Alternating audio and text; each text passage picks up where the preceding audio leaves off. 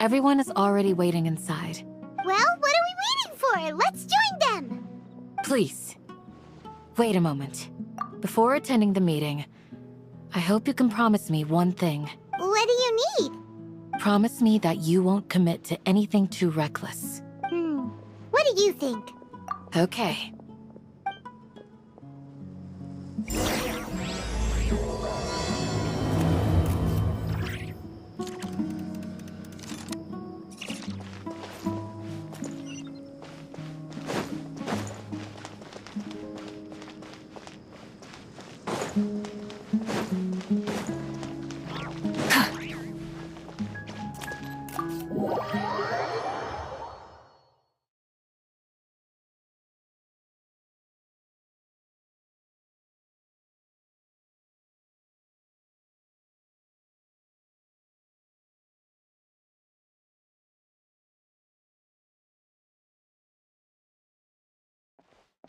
Everyone's here so early! But why isn't anybody talking? We already discussed things a bit. Hey, where have you been? I've missed you two. Are you ready? Very well. Are you sure this is gonna work? I gotta admit, it's bold. Color me impressed. It's worth a try. The point of discussion is to arrive at a solution. Let's cut the small talk and move to the next point. You're making Paimon nervous.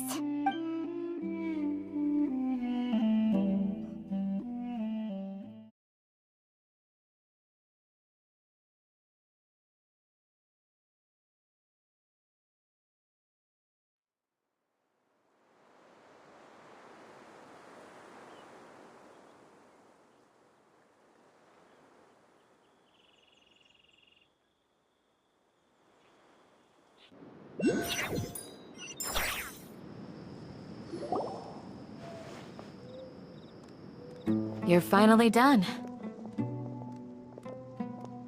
I have some other stuff to take care of. Catch you all later. Come on, don't give me that face. I know what you're going to say. I'll be careful.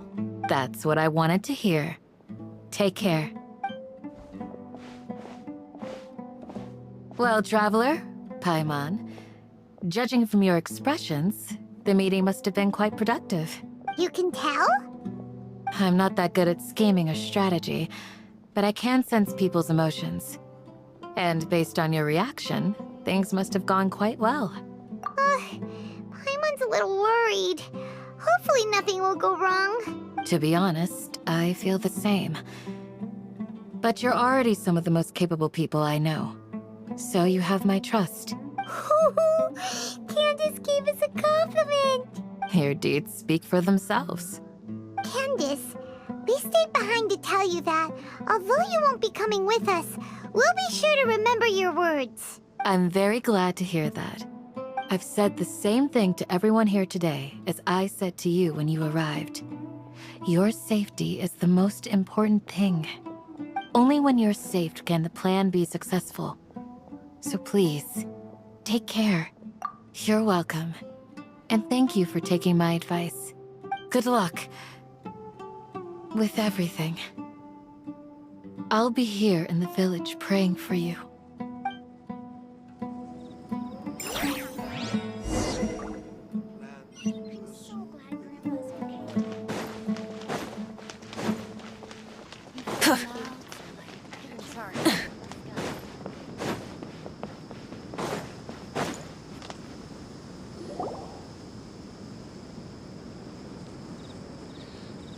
Sounds good.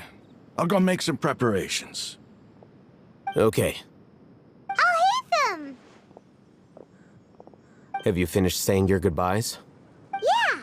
Also, Candace told everyone to be careful. Yes, she did. But I think my point also bears repeating. Our plan is not child's play. We won't be able to achieve anything if we're simply careful. We must go beyond that and fully commit ourselves to it. I hope this is clear to you. Huh? Shouldn't you be saying something more cheerful to boost our morale right now? Didn't we already do that during the meeting? You can never have enough words of encouragement. In that case, Candace can cuddle you to your heart's content while I continue to remind you of the seriousness of our situation. We all have our jobs to do, after all. It's like how some people can be put in charge of logistics while others will fight on the front lines. Speaking of the front lines, you don't look anything like a soldier. Of course.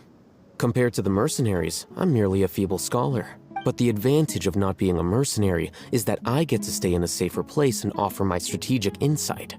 Just think about that mercenary who lost his mind. Mercenary groups are facing constant danger every single day. Well, being a scholar is also a high-risk occupation, and you are a scholar. I'm not like the rest of them. Even among members of the same species, some will exhibit far more potential than others. This guy. Paimon still remembers when those mercenaries in Port Ormos called you a lunatic. All intellectuals are lunatics in the eyes of fools. I'll take that as a compliment. That reminds me. Do you remember the record we saw in the King Deshret ruins? It mentioned forbidden knowledge. You have a good memory. Forbidden knowledge has the power to drive people insane, but this fact has never been shared with the public. Even I, who has worked in the academia for some time, was never once informed of this.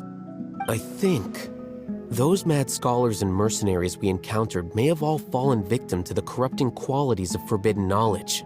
But the academia has always held a different view. They have always believed that symptoms of madness are a side effect of human contact with divine knowledge as mere mortals. Come to think of it, perhaps the academia has also never understood the true nature of forbidden knowledge, and thus always approached the issue from the wrong direction. The Withering, Elazar, and the sandstorms. Don't you think what is happening right now across Sumeru is rather similar to the forbidden knowledge pollution that occurred in the desert thousands of years ago? But Paimon thought that Irminsul's disease is what caused the withering in the sandstorms. At least, that's what Tainari told us. Wait a second. Could it be that? Ah, you've connected the dots. The cause of Irminsul's illness may precisely be the pollution from forbidden knowledge. But if that's the case, what should we do? This is huge! Wait. Why do you think Lesser Lord Kusanali would have a solution to this situation? You mean, it's related to the scene you saw when you passed out in the Avidia forest? That whole, the world forget me thing? In that case, it's imperative that we rescue Lesser Lord Kusanali. Only by working with her to save Irminsul can we completely resolve the problems Sumeru currently faces. To make sure we're still on track, I would like to check on the state of some of our preparatory work. Where are we going? To an Eremite base.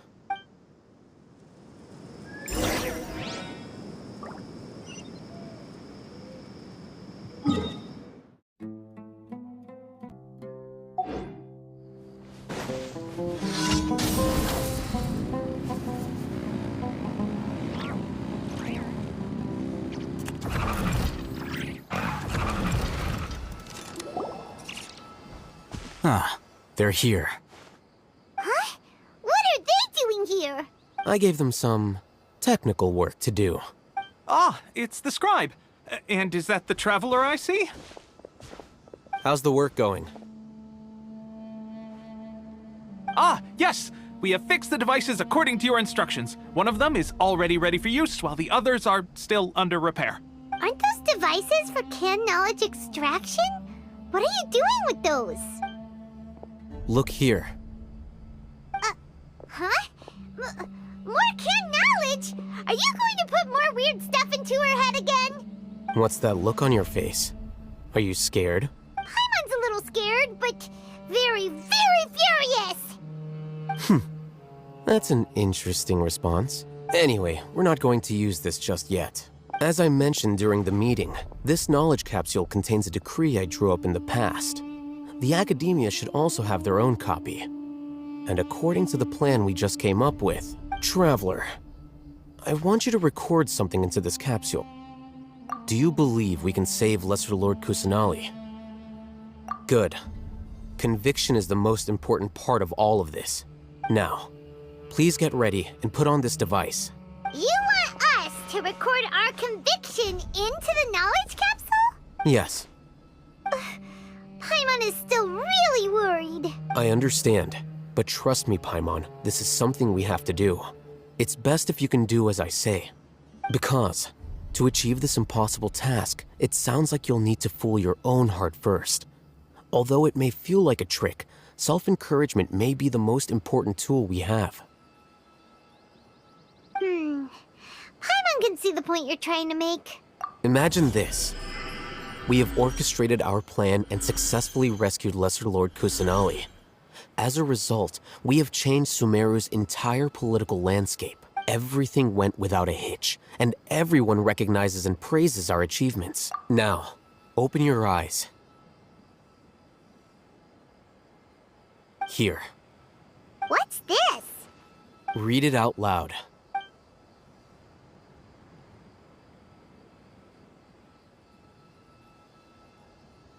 It's done. Is your head okay? Does anything hurt? It's just a recording. There should be no negative effects. But what was the point of doing this? Paimon doesn't get it. And that's perfectly fine. In any case, these capsules aren't meant to be used by you. Huh? What do you mean? Have you forgotten? Our plan needs to account for those who have long relied on the Akasha. You may find it hard to believe, but for those people, everything the Akasha transmits to them is nothing short of absolute truth. Imagine if you've been using a device like the Akasha since the day you were born, and this device has always supported you during times of need. After all that time, what do you think you'd become? A fool? A machine? A slave to orders. And that's why rules are so important. In addition, those who understand the rules can delineate boundaries and identify gray areas.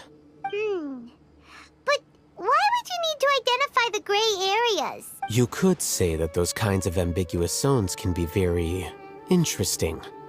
One might even say they're advantageous in the right hands. The things you're interested in are really out there.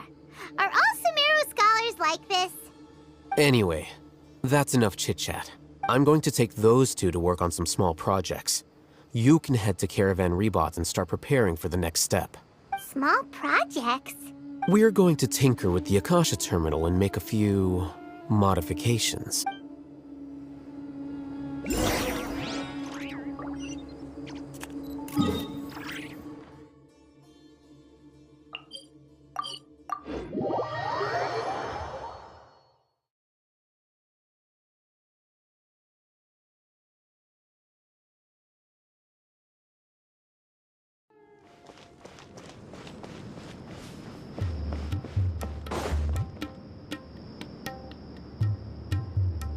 I thought we agreed on a plan. How can you go back on your word? The plan is too radical and carries a high risk for casualties. I've given it a lot of thought. And in the end, I still can't agree to it. But it's still the best plan we have. As a former Matra, you of all people should be able to see the bigger picture and recognize the innate advantages of our plan. I did. And that's how I saw the danger behind these so-called advantages. Alhaitham's plan is even more radical than I imagined. Huh? Why are you guys arguing? My friend, you're just in time. Why don't you help me persuade Sino? He's turned against our plan. We agreed to work out a plan at the meeting. As mercenaries, you're familiar with the local environment, so you'll take care of the specifics.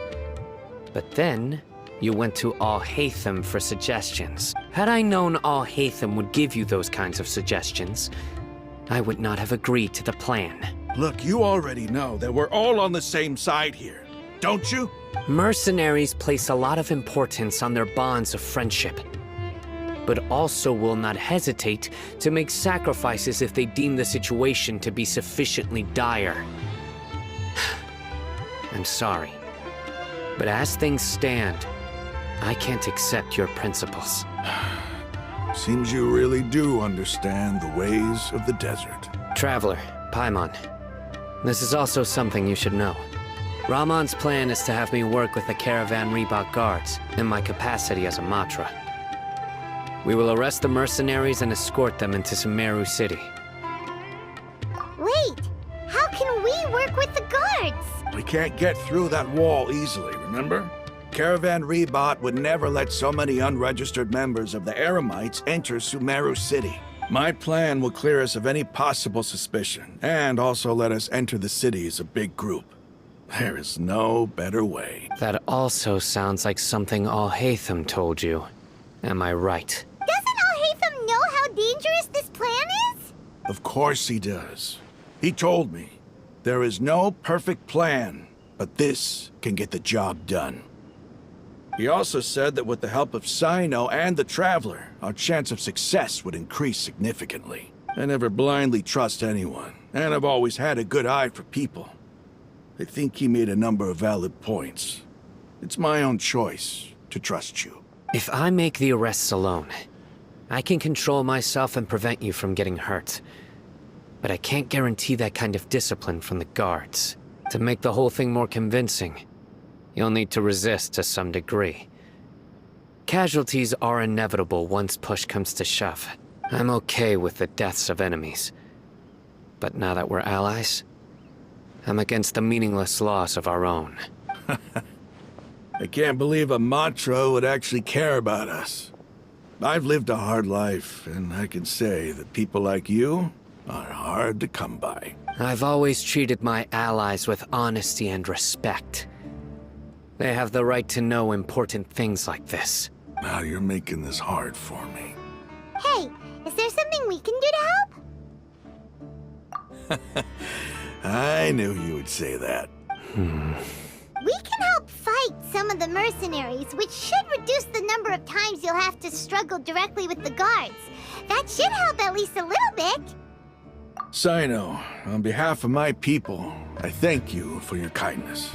But this is a mission we cannot turn our backs on. We strongly value the lives of our friends, but the goal we are about to achieve is even more important. We have no fear of casualties, because we crave the spoils of victory. So please, lend us your support. We will show you the determination of us desert dwellers. Well, now that you've put it that way, I can no longer refuse. But remember, you need to follow the plan and not do anything reckless. Candace made it very clear that we can only achieve our goals if we can ensure our safety. Since you and I both recognize the significance of this operation, there should be no more animosity between the followers of the Dendro Archon and those of King Deshret. Everyone's life is equally important. Okay, you have a deal. Let's do this for our shared dream. The guards should be stationed in the courtyard nearby. You can find them there.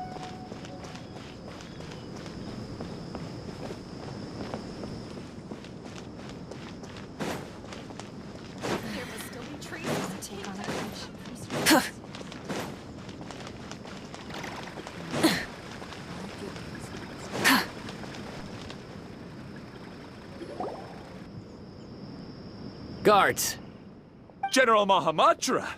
To what do we owe the honor? Keep your voice down. This is a secret operation.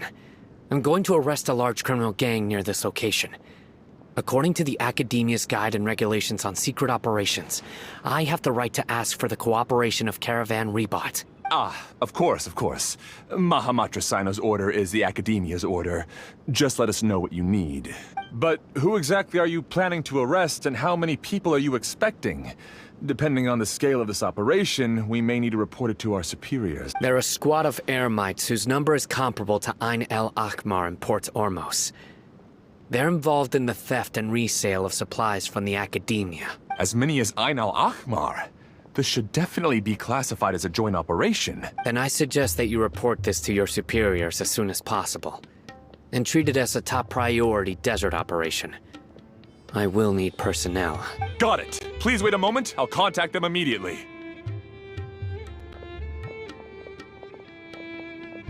Because this is work. Because I trust you. Paimon can't believe you're still in the mood to chat. This whole thing has Paimon scared stiff. Aren't you even a little worried? What if these guards already know that you have betrayed the Academia and are no longer their General Mahamatra? Even if that guard doesn't know, their superiors might, right? We discussed this, remember? The Caravan Rebot operation is of great importance. But don't worry, the guards there shouldn't know that Sino has stepped down. How can you be so sure? First, the other Matra still don't know why Sino has left, which proves that the Academia has been covering up the matter. Second, this is a crucial moment for the Academia's God creation plan. If something were to happen to the General Mahamatra, it's bound to attract a lot of unwanted attention. No matter how you look at it, they don't seem interested in sharing the news of Sino's departure. A reasonable inference. I agree. Which brings us to our next issue. I'm sure some of you have been wondering if the prediction function of the Akasha will affect our operation. The Akasha is still in operation, so I must remain on high alert. Actually, considering the power of the Akasha, it's quite strange that it hasn't already tried to interfere with my actions. I've given that a lot of thought. For now, I don't think you'll need to worry. If you remember, when you first came to Aru Village, all your actions and routes were predicted by the Akasha. It even gave that information to those who kidnapped the village keepers. But things like that never happened again after we met up with the Traveler. That's true. But why? Look at it from a different angle. Why do you think the Akasha will predict your actions? Because my personal data has been entered into the Akasha. That's true, but the key to this question is, how well can the Akasha make predictions about a person? Haven't you ever thought about it? Just how can it do this in the first place? Because the Akasha controls the entirety of Sumeru. The Academia firmly believes that all human actions can be explained through logic. By sorting and analyzing entered data, the Akasha can derive behavioral logic and predict the actions of those who fit an existing logic model. However, at the risk of sounding like an advocate for fallacies, can everyone truly be considered logical at all times? Emotions are part of our behavioral logic, but can you guarantee that every experience of the same joy or pain would be equally intense? How can our feelings and opinions be predictable down to the letter in every single instance? Sino, in the past, you've always worked alone. In the absence of another person who could sway you or your thoughts, the Akasha could produce predictions that were similar to your real-life behavioral principles. Decisive and principled, you were used to solving problems alone. That's why the Akasha could figure you out. But now, you've joined a team. And I believe the Akasha hasn't yet figured out the full composition of it. Our thoughts and logic have intermingled and weaved themselves together to become a complicated, chaotic mess. Any one of us could potentially disagree with another. The Akasha lacks data on these interactions, and it's impossible for it to predict your actions in the future based on your decisions in the past. After all, there's probably a limit to just how much we can be modeled or controlled by data. So, in my opinion, you're probably safe for now. Makes sense to me. I agree. The Akasha is not alive, and I don't think we can be completely controlled by something without a mind of its own. Is that so? I guess there are things that even the Akasha cannot calculate, and people will not be forever trapped by the past. I'm so glad that this is settled. Next time, pay attention during our meetings. Will do. Just remember to stay vigilant. Footsteps! General Mahamatra, we were not expecting your presence here. I'm the security officer of the Great Red Sand District. My name is Luxembargo. This is my assistant, the Traveler. She will be working with me. The construct next to her is for her work. Beep, construct, beep. What a great honor to meet you. Your golden hair is as bright as the sun. And, is this the latest technology from the Academia? Have you made a decision regarding the matter I mentioned to your subordinate? It seems to be a dire situation, so of course you will have our full cooperation. To be perfectly honest, I've always longed to go on a mission with someone as well known as yourself. There's no need for flattery. Yes, sir. Take your most elite platoon and follow me to the eastern side of the district. We will carry out the operation there. Understood. Map. Hurry, bring the map!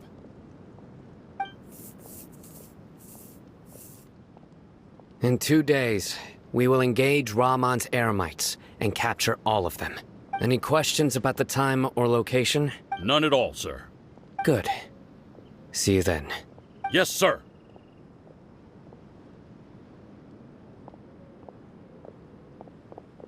Maybe hanging around the General Mahamatra isn't so bad after all.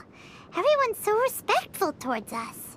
This is all due to the absolute authority of the Academia. And now, we're going to strike back against that massive pillar of power. Get ready. We will move out in 2 days.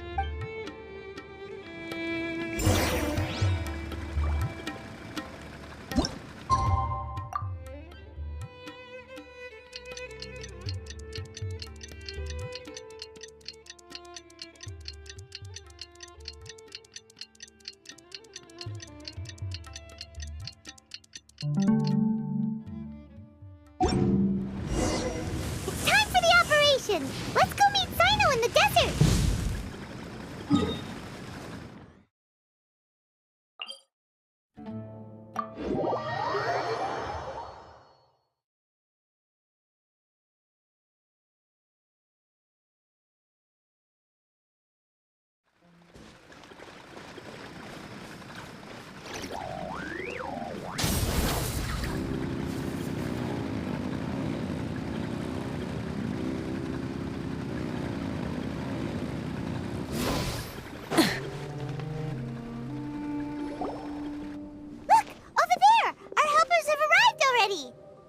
Let's hurry over! Wait a moment. Ah! Oh, it's you. You're my assistant, remember? Being my assistant, you must stay with me. Now let's head over there. It's General Mahamatra and his assistants. We meet again. You're here early. It's to show how important we think the operation is. Since this is a big case for the Academia, we are prepared to give it our best. I'm glad to hear your sense of resolve. Remember, we must capture them alive. They are our only leads for the case. If they die, we will be unable to continue the investigation. Understood. Everyone! The Eremites are approaching from the west! Make preparations and be ready for combat. Halt! Oh? What a warm welcome! What do you want? Judging from those shiny weapons in your hands, it seems like you're not interested in a deal. Ramon, the Academia has caught wind of your smuggling and illicit sales. If you value your life, I advise you to surrender. Who are you supposed to be? A Matra from the Academia? I can't believe you came all this way just to catch us. I'm not here to talk. Oh. Nobody's given me this much time of day since I became a mercenary. Brothers! For that slight, let's wash our blades with their blood. Let's show them we Eremites are not to be messed with.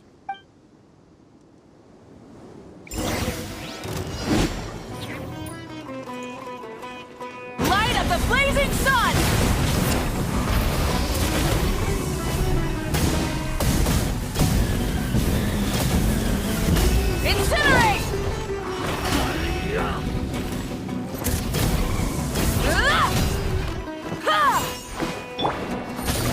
Quietly now. Here comes the catch.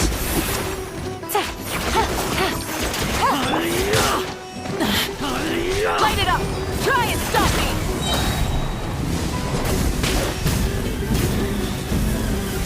It's time!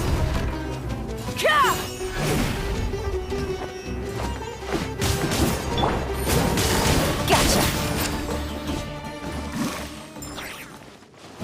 Pyroclastic surge! Rev the engines!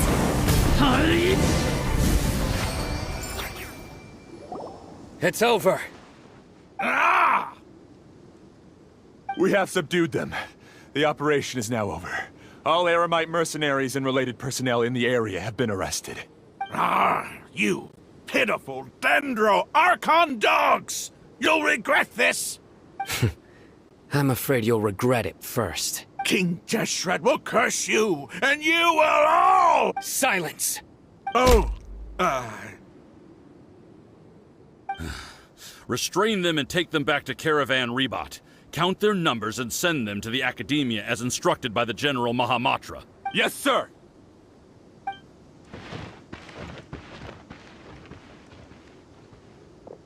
Mahamatra Sino, I will now take my leave. If you need further assistance, please come to Caravan Rebot and ask for me. Understood. You are dismissed. There they go. Let's talk elsewhere.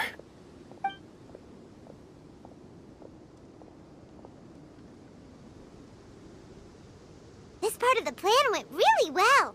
Yes, things went perfectly. That's fantastic! And that punch you gave Ramon there sure looked convincing enough. Once we're done here, I'll return to Caravan Rebot and oversee the group's transport. I promise. I'll get everyone into Sumeru City safely. Yeah, you're the reason why everything went so well. It's not the time to celebrate yet. I believe Dia should already be waiting for you. Go join up with her. She will need you to introduce her to Tighnari. Speaking of which, is it really okay for us not to share the full plan with Tighnari? What if he'll feel miffed about it and refuse to work with us? I have a very close relationship with Tighnari. Given how well we know each other, I believe my message alone should be enough to bring him to our side. He knows I won't make jokes about things like this. If we need help, Tighnari is the best option. Get ready for the next phase of the plan. Don't keep them waiting.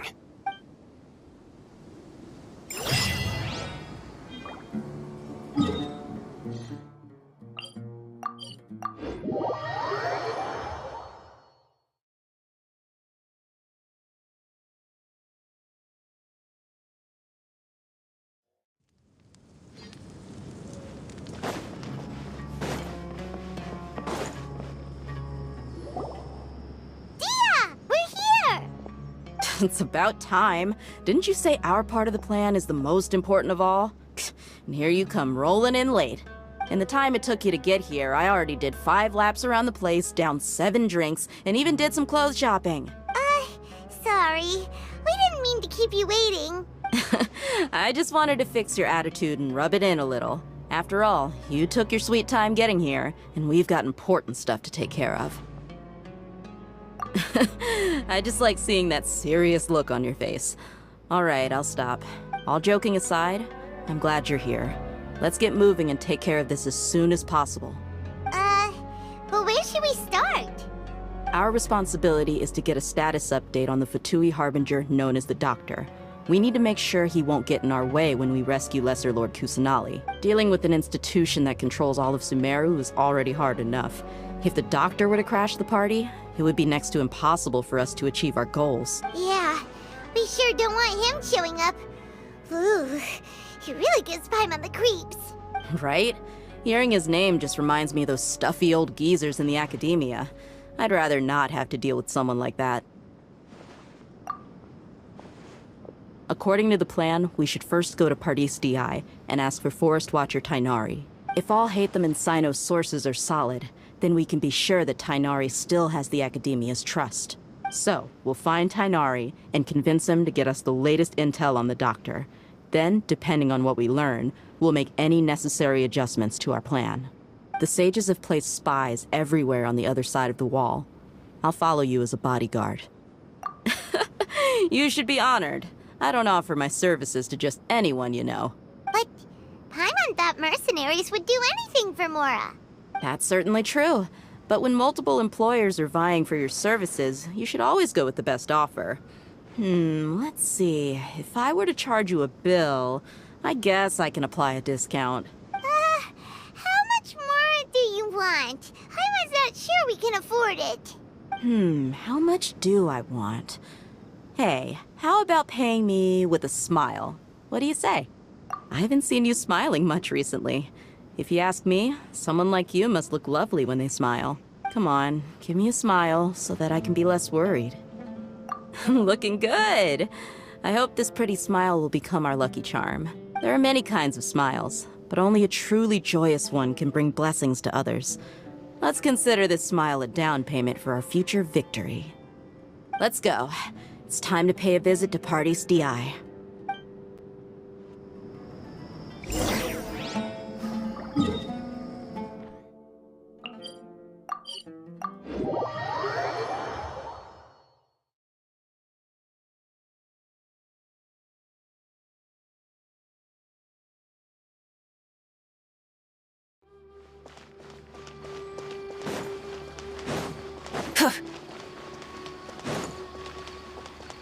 He's over there! Let's go say hi!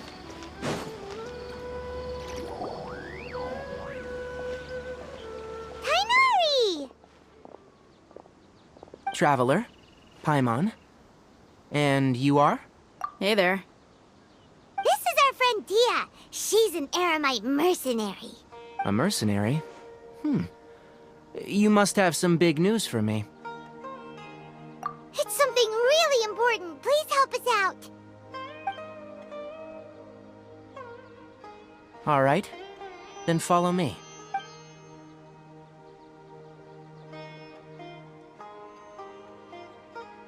This place is better.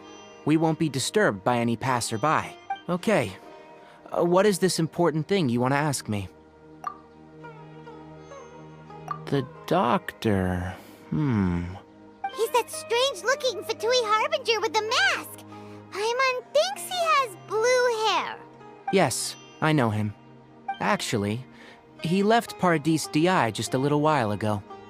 He left already? Yeah. He came looking for me. Can I ask what it was about? Sorry to ask you like this after having just met, but your answer is very important to us. For now, all we can share with you is that your friend Sino is working with us. Sino, you say? I see. So that's why he hasn't been at the Academia. Okay. I'll answer your questions and will assist you any way I can. You don't have to tell me everything that's happened. Sino's name really does work wonders. You're not even a little worried that we might have made it all up? Despite having just met you, I can sense that you're the serious type. Between you, the Traveler, and Sino, none of you strike me as the type that would conspire to deceive me. You don't need to tell me anything you don't want to. I'll also get straight to the point. The Harbinger you mentioned came to me because he wanted to take the scholar Hypatia away with him. Hypatia? Why would he want her? And what do you mean by take away? Is he planning to leave Sumeru? Yes. He told me his return to Snezhnaya is imminent.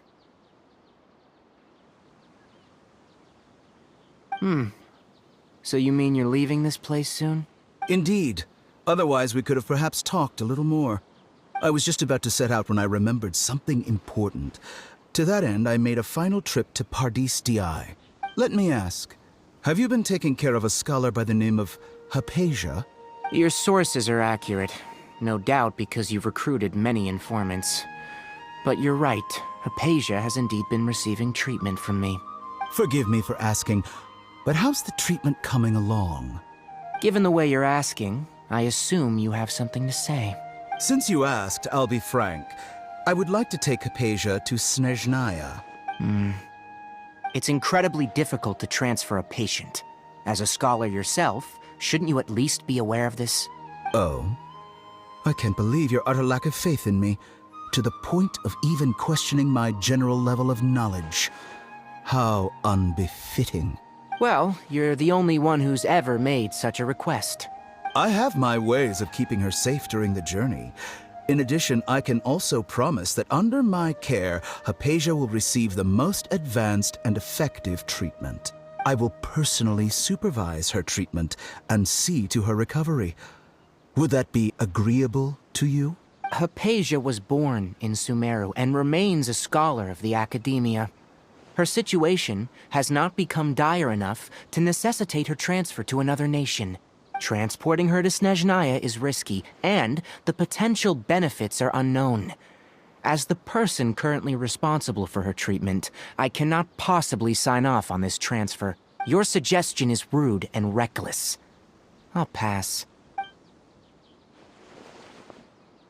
I don't know much about the doctor, but after talking with him, I realized that just like many other scholars, he possesses an aura of arrogance that I've come to detest.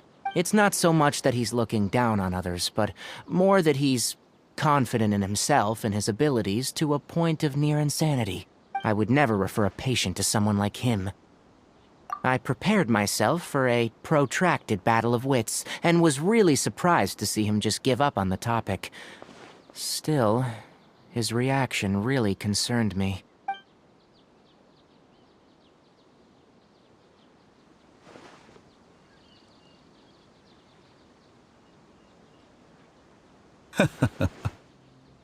I see, I see. Of course, your opinion makes perfect sense. You're still young, but already quite stubborn. I must say, you are not like what I had expected. Under normal circumstances, I wouldn't just let you off the hook like this.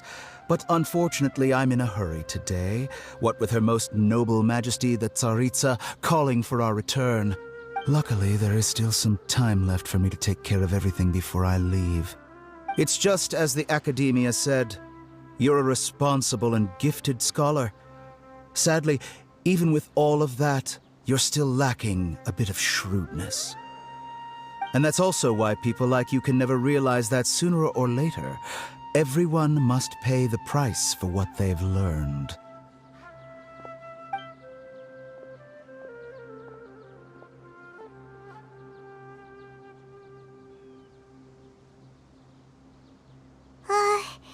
Paimon can't help but feel like he's hinting at something unpleasant. He asked a question, yet didn't care for my answer.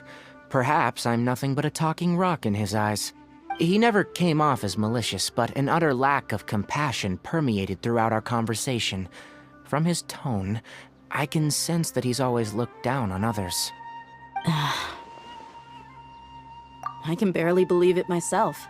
But if that's true, the situation will be in our favor. I don't think I missed any details. Frankly speaking, I don't want you to do anything too risky. Now that you know a little more, it should be easier for you to stay safe. Sorry we can't tell you everything. We appreciate that you helped us anyway. I won't forget your kindness. It's okay. I have an obligation to do so.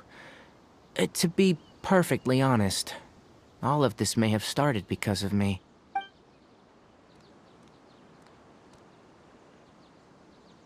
Recently, my master wrote several letters to me, asking me to return to the Academia and assist him with his research. Hasn't he already asked you several times before?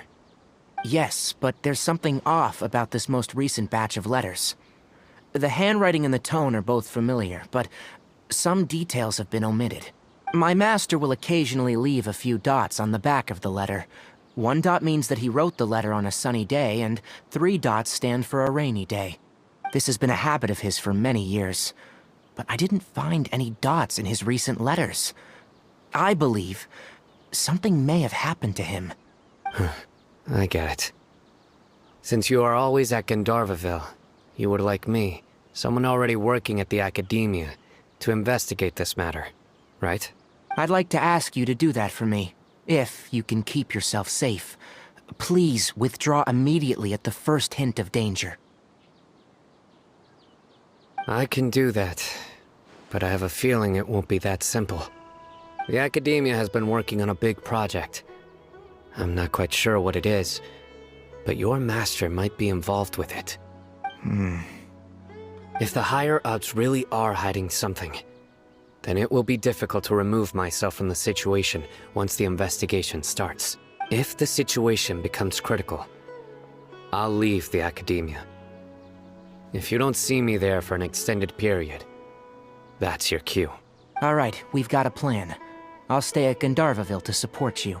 If that scenario comes to pass, you must be extra vigilant. And be wary of any messages or direct requests from the Academia. I must say, I didn't expect a warning like this from the General Mahamatra. Being loyal to the Academia doesn't mean blindly doing whatever the sages say. I know what I'm doing. On that note, aren't you also being quite distrustful of your alma mater? The Academia, yes. But my master is a man of integrity. Even when I was a student, I was worried that he'd get in trouble for sticking to his beliefs. I suppose he's lucky to have lasted so long, but in the end, it's still caught up to him.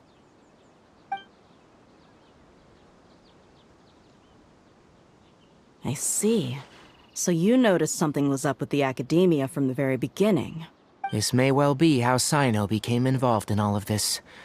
In which case, I must keep my promise and help you however I can. Also, if you run into Sino again, please help me pass on a message to him. Trust your own senses and experiences. I think this may be something he needs to hear right now. Okay, we'll find a chance to tell him. Thanks. Right. Now let's go hunt down this Harbinger. Oh, by the way, which way did the doctor go when he left Pardis-Di? That way. Gotcha. Thanks so much. We'll be on our way.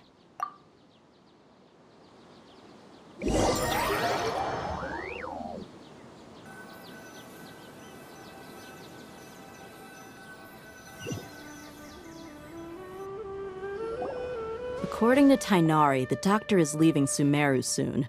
I want to check if the doctor was actually telling the truth. He also said that he'll take care of everything before he leaves. What did he mean by that? We need to be extra careful when dealing with a person like him. Just to be safe, let's chase him and see what we find. But we have no idea where he went. How can we start chasing him? We'll do it the mercenary way. I'll find leads as we go. All you have to do is just follow me. That Harbinger may have tried to cover his trail, but he still left some traces.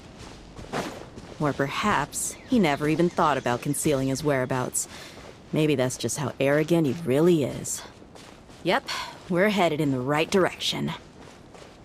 The traces are still fresh, but there's no sign of his entourage. Clearly they're in a hurry.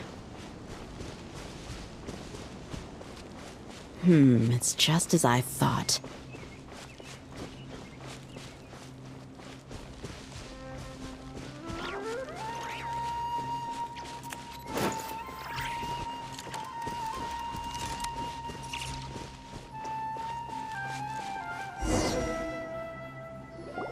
We can stop here. I think I know where the doctor went. To the south of here is Port Ormos, which seems to be where they're headed. Port Ormos? They're going to leave by boat? That's right. Let's go to the port and have a look for ourselves.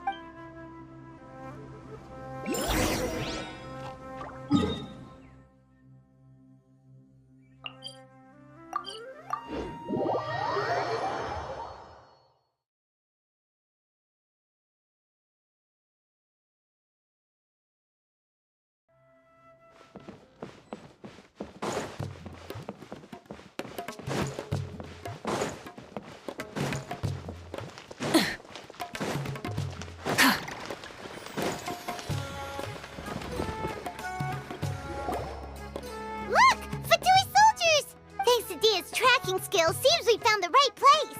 Shh! Don't draw their attention. The port is crawling with Fatui soldiers. Let's keep going and see what we can find. Now this is a proper farewell ceremony for a Snezhnayan Harbinger. The Lord Harbinger is leaving. I've still only seen him once or twice. I used to hold a position in our homeland, and back then, the doctor spoke in a very different way from the way he speaks now. Maybe the way people talk in Sumeru has rubbed off on him? It's always like that when you spend too long away from home. When he gets back to Snezhnaya, perhaps it will also take him some time to get used to the life there again. Huh? But, sir, that can't be right. No, I remember it like it was yesterday. Both his expressions and tones are now very different. Also, for some reason, he seems like he's all smiles now. You must be mistaken. Nobody's supposed to look happy when they're on a business trip.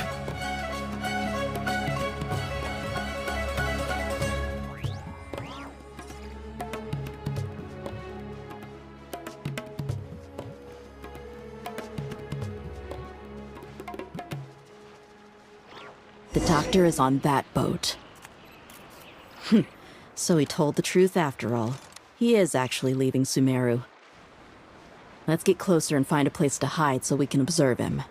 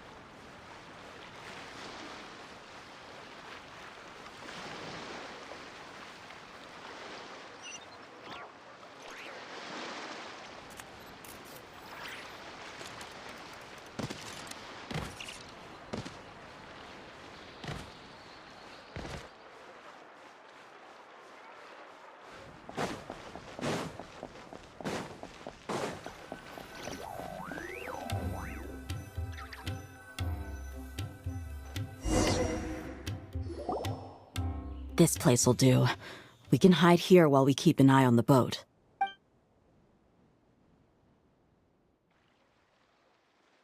Uh-oh! He saw us! Huh? Is he waving at us? It's time to say goodbye. Wait, is he the only person on the boat? You mean there's nobody with him? And where are all the soldiers we saw in the port just now? They were all here just a few minutes ago, but now they vanished. So this was a trap. Wait, don't tell me that... Luckily, there is still some time left for me to take care of everything before I leave. Oh no. They might be after Hypatia. Let's get back to Party's DI. Huh? What do you mean? I'm afraid that she's seen something that she wasn't supposed to see. If I were the Fatui, I would also try to take her away. And if I couldn't... Oh no! Are you saying they're going to kill her? Let's go!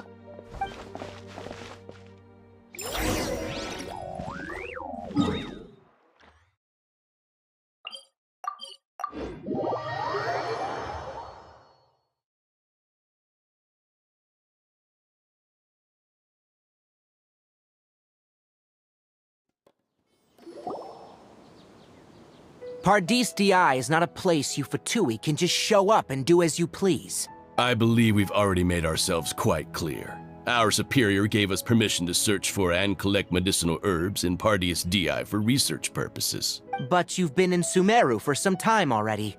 I find it coincidental that you chose to only come here today.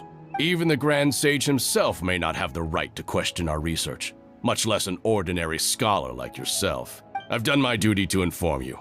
Don't make things difficult for yourself. It would seem that my words have fallen on deaf ears. You can keep trying to deny it, but coming to Pardis DI now, I'm pretty sure you're not just looking for herbs. With all due respect, your baseless speculations will only lead to unnecessary trouble. Well, you only have your Harbinger to blame.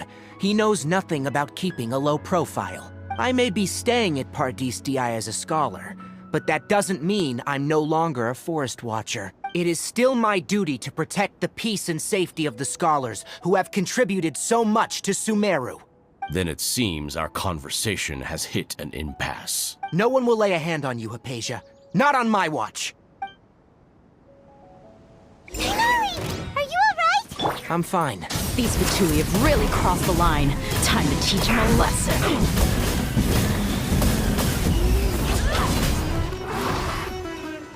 Game's up. Time's over. Gotcha.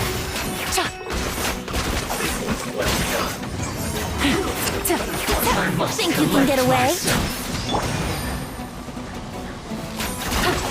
Busted.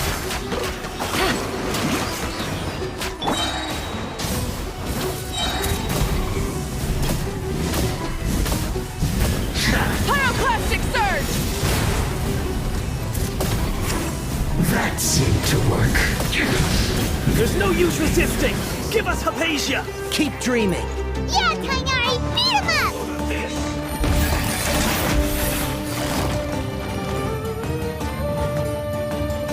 Gotcha.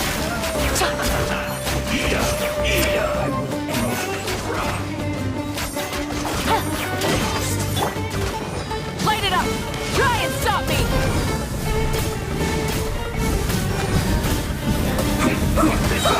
Time for takeoff. Light up the blazing sun! Rev the engines! Switching gears. This was well done. Incinerate!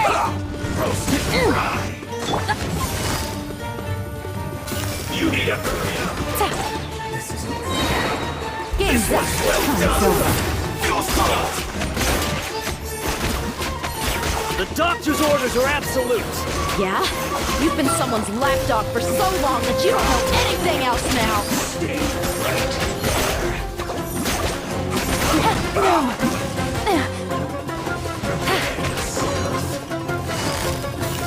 Gotcha! Here comes the cage!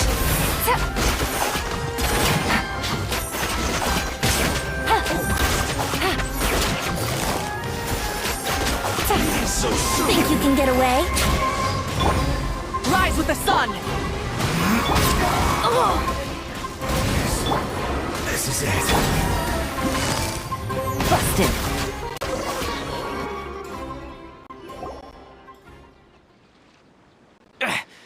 We're not getting anywhere. Traveler, Paimon, please go to Hypatia. We need to make sure they don't try to sneak around and attack from behind. Got it! Hypatia's still here. Doesn't look like anyone's broken in.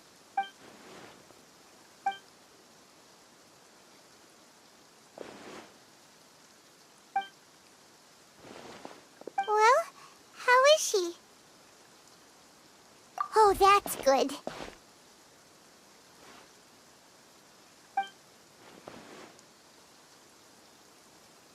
So, you think this is over?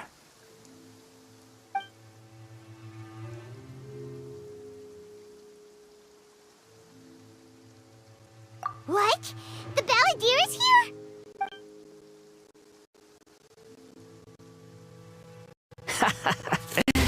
I've missed that look of abject horror. You've given me that look every time we meet. But, where is he?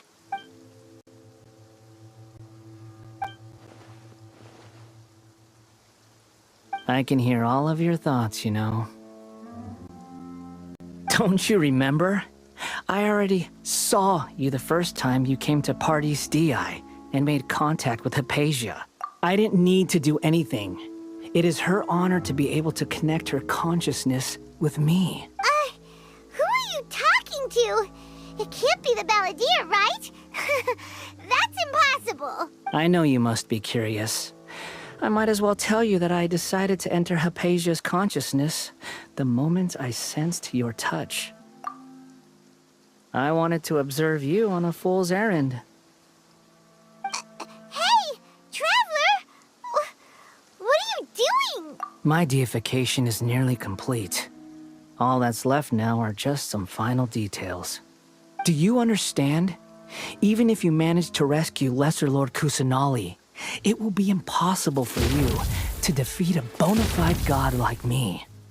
Is it wise to force that childlike god into a divine battle against me?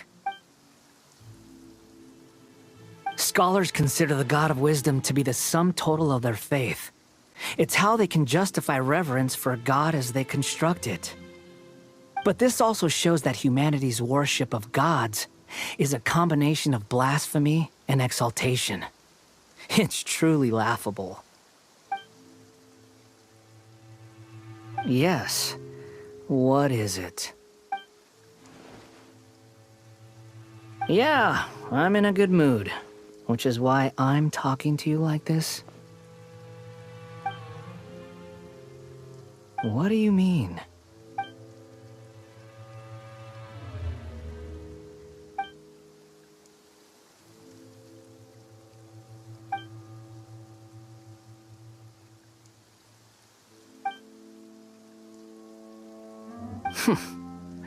Those words almost make you sound like a friend who actually cares.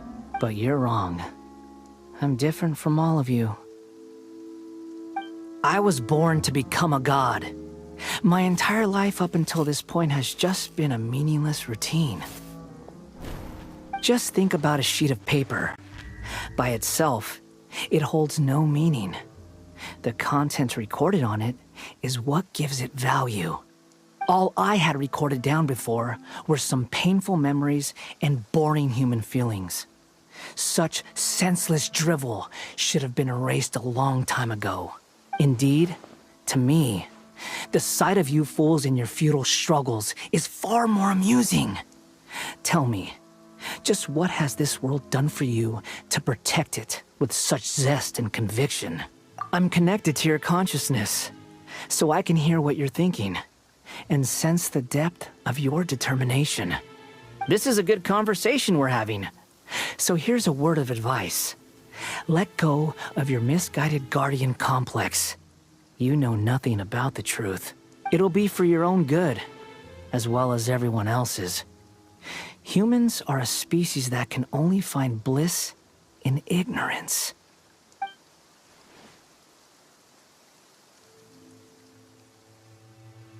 Ah, you've seen my affection for her. If you were in my position, I think you'd feel the same way. She peered into my consciousness and saw my past. Someone like that is qualified to become my first follower. All gods need followers. So Hypatia has been chosen. Her appearance heralds my imminent arrival at the throne of divinity, while her worship shall become my glory. You're doubting me again? No matter. Soon, you'll know what kind of authority you're challenging. Who wants to hurt my devout follower?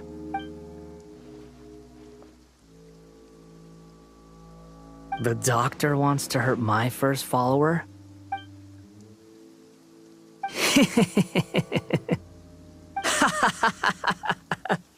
How very amusing. Has anyone ever told you that you're not good at sowing discord? The doctor has never known his place. Even now, the puny human thinks himself capable of interfering in the business of the new god. You're still too naive if you think a few words will be enough to convince me to destroy the doctor. But I'm willing to give you a gift, just like my expression of affection towards Hypatia. It is an honor for you to be able to stand here and speak with me. As my listener, you will be rewarded.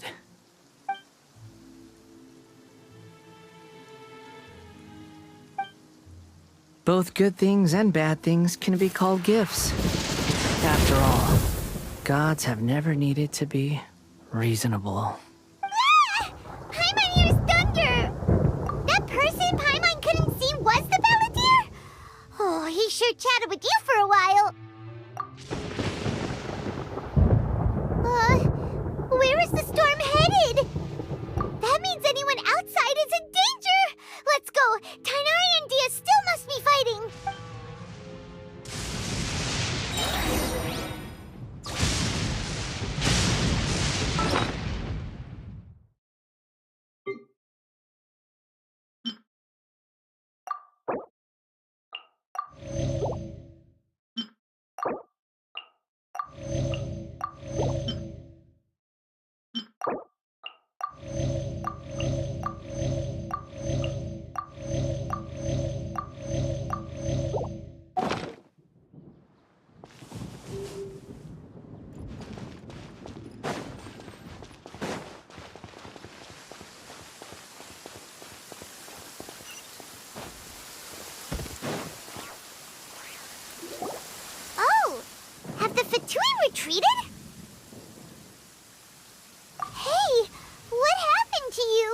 He's hurt.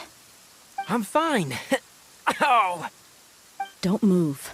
I've seen eremites get struck by lightning before. You need to rest. Struck by lightning? We were fighting, and just as things started looking grim, the weather suddenly became extremely strange. Lightning started attacking everyone, almost as if it were alive. Luckily, there were only 2 of us, and both of us were nimble enough to dodge most of the strikes. There were a lot of Fatui, though, and they were being torn to shreds by the bolts of lightning. With that, all the Fatui soldiers were forced to retreat. Why are you sorry? It's all right. I'm sure you also never expected this to happen. Don't blame yourself. My wound aside, you look like you've seen something unpleasant. Is Hypatia all right? Hey, didn't I tell you not to move? Just in case.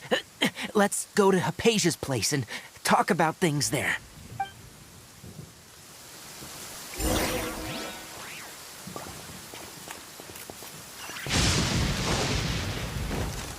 Take it easy.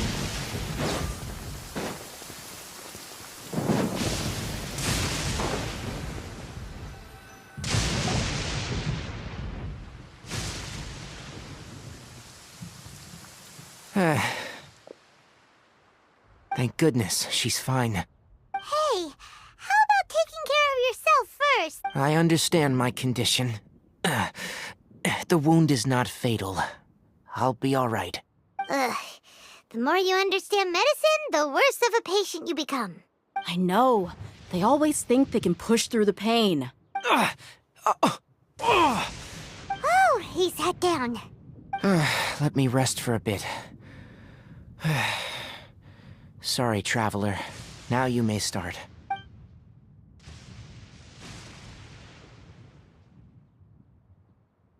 So that's what you were talking to the balladeer about? Oh, Paimon can't believe what he's thinking. The Academia's God creation plan. How ridiculous. That sounds, ambitious, I guess? Anyway, this is all way beyond me. As long as I can enjoy every day with a drink in my hand, tasty food in my stomach, and a good night's rest, that's enough. I'll only work when I have to. I must be the least ambitious person who's ever set foot in Party's DI.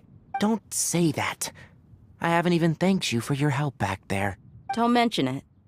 Well, if nothing else, all this proves that the doctor really did have some urgent matter to attend to, and left Sumeru in a hurry.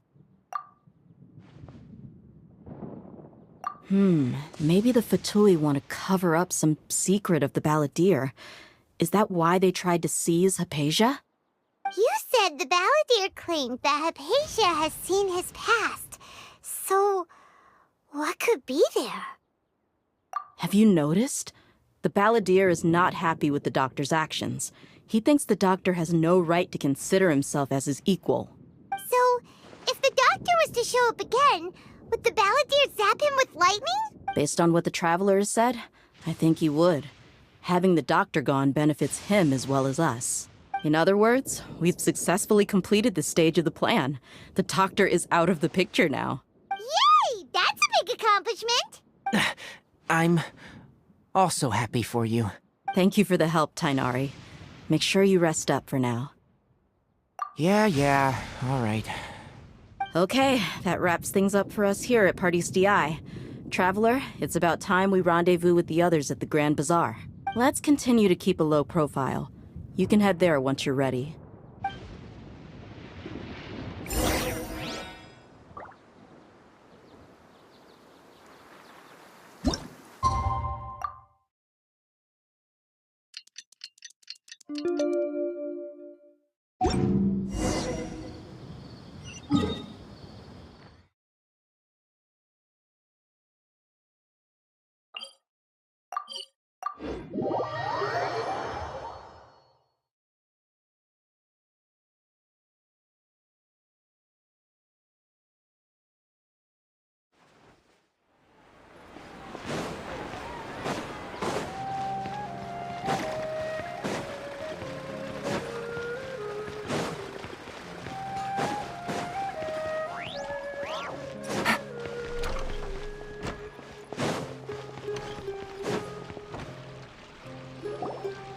All right, everyone is here. How did everything go?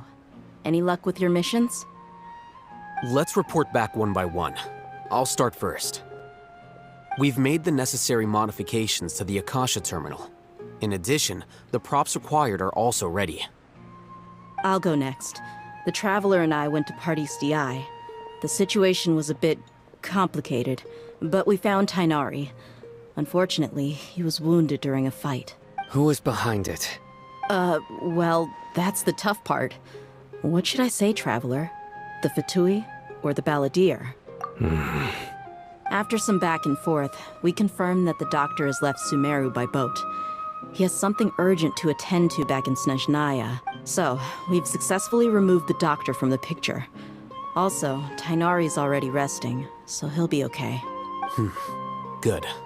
Oh, Tainari also asked us to tell you this message. Trust your own senses and experiences. All right. I'll remember that. Everything also went smoothly on my side.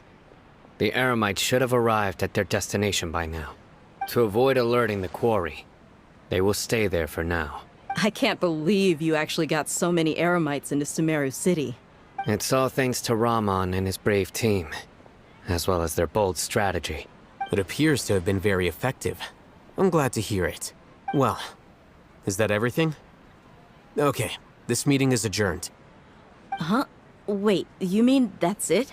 Well, what else is there to discuss?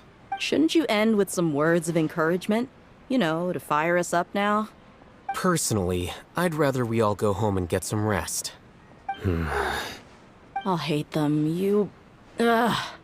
Oh, and if you wanted someone to say something to that effect, then I must reiterate that I'm here to strategize and not to lead. So you should find someone more suitable to do that. But I thought all of you Academia big shots were great speakers. Then I should remind you that I'm the scribe. I know that. So what? A scribe is responsible for recording meetings, not speaking. Fine, whatever. Well, Sino doesn't seem to be much of a talker either. I guess that leaves it to my employer. Employer? Yep, the Traveler hired me. That's right. So come on, boss. What do you have to say for the team? Yeah, say something to boost morale. Huh? What are you all doing here? Oh, it's Nilu! Hey, everyone. I'm not disturbing you, am I? Not at all. I was actually just about to go find you. Judging from the group and all your serious faces, you were discussing something important, weren't you? But you also look like you're up to no good. Seems pretty interesting. Welcome, Nilu. Would you like to join us? Huh? Join you? You mean, you also want to discuss something important with me? Yes. Something very important. Nilu, are there any breaks in your performance schedule in the upcoming days? Huh? Wait, you're seriously inviting me?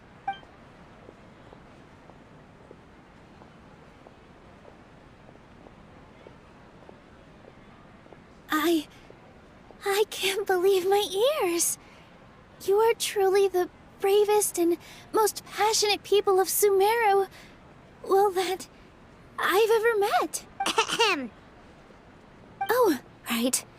The Traveler and Paimon are not from Sumeru, but you are awesome as well. That's right. I must admit that I'm a little scared, but I'll try my best for Lesser Lord Kusanali. If I can somehow use my abilities to help you, then count me in. Remember, believe in yourself. Okay. I'll get my friends at the Grand Bazaar to help us tomorrow. Just remember not to say too much. Be discreet. Yep, you got it. All the preparations are done. Now, can we finally conclude this meeting? So, have you thought up what you'd like to say, boss? Yep. It's a grand plan and we're all super awesome!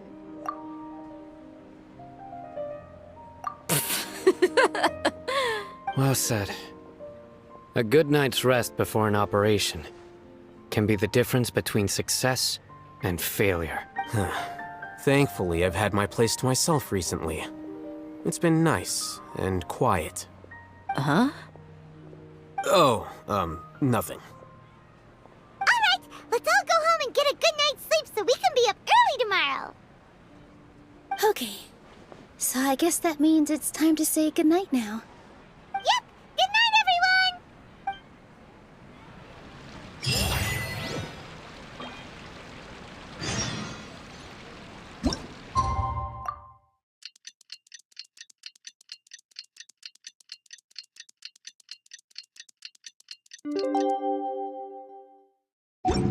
Today is the Academia's Nia Garbaha Day. We can finally put our plan into action. Alhaitham should be waiting for us. Let's go to the Academia and find him.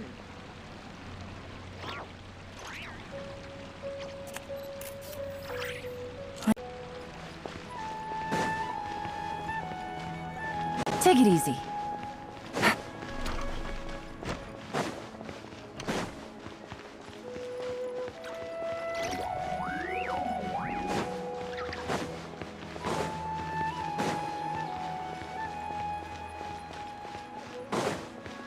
Take it easy.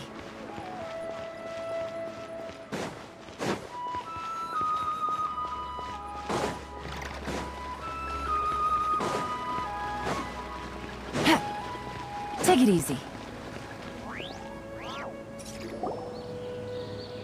Hello, you two.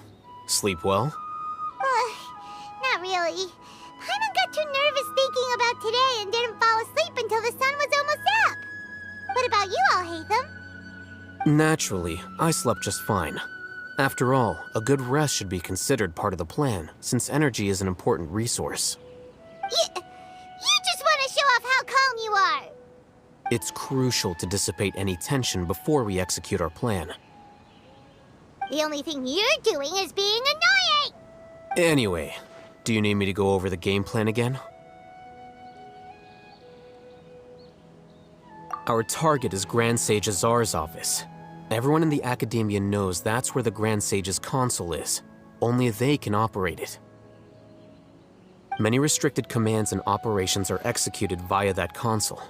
I'm sure that console has a way to free Lesser Lord Kusanali. You know, Paimon's been thinking, what kind of technology could let the sages imprison even a god? That isn't something they could have accomplished with their scholarly talents alone. In the Sanctuary of Suristhana, there's a device of Greater Lord Rukkhadevata's that she once used to isolate herself while meditating. 500 years ago, the Grand Sage at the time modified the device so that it could no longer be controlled from the inside. They were effectively trapping one god with the power of another. So, how are we gonna get to the Grand Sage's office? Don't forget, today is Nyargarbaha Day, arguably the most important day to the Academia. The sages and core Academia personnel are busy loading the latest batch of research developments and legal decrees into knowledge capsules so that they can be entered into the Akasha. All the Darshan's researchers have their noses to the grindstone, and the Academia's grounds are flowing with all sorts of people. It's the perfect time for an infiltration. When the Grand Sage leaves his office to supervise the entering process, that's our cue to access the console and free the Dendro Archon. Well, yes. That's just the visible side of our plan, after all.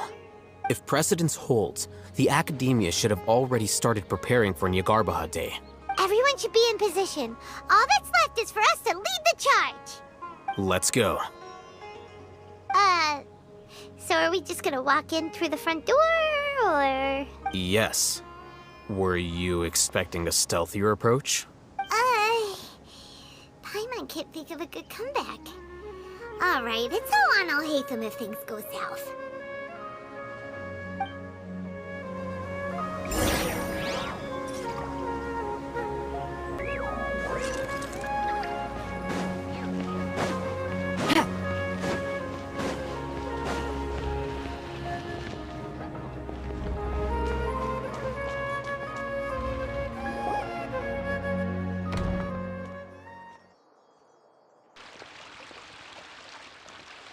Scribe?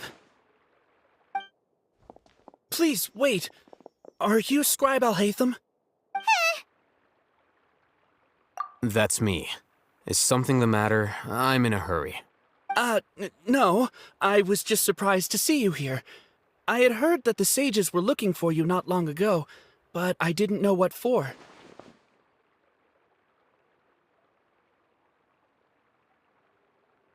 And, also, please don't bring outside guests into the academia.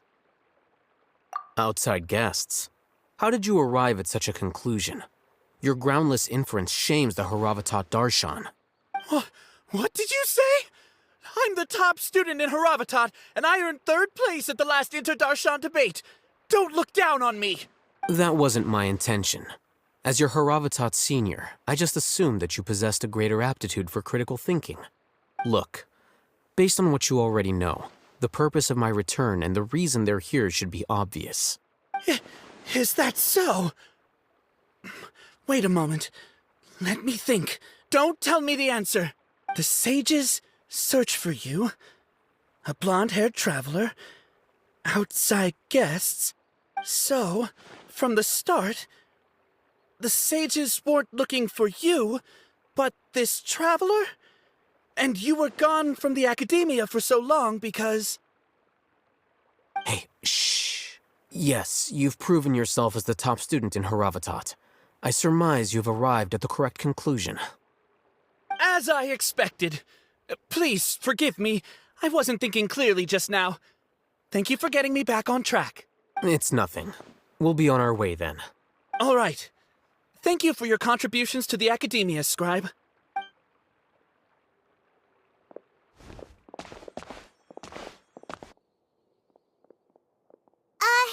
What the heck just happened now? What did he just guess? I'm afraid I don't know either. You have no idea? Mm-hmm. He convinced himself of whatever truth he came up with. That is the so-called pride of a scholar.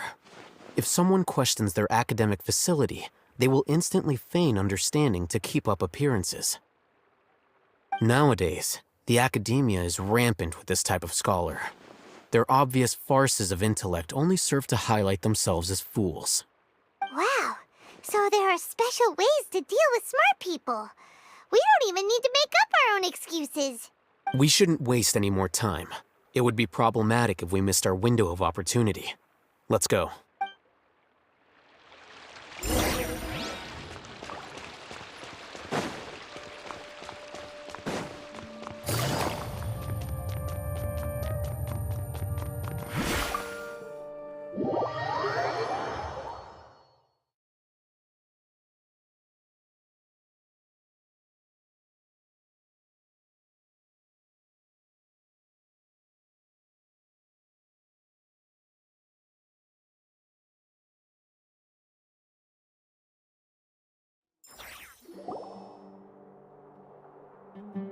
Is this the Academia's library? Indeed. Known as the House of Dana, it is quite possibly the most extensive special collections library in Teyvat. There are a lot of students going through here. Is it really okay just to waltz right in? The Academia marches to a fast beat, especially since it's Nagarbaha Day. They're all occupied with their own matters. Just act natural. Now, hurry along.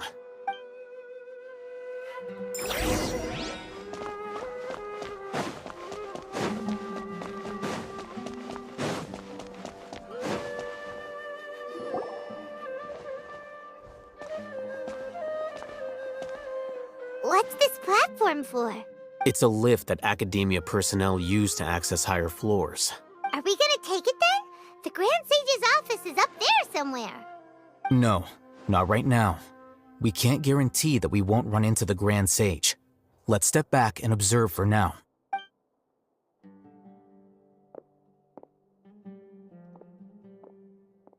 You think the Grand Sage will exit from there? And after he does, we'd sneak past him? Oh, Paimon thinks that's really dangerous. Who knows? However, if we can confirm Azar's current location, our operation will be much safer if we... Allow me to offer you a hint. If you wish to know his location, look behind you. You're...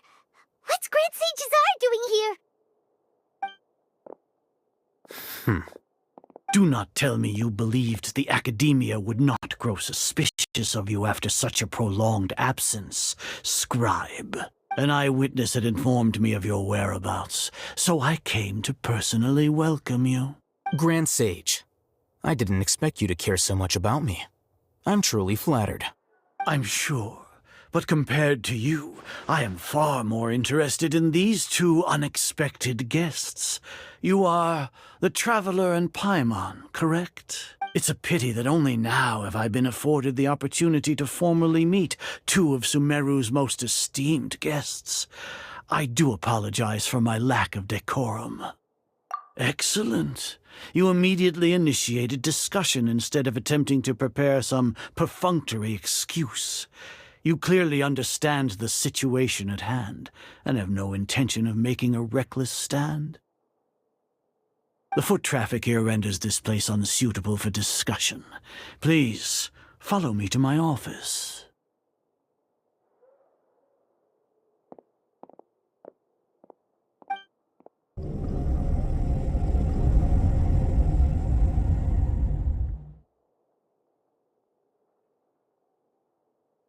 This place is crawling with guards.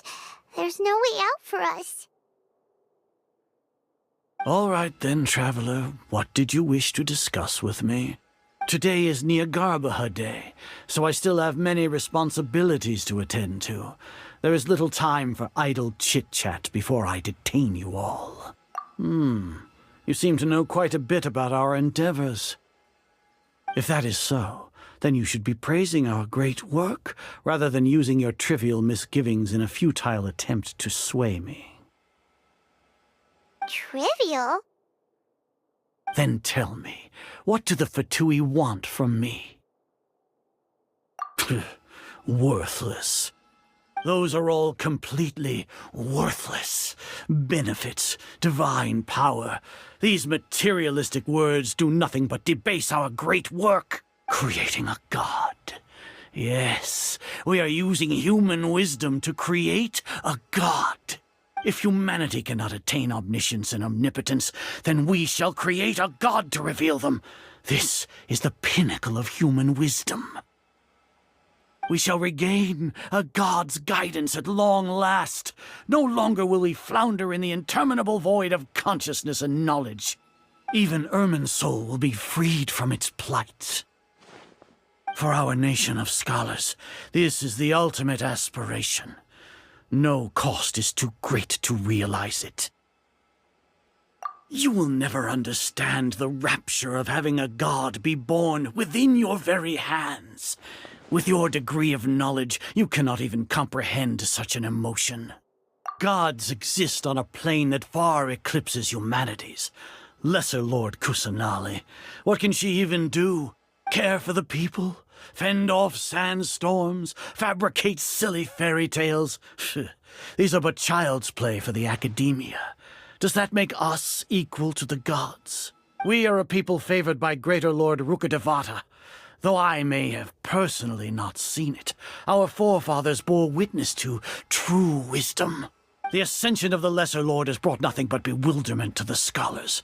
They all ask, is that truly what true wisdom is supposed to look like?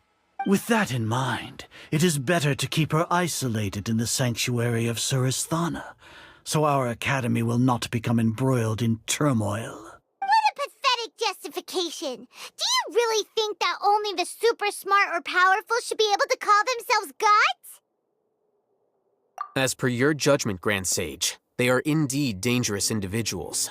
Not only are they acting against the Academia, but their ideologies have the potential to lead scholars astray. Looks like there really was merit in my assignment. Alhaitham? Are you talking about us? Anyway, I've brought them to the Academia as ordered, but it took some time and trouble. Oh, that reminds me. Here's the investigation report you had requested. It's a summary of my time spent with the Traveler, an array of information about her ready for your perusal. Alhaitham? So you're still on the Academia's side! We finally started to trust you!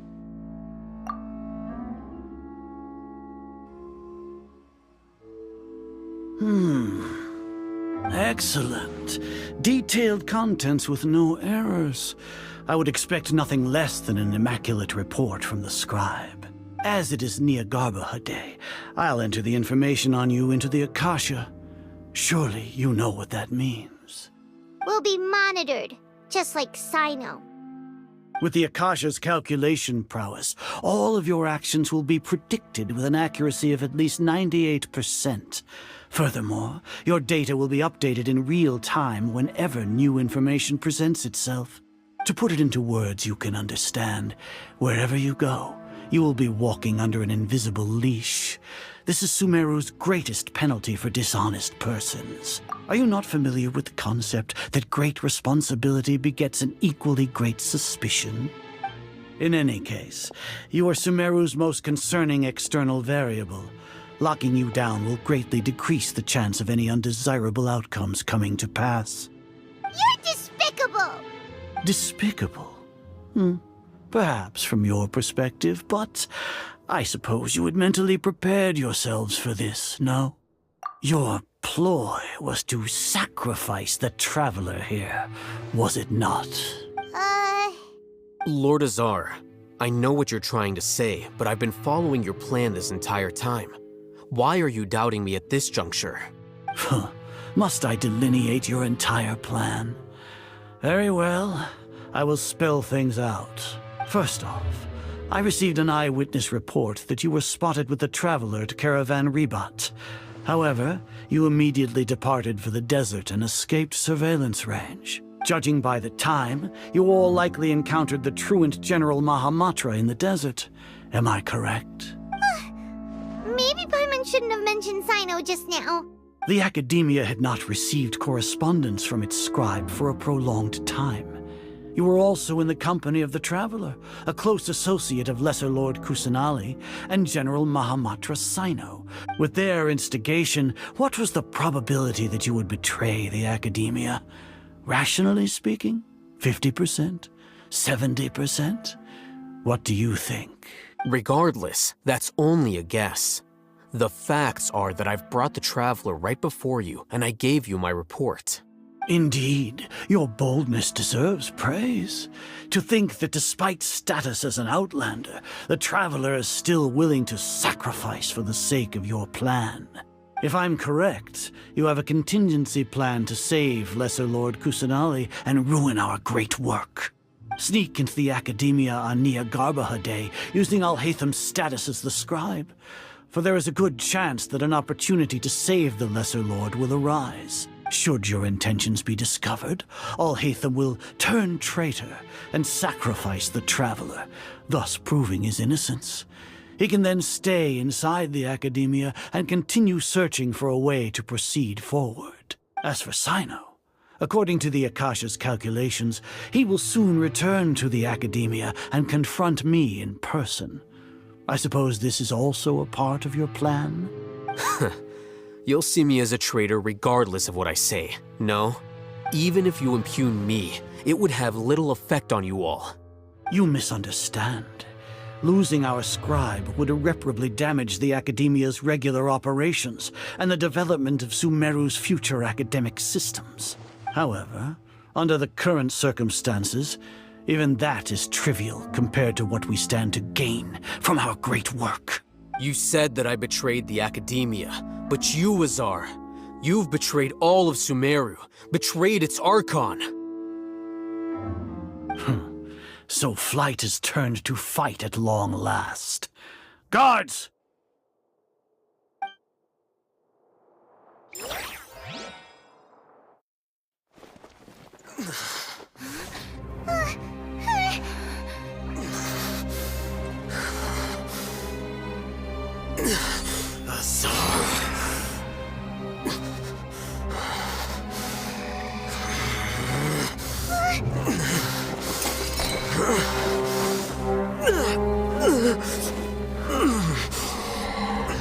Well, what do we have here?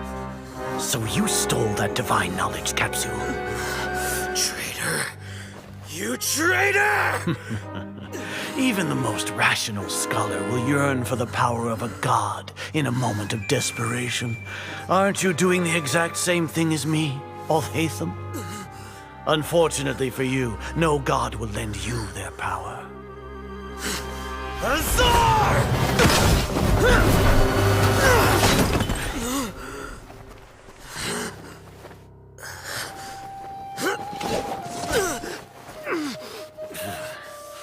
He has gone completely insane.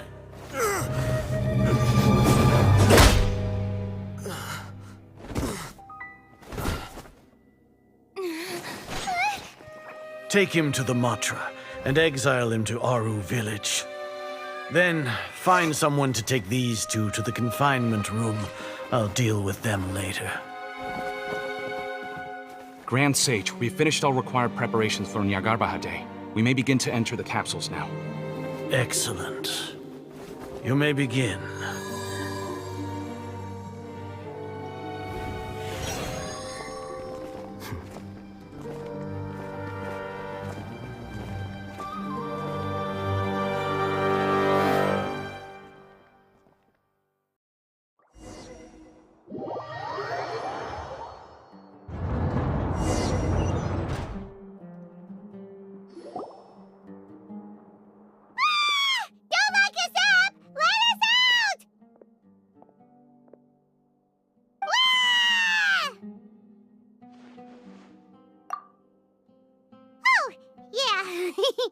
Paimon got a bit carried away there. How was Paimon acting just now? Great, huh? Everything's going according to plan so far. We made it into confinement, and Alhaitham's probably done with his part too. We even managed to trick Grand Sage Azar. Alhaitham sure knows how to cook up a plan. What are we doing next? Paimon has trouble remembering things when she's worked up. Right. Paimon thinks it went something like this. Apart from that, we still have yet another goal in the first stage of our operation, which is to send the Traveler to the confinement room. What? Why do we want to get her locked up on purpose? She's always been the person the sages are most afraid of, as well as the greatest obstacle to the successful implementation of their plan. They are very aware of the risk she poses to them. Once the Traveler is imprisoned, the sages will likely think that everything is under control. And with their guard down, the next phase of our plan will have a much higher chance of success. I can already see the pompous looks on their faces. Oh, that's a super tricky plan. But Paimon still thinks it's not really worth it. That isn't the only reason, of course. She has a more important task once she's in confinement. According to the Academia scholars in Ramon's custody, Lesser Lord Kusanali has sealed off her consciousness in the Akasha ever since she was captured by the Doctor. That way, they can't pry any more information from her. Even if we break into the sanctuary of Surasthana, it will take time to awaken Lesser Lord Kusanali's consciousness. We need to do that in advance.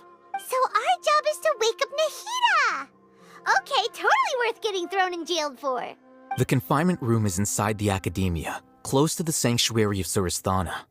It's a completely enclosed space, and you won't be receiving any visitors. I'll work with Ramon's scholars to make some modifications to your Akasha terminal. Once you're in, get as close as you can to Lesser Lord Kusanali and try to connect to her consciousness. However, as for whether she'll actually wake up, that will depend on our luck.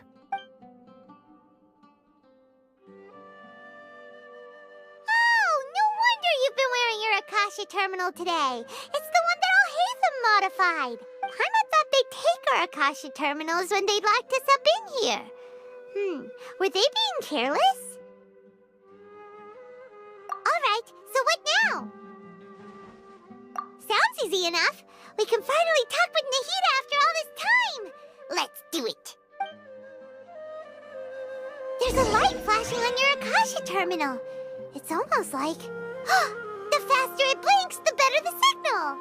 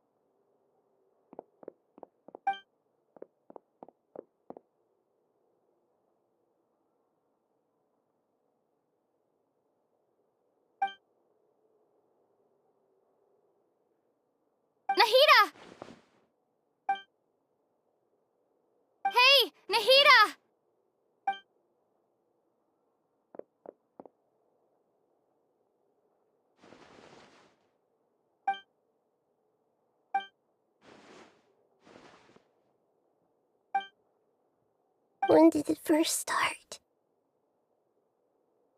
Oh, right. It started from the moment I was born. I want to become a worthy archon. So I've kept studying, kept listening to my people and their hearts, kept looking for a way to save Irminsul. So I can catch up to Greater Lord Rukkhadevata. But I'm stuck in the sanctuary of Surasthana. The sages are creating a god to replace me. And I'm forced to lock my consciousness in this boundless darkness. Nahida!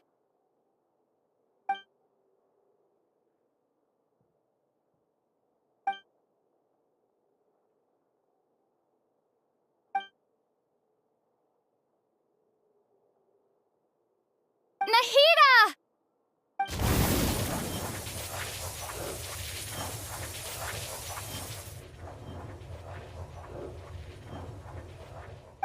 It's so quiet here.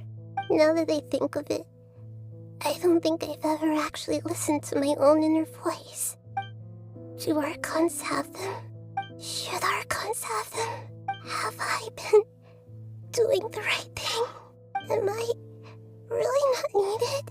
How do I really feel about all of this? It's so quiet here. Since you're the god of wisdom, you've known the answers to all these questions since the very beginning, haven't you? Who are you? Whose voice is that? It sounds familiar. You're right, though.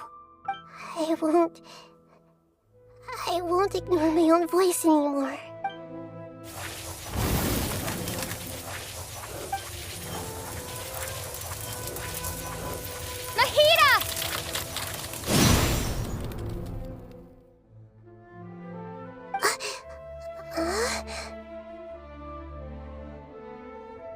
Nahida? Did you wake me up? Thank you. Why are you here? We're here to rescue you.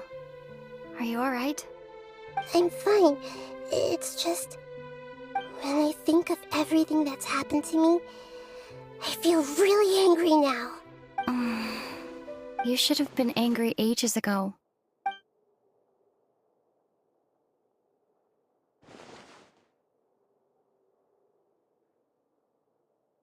Huh? Oh, you're back! How's everything? That's wonderful news! Great! We weren't locked up for nothing! When you went to wake up Nahida, Paimon was listening for any sounds outside. You were out for a long time. There are fewer and fewer scholars going about now. You think everyone's done with their Nyagarbha day stuff? Yep, so that means our next act is Nilu's performance!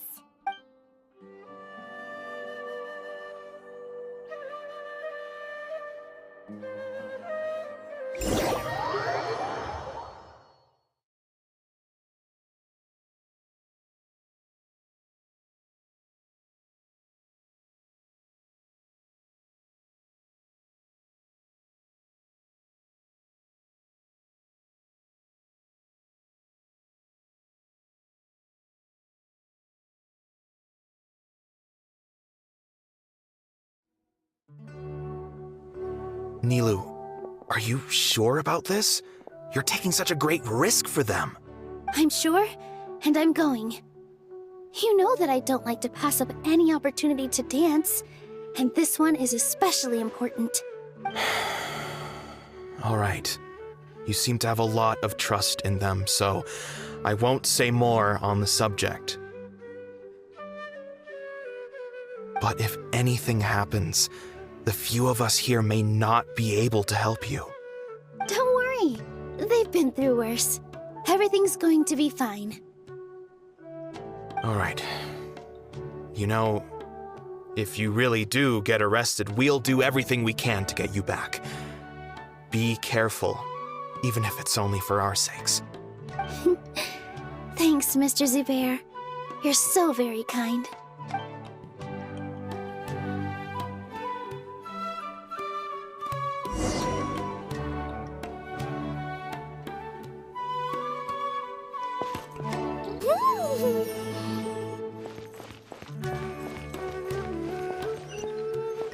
this isn't the way to the Academia. Better stick to the plan.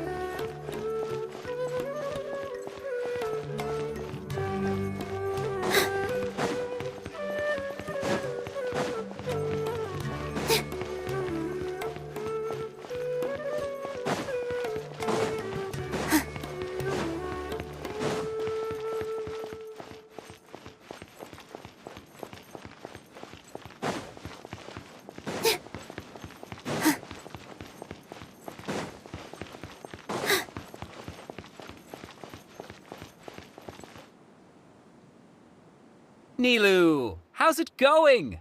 Nervous? Definitely more than usual. But it's because I'm worried I won't dance well enough. It's okay. Just focus on your performance. We'll take care of everything else. You sure know how to talk. Taking all the credit, even though we came here together to help out. Well, thank you both. I'll have to treat you to a meal after all this ends. I really, really appreciate all of your help. Ooh, that sounds great. Huh? How can we say no to that? All right, let's get back to business. Nilou, we'll be here to keep people from going to the Academia so they don't interrupt your performance. I was planning on telling them something like, the Academia's been conducting a weird experiment, and some of their test subjects escaped. It's really dangerous there, so stay away. Oh, you couldn't think of anything better? Oh well, I guess it does sound like something the Academia would do. I think it sounds great. I'm counting on you guys. Don't worry, it'll be a piece of cake.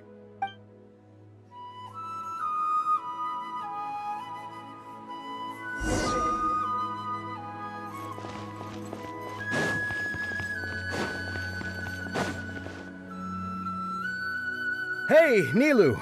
Sorry, it's great to see you, but I'm really busy right now. Our Bait People Away with Yalda Candies plan is working beautifully. Do you want some candy? We have more than we can give out. Vihar, thank you so much for doing all of this. And even dressed up as the Knight of Flowers, no less. I'll pass on the candy, though.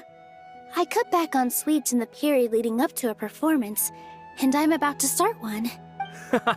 You have a point. The stage is cleared and everything's ready, so you can start your performance at any time. Yeah, thanks to you. I'm really grateful. All right, time to hit the stage.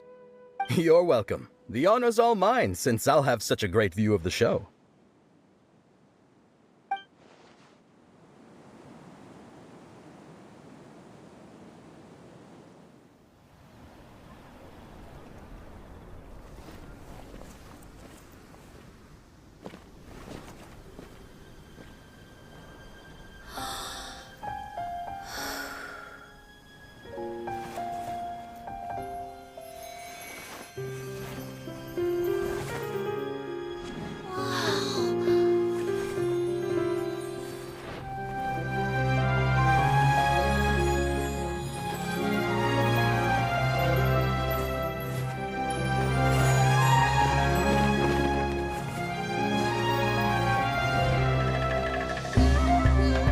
I've never seen a performance like this. This is incredible. Yeah, but I heard that public performances like these have been banned. I can't believe she's doing this here.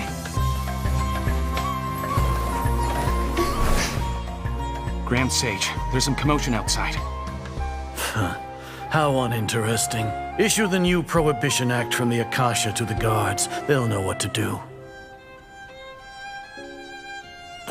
Do you think we should, stop her? Let's just watch for a little bit longer.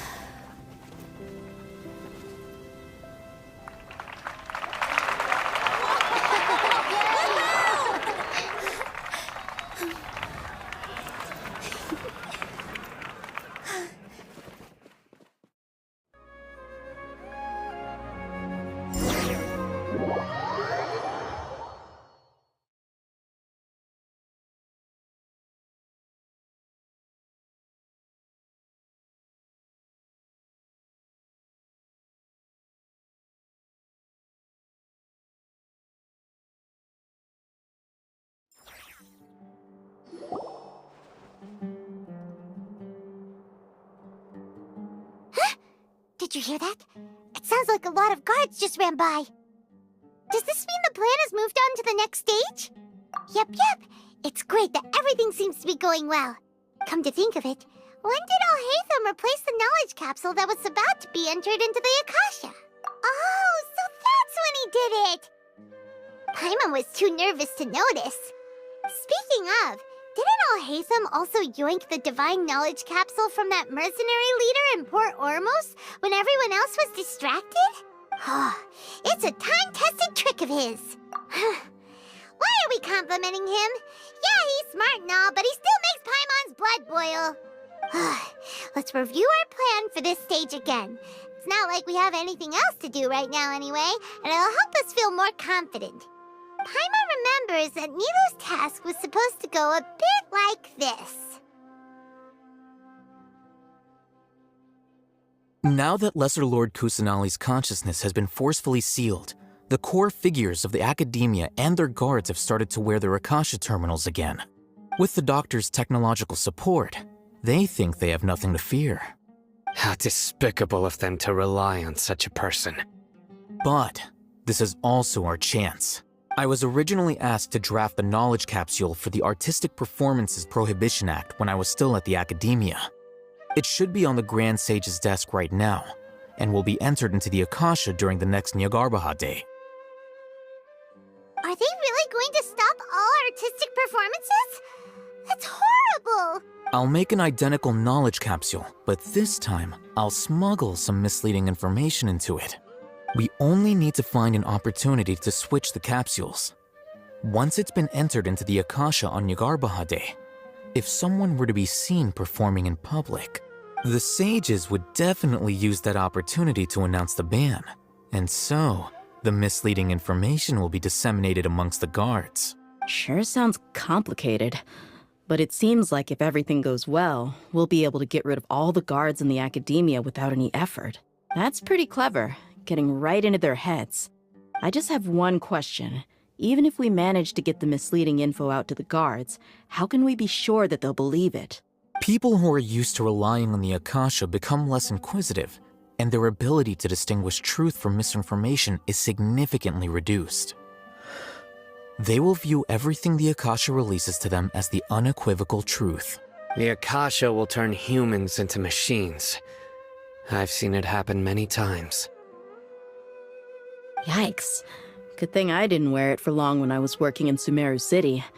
At first, I thought it was a good thing too. By the way, this plan still requires a performer, right? Do you have someone in mind? Nilu of Zubair Theater. I know her really well. We can trust her. I'm kinda hesitant to ask her to participate in a dangerous plan like this, but we can ask her in person. All right. After the guards in the Academia are gone, then it'll be time for me and my stowaway brothers to shine.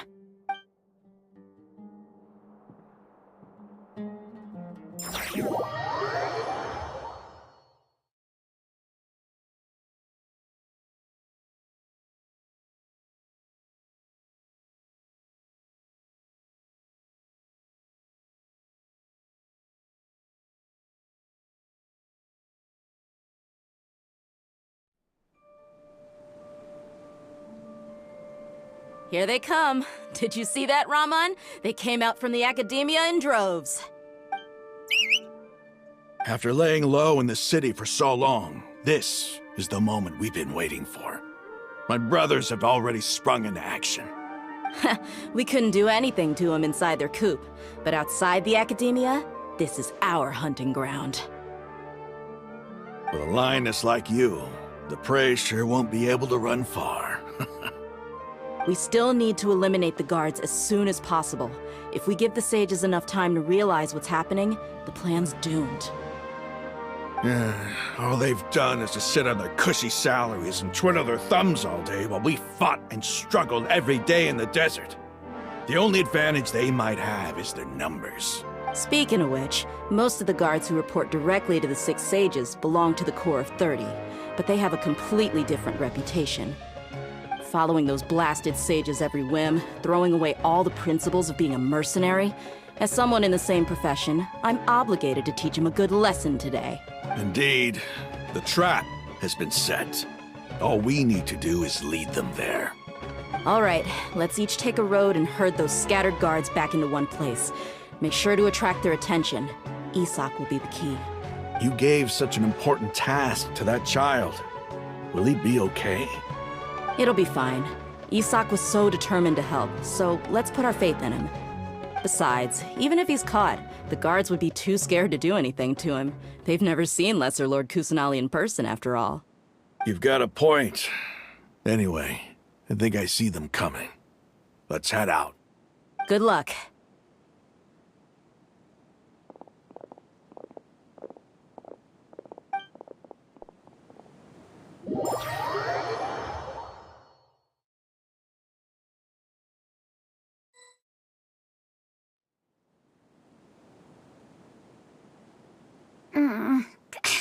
This outfit. Hey, do you remember what you need to do, Isak? When the guards get here, you'll pretend to be Lesser Lord Kusanali and run away from them. Oh, yeah, I remember. Of course I do. I'm just a little nervous. Relax. Don't think about getting caught. Even if that happens, we won't leave you behind.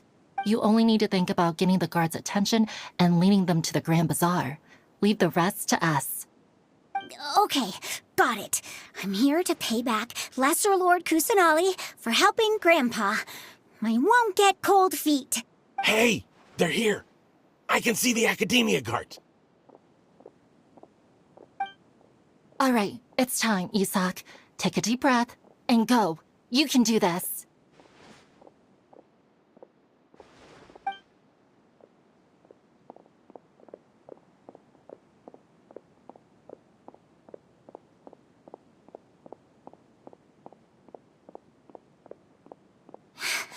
Why is there a guard over there? Did he already run ahead of me? This is different from our plan. But there's no time. I need to make a choice.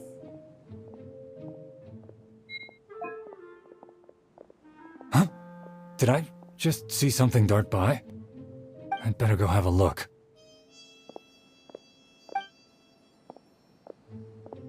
Were my eyes playing tricks on me? I should go check to see if someone's hiding over there. There seems to be nothing here. Just to be safe, I should look around. Good thing they didn't find me. I was close. I'd better hurry and keep going.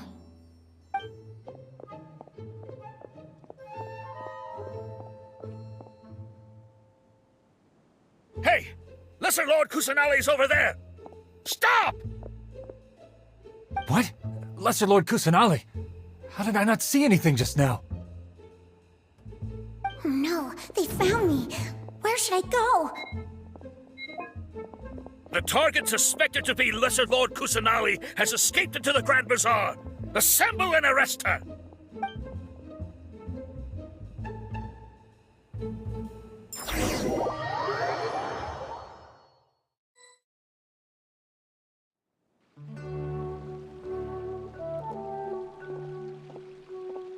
Where did she go?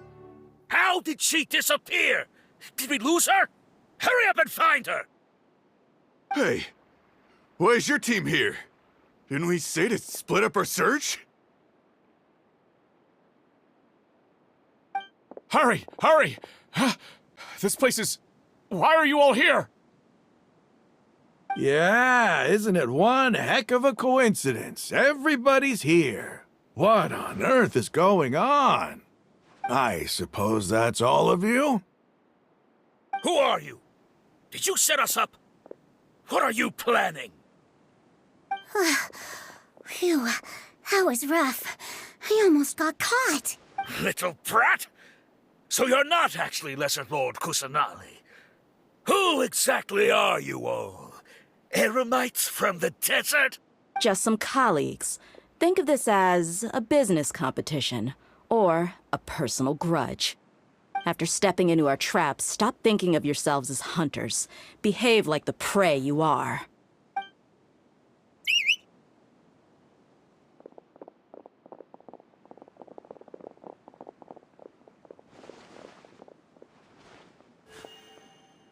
An ambush? How's that possible? This is Sumeru City, but mercenaries from the desert somehow ambushed us! You've spent all your time hiding away in the academia. This place has long since become our hunting ground. Brace yourselves!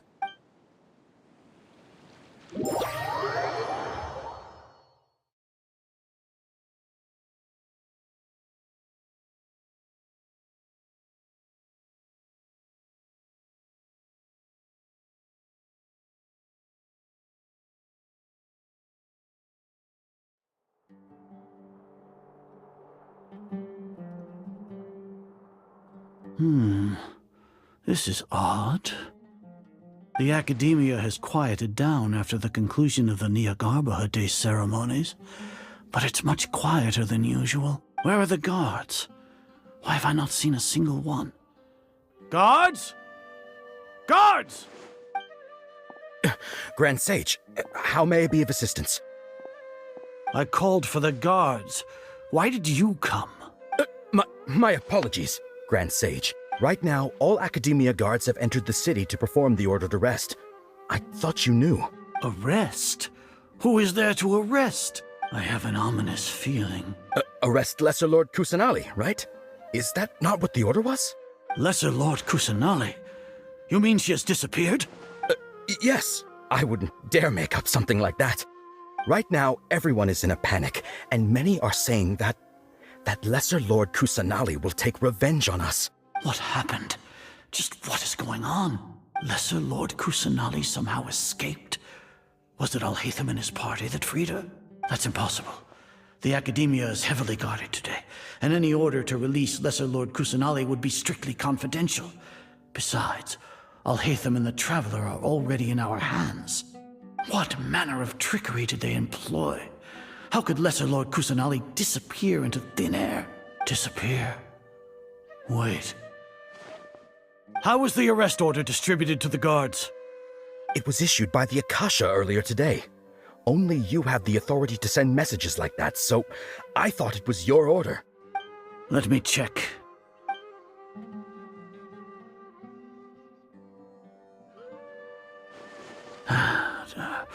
Here. Lesser Lord Kusanali has escaped from the sanctuary of Surasthana. Go to the city and arrest the escapee immediately.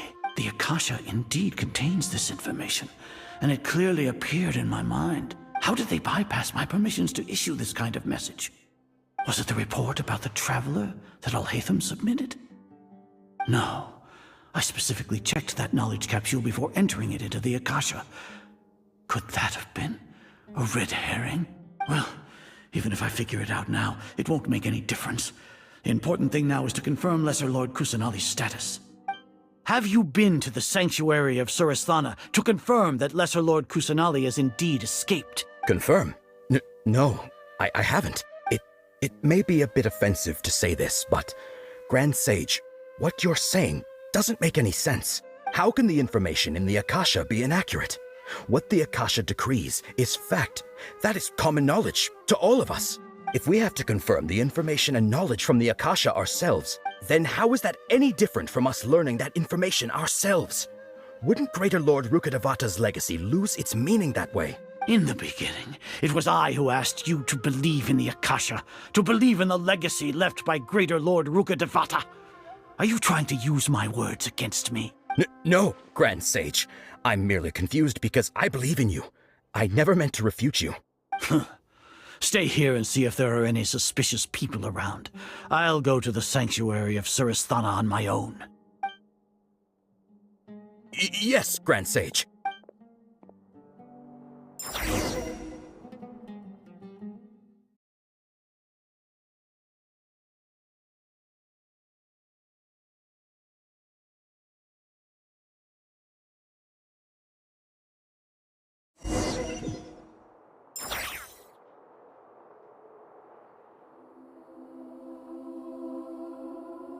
Lesser Lord Kusanali has escaped from the sanctuary of Suristhana.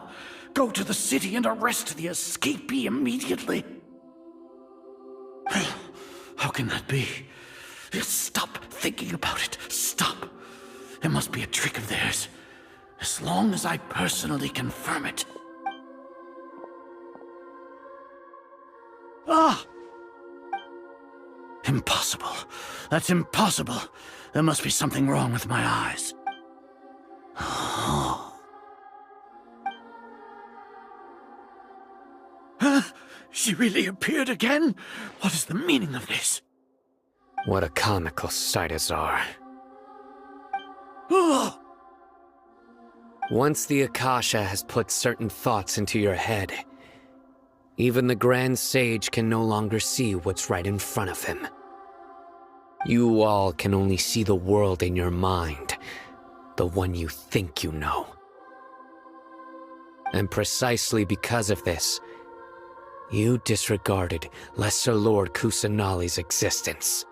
She has been a wise and worthy archon. Sino, have you been waiting for a chance like this? The Akasha predicted that you would return to the Academia to confront me, but I didn't expect it to turn out like this. I was careless.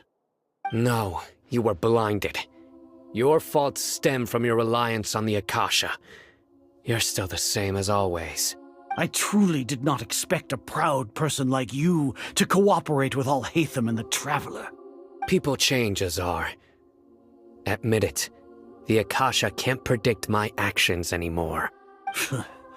Then tell me, what have you found during your investigation?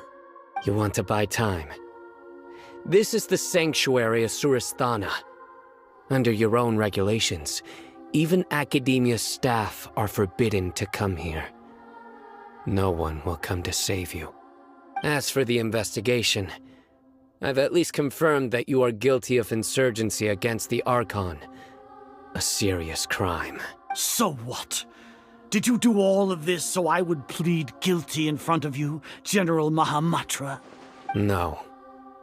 I want you to plead guilty in front of the Archon herself.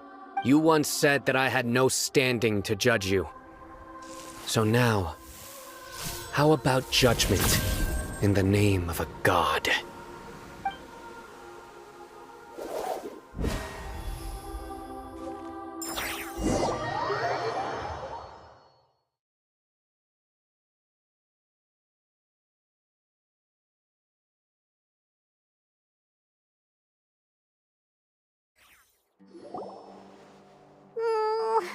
How long do we have to wait?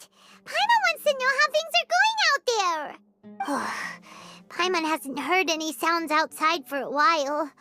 Hopefully something bad didn't happen. Yeah, but aren't you scared that we might be locked up in here for the rest of our lives? Thinking about it, at least Paimon has you. We could still chat like this. When Paimon thinks of Nahida being imprisoned alone in the sanctuary of Suristhana, Paimon can't help but feel sorry for her.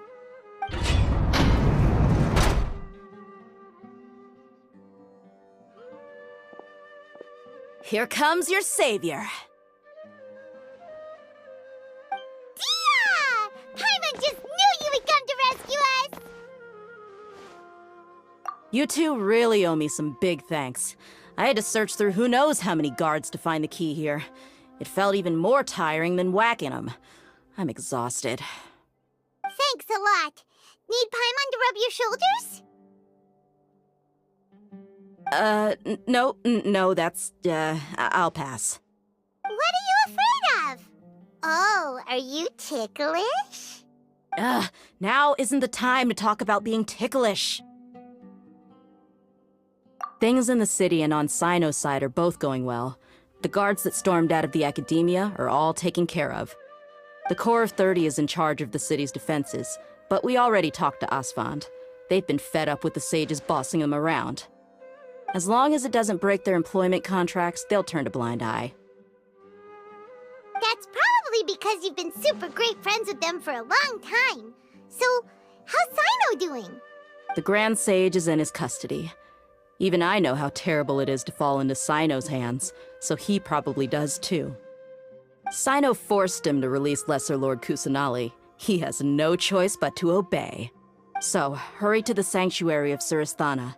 Assuming nothing weird happened, we should have already rescued our archon. Honestly, I didn't expect our ragtag bunch to do this well. We just came together last minute to save the archon, you know? Alright, you two better go. I still have to clean up some messes in the city. See you around.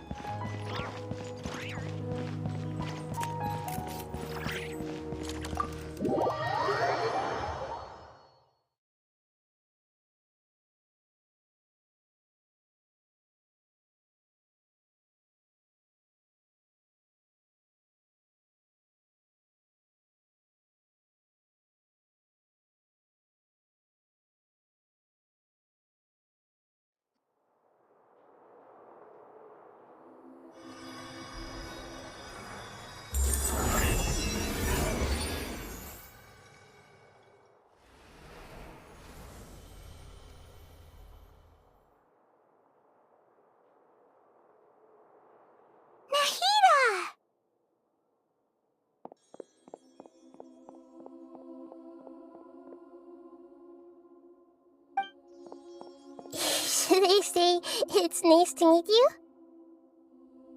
This is the first time we've met in real life. Before, we've only met in dreams, consciousness, or when I was in someone else's body. Thank you so much for coming to rescue me, but I also need to apologize. During this time, I did some self-reflection. My sense of inferiority and yielding to the academia led to all of this, and created so much trouble for you all. Exactly! We're here because you're a good archon and one of our friends! Thanks, you too. Amazing. So this is how it feels to walk out of that cage with my own body. It's like I just had an endlessly long dream. I can't even tell if I just woke up or was only now born into this world. My concept of self has become so clear. But now doesn't seem to be the time to indulge in this feeling. This is really embarrassing. You all just rescued an archon, and now she needs your help to save her country, and even the entire world. It's okay. With you here, Paimon's sure that everything will work out. There's one more thing. What is it? For all the things the academia did to me, and for all the folly it committed in the name of wisdom, as their archon, I will make them pay. Ah! Wow! That's the spirit! You're finally standing up for yourself and not letting people walk all over you! I understand now. To be a better archon, I first need to better myself. If you haven't even figured out how to be a caterpillar, how can you be a butterfly? Yes, true. That reminds me. I wonder how far along the academia is with their god creation plan. We need to hurry and prevent the birth of that false god. I need to make some preparations. Since I'm now free, I can establish a direct link to the Akasha and control it. First things first, I I need to remove the restrictions that the doctor put on me in the Akasha. After that, I'll make some adjustments and revoke the sage's permissions. The Akasha will then be like how it originally was, only operable by the archon. After all, the Academia betrayed Greater Lord Rukkhadevata's trust. This might take some time. In the meantime, you should also work on your own preparations. If we don't stop the God creation plan in time, we'll be in for a tough fight.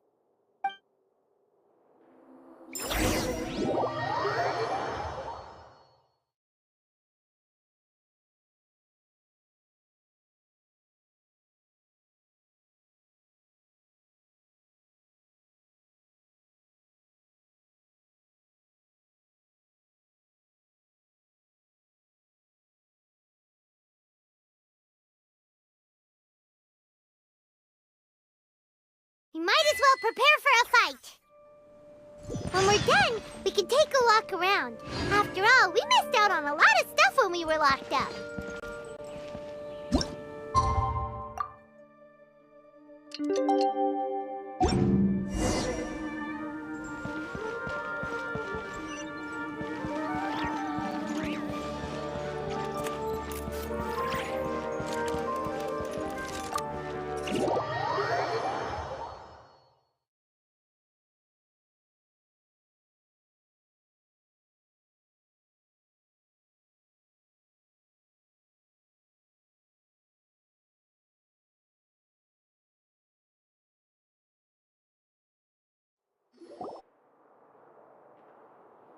How's it going, Nahida? I'm done with the parts that needed my involvement to complete. Although it's my first time working with the Akasha like this, its internal structure and operation procedures are easy for me to understand. Greater Lord Rukkhadevata's design is truly brilliant. Oh, also, this is for you. Huh? What's this little floaty thingy? It's a small device I put together just now. You can think of it as an upgraded Akasha terminal. You may not need it right now, but it should be helpful in certain situations. Wait! This thing has the same characteristics as Paimon! We're both small things that float! Oh, all the things that make Paimon special got copied! When Paimon appears with the Traveler from now on, people won't remember Paimon because she isn't unique anymore! It's alright, Paimon. It can't replace you. It's only a flying device, but you're the Traveler's irreplaceable friend. You're so good at comforting people, Nahida. If only the Traveler was as smart as you. I was simply telling you what I feel to be the truth. I wasn't trying to comfort you. Nahida, you're natural at this. What you just said made Paimon even happier. By the way, there's something I need to confess. Even though I'm the Archon and in control of myself again, I'm not very good at fighting. You may have heard that an Archon's power is derived from their people's faith. However, I'm not as well loved as Greater Lord Rukkhadevata. If we get into a situation where combat is our only option, I'll have to count on you, and I'll do my best to provide support. I'm glad I can rely on you. So the God of Wisdom isn't good at fighting? That actually sounds about right. I've located where the false god is. Time is of the essence, so let's get to it.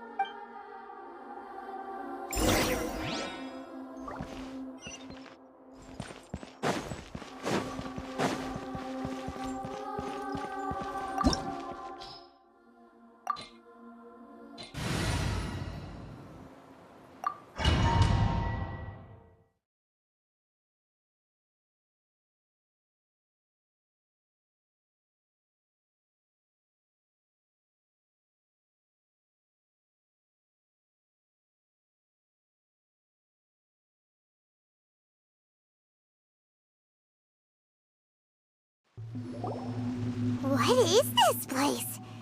Is this really the way we need to go? Wow. Who would have thought there'd be a place like this hidden right slap bang in the middle of the city? The sages wanted to realize their god creation plan without being discovered. The safest and most convenient way would be to build within the academia itself. That's true. They were already hiding one god, so why not two? Judging from the structure here, the project is a huge undertaking. The sages really saw the god creation plan as their ultimate goal. But this place doesn't look like it could have been constructed by the academia alone. The Fatui under the doctor sure didn't hold back.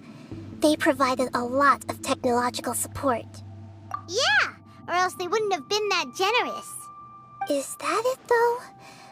I've always felt that this doctor is different from the academia sages.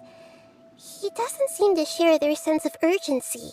Instead of being interested in the end product, it's like he's enjoying the experimental process.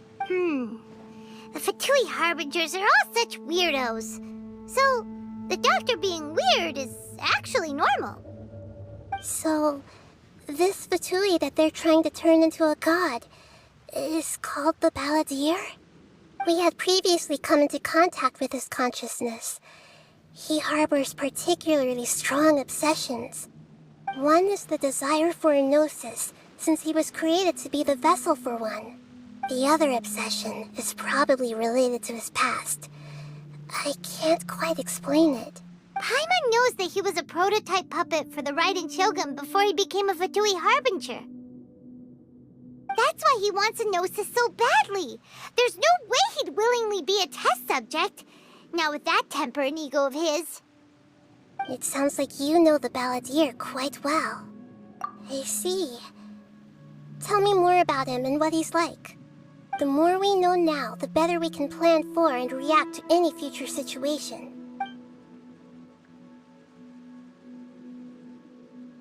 Ah, I see. How fascinating. Alright, time to go. Let's get through here and meet him in person.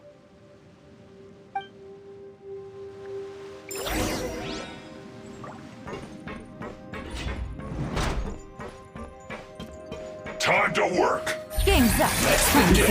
Work time. No excuse for slacking. Time to fulfill my duty. It isn't time for a break yet. At an end.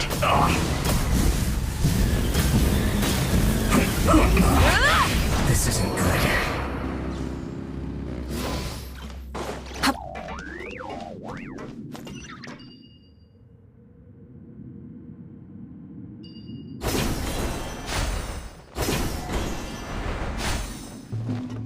It looks like we can climb up these pipes.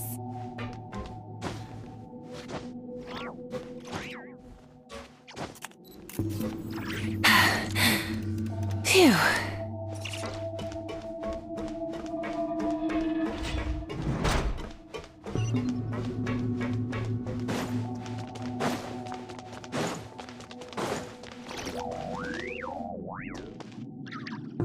The pattern on the ground seems all messed up. Let's go around and see if there's a way to fix it.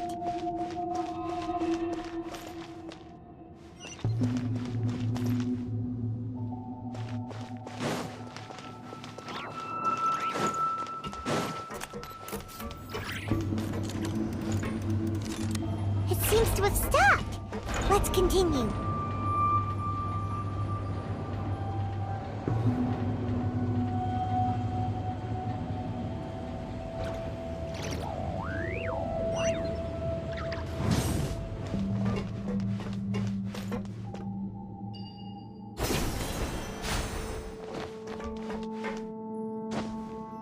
Hip.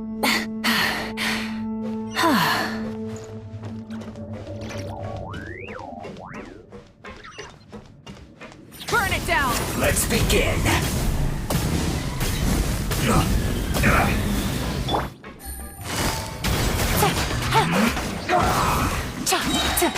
Here comes the catch. Stay right there. Light up the blazing sun. Send this quickly. Rev the engines. I guess this is it.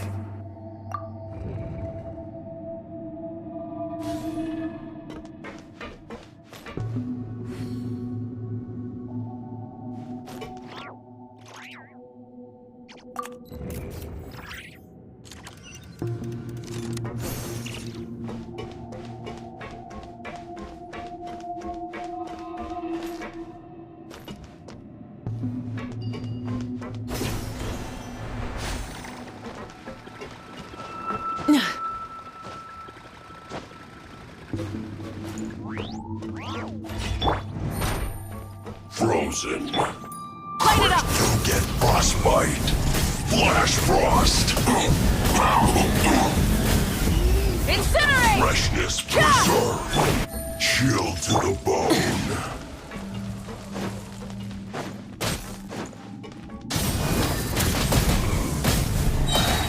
Pyroclastic surge! It's no to pay your dues. Quietly now.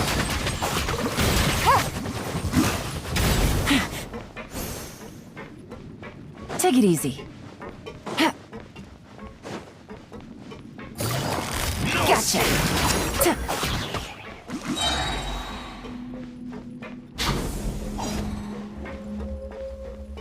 Game's up. Fun's over. Prepare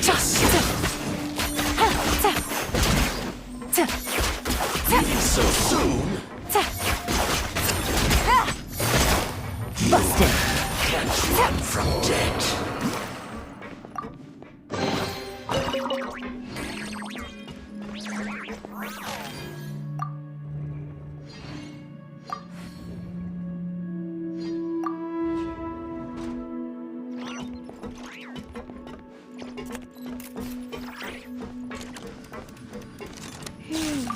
The cart is stuck. Maybe there's something wrong with the tracks. Let's try adjusting the direction of the device to clear the tracks.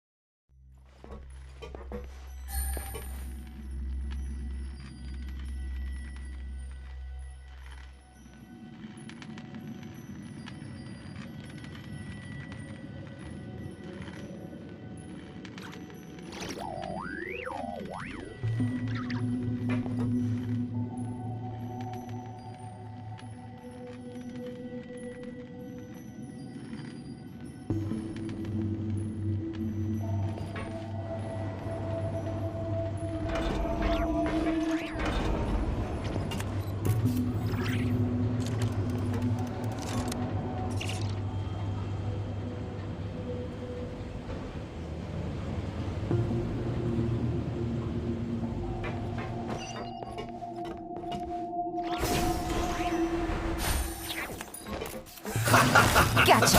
Let's move. Take it easy. Shouldn't get careless.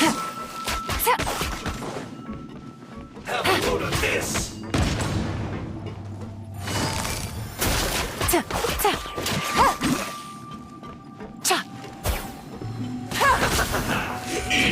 Eat up. Roasted fry. Things are about to get dicey. Quietly now. You need a move. Feel close.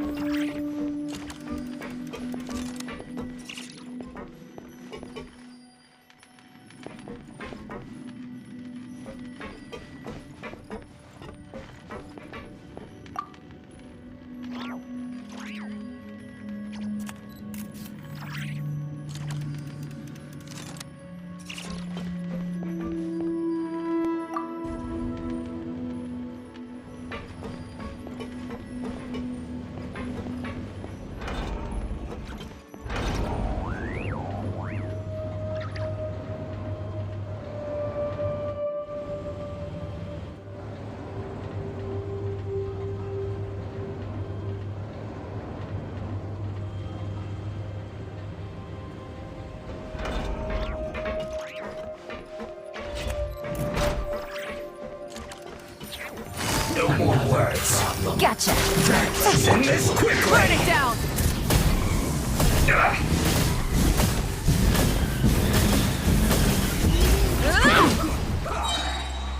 Wrath from the sky. This is well met. Be careless. Game's up. Fun's over.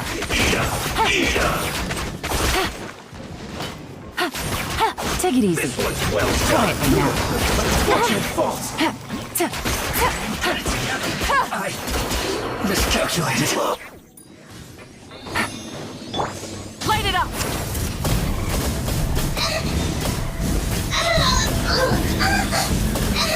Incinerate! Light of the blazing sun!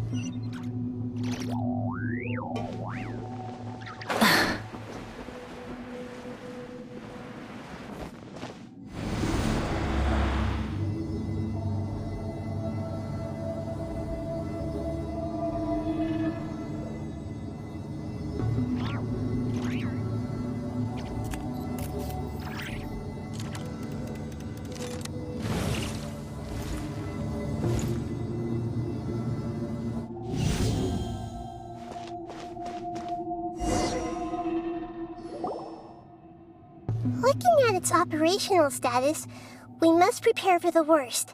The god they wanted to create is likely close to completion or already completed.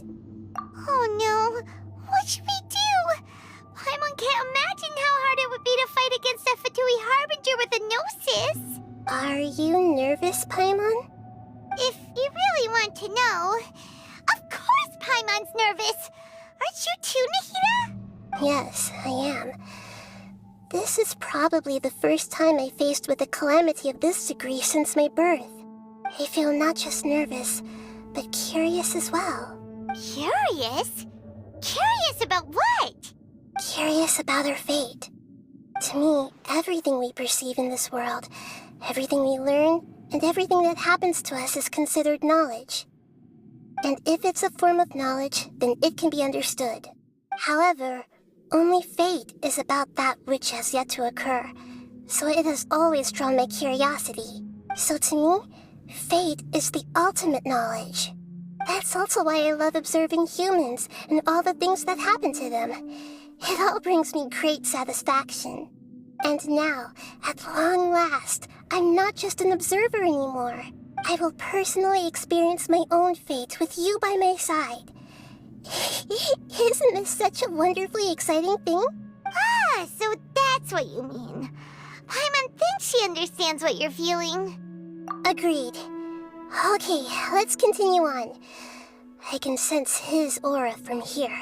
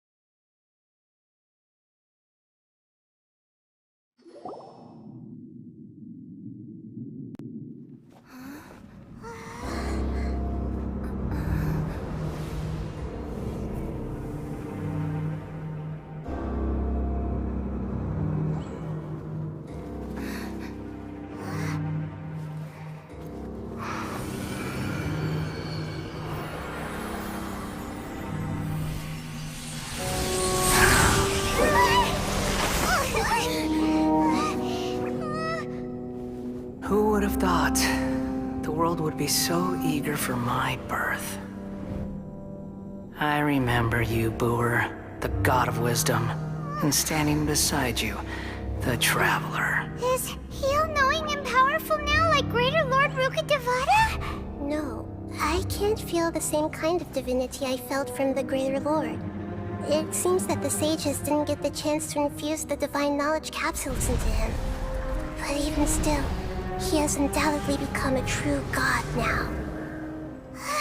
So we're too late? The Balladeer has already become a god? The Balladeer. A long bygone title. When my spirit ascended to divinity, I felt as if I had existed for the same number of epochs as heaven and earth. Looking back, the existence of what once called itself Kunikazushi appears infinitely small and ugly.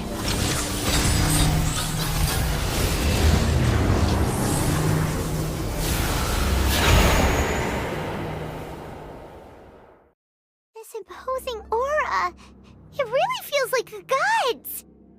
A body that capitalizes on the Balladeer's original construction as a mechanical puppet, with the Gnosis serving as a constant power supply. How much effort and resources did the sages put into this? From a purely technological perspective, it's a commendable achievement indeed. It's no exaggeration to say, this is the culmination of human wisdom. You sure are something! Dishing out compliments at a time like this? But I don't think he's reached the spiritual height of a god.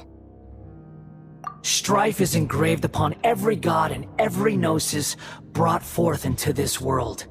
Can you feel it? The exhilaration of such power, and the thrill of anticipation for our contention. Nahida wouldn't feel the same things as you! Do you not realize that you are interrupting a conversation between gods? Lowly creature, know your place!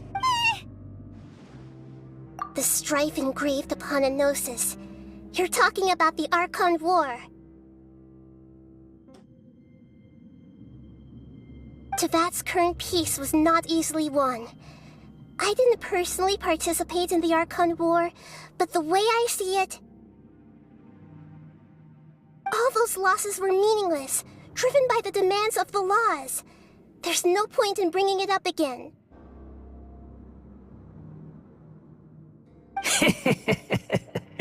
Is that so? Yet I am deeply disappointed that I was never allowed the fortuity to personally participate in the Archon War. This is a first. Encountering a god in this world who does not crave power. No wonder your own people have abandoned you, god of wisdom. Your judgment is as your existence, unsubstantial. This is where everything ends, Booer, the god of wisdom. You should know that wisdom cannot solve every problem. Like now, where your only option is to face me in combat.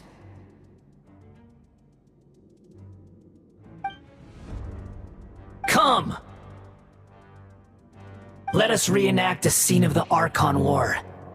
Come and inaugurate my birth as a god.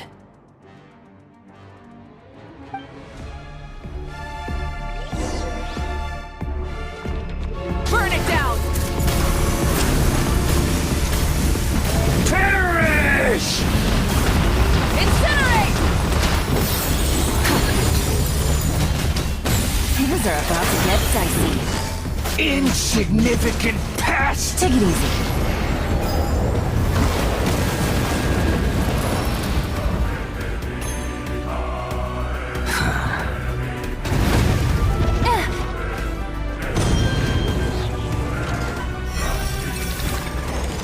At my command, you shall fall!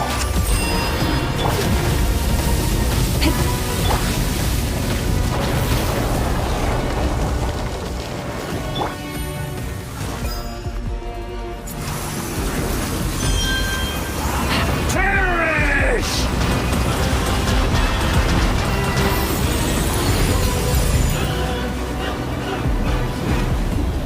insignificant pest!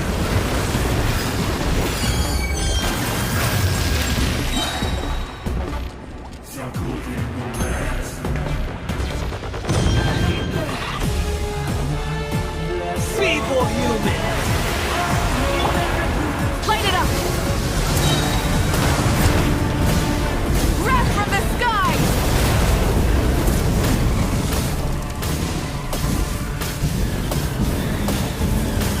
My endless Incinerate! cycle begins!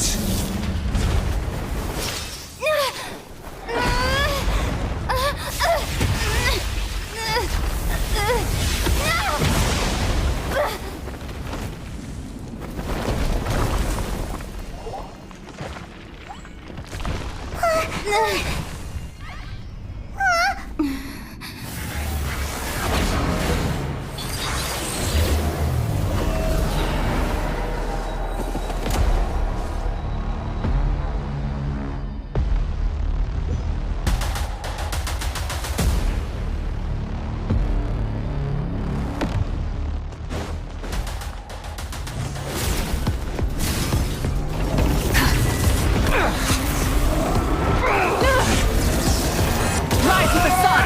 Try and stop me!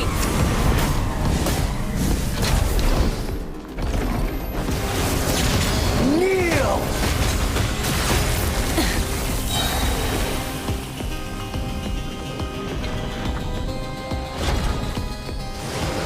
Tremble!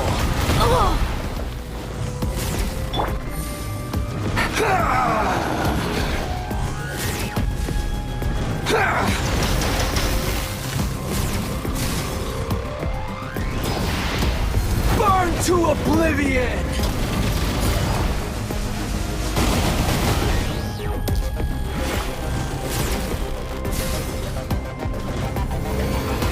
Reality is pain!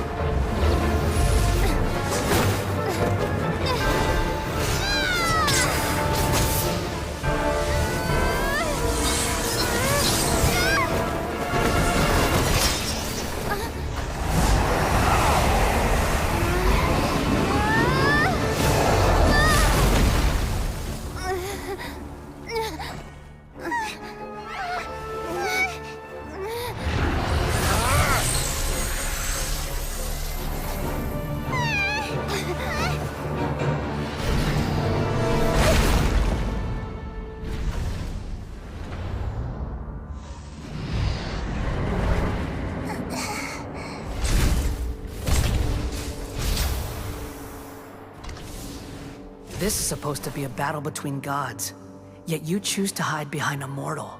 And now, you're acting like you'd sacrifice yourself for a human. Are you having fun proving a false sense of heroism to yourself, Boor?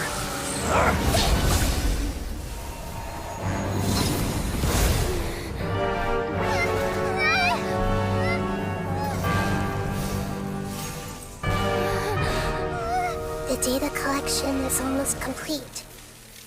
Do you even know how many times you've tried to take my gnosis from me?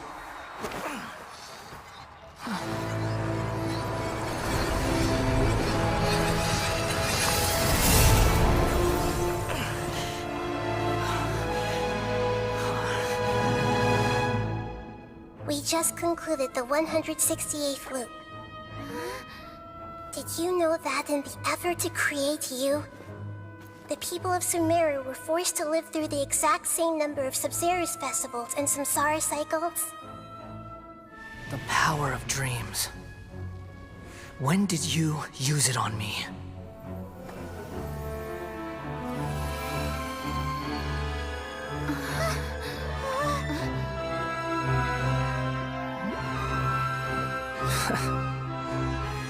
You can't even defeat me in a dream. What do you hope to achieve with this little trick? Come, Traveler. Just like before. Allow me to awaken the memories in your dreams. All that battle experience! It's more than that. compile everyone's wisdom in the name of the Archon. That is the original function of the Akasha. I've sent everything that happened just now to the people of Sumeru in the form of knowledge. I've asked them to help you find a way to defeat the false god.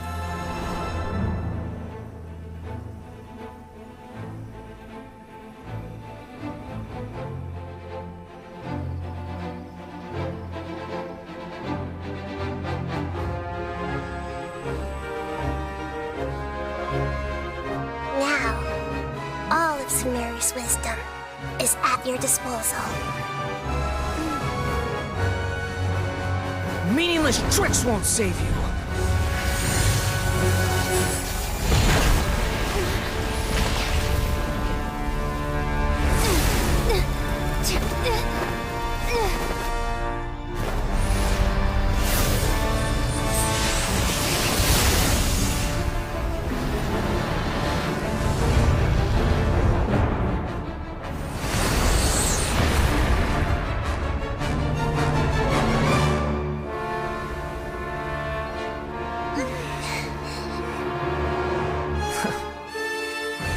Are you done with your tricks? Can I finally take this as a real battle between gods? I'll leave this to you, the first sage of Boor.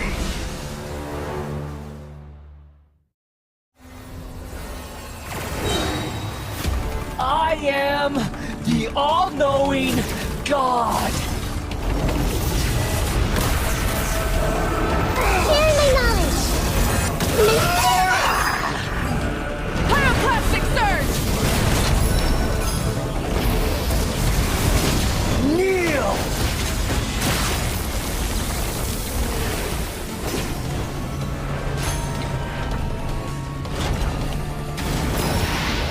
Burn to oblivion!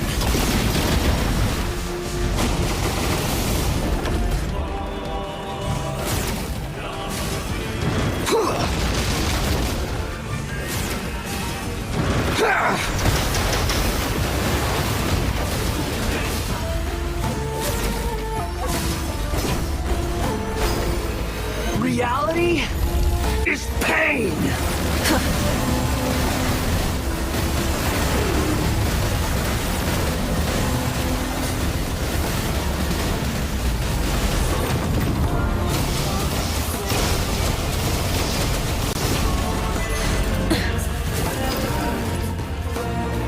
Good riddance, cruel world.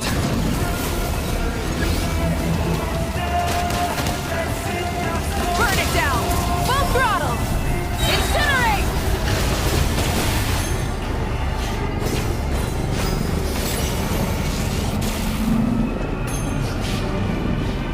Wrath from the sky!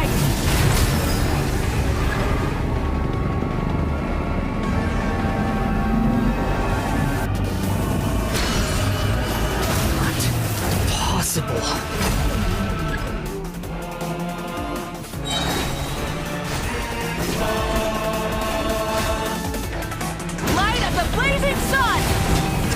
Full throttle!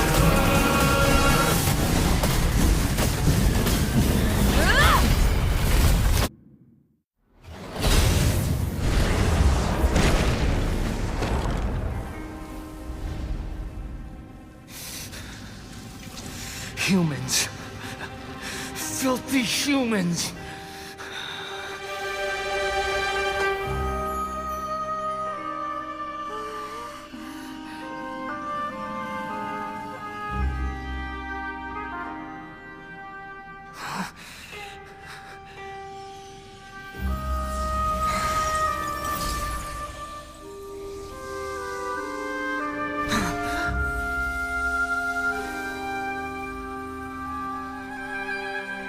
No! Wait! Please! Anything but the Gnosis!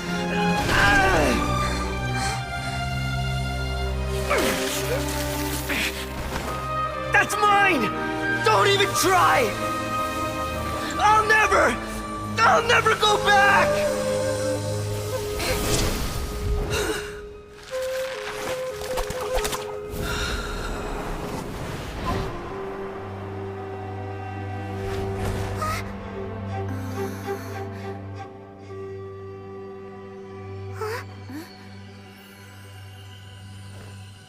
we haven't yet found the answer to the most important mystery. Irminsul is still waiting to be saved. With the power of another Gnosis, we may now finally understand the last memory of Greater Lord Rukkhadevata.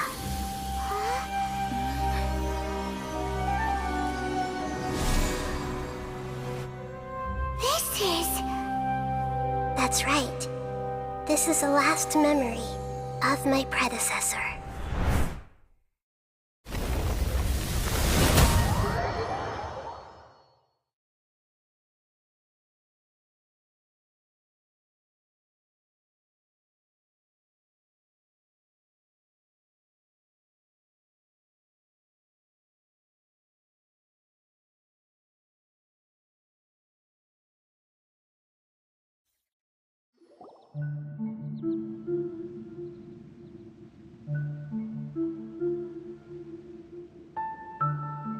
Huh. This sure seems very different from what Paimon imagined. Shouldn't Irminsul be in this realm of consciousness? Yes, that is our destination. But I didn't expect the remaining consciousness of Greater Lord Rukkhadevata to be as polluted as this. Forbidden knowledge? It seems you know about a concept that even I don't completely understand. Could you tell me what you know?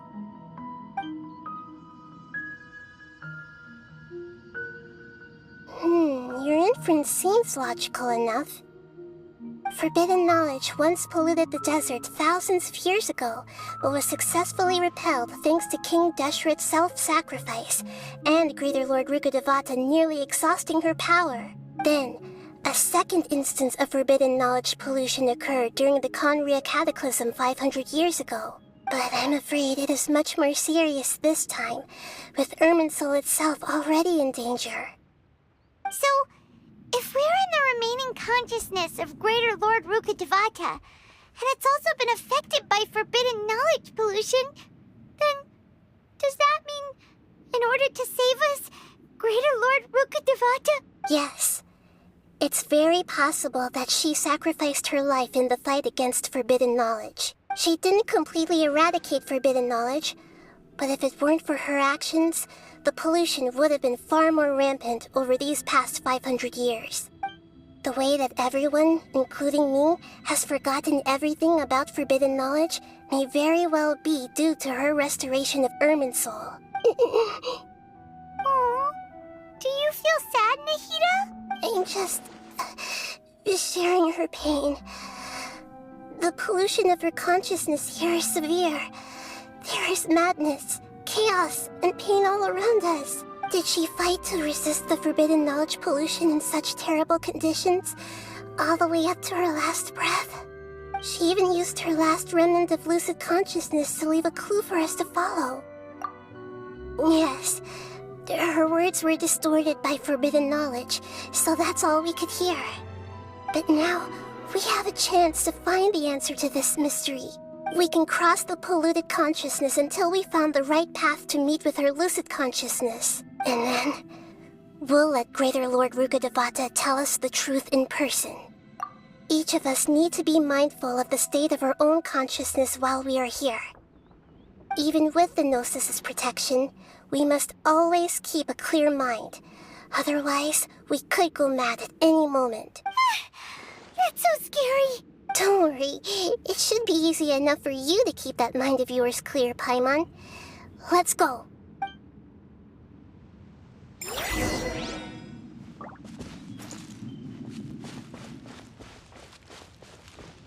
Are we in the air? And why is there a huge boat? That's the boat of consciousness, which symbolizes reason here. Its course is the direction our consciousness is... Wow! What are these? The monsters seem to have been affected by them.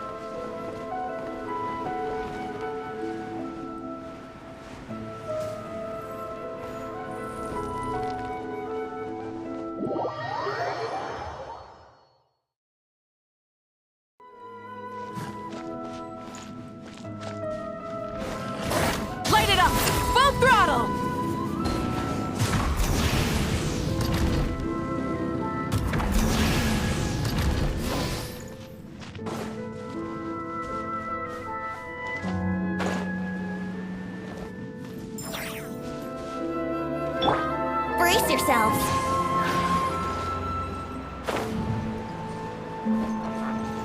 Yeah! Burn it down!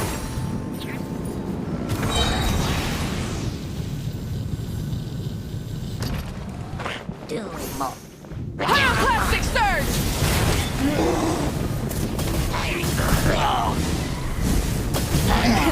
Rev the engines!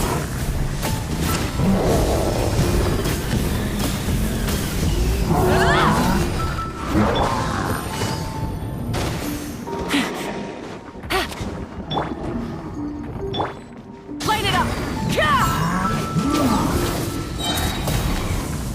Wrath from the sky! To control the boat of consciousness, we need to find the helm first.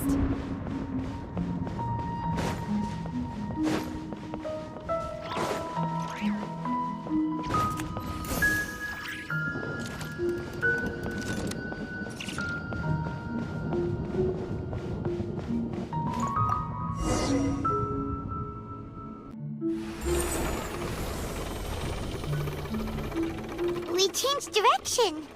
Are we still going the right way, Nahida? Mm-hmm. Judging from the current route, the boat of consciousness will soon take us out of here.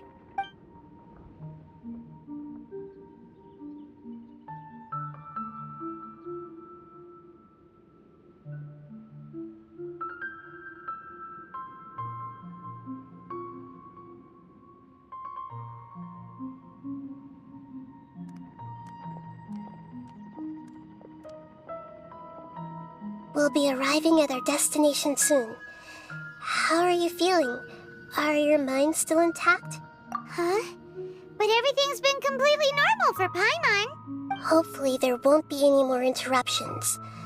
This time, we should be able to meet Greater Lord Rukkhadevata. Are you saying you've never met Greater Lord Rukkhadevata before? No. It seems that my birth and her death took place at the same time.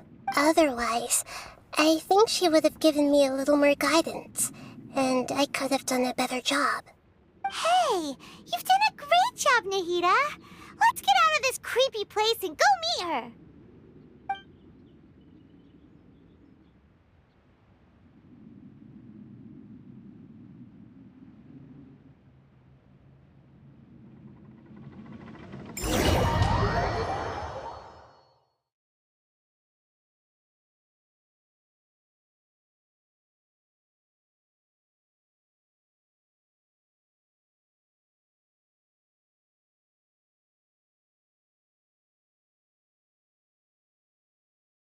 So, is this the place you were talking about?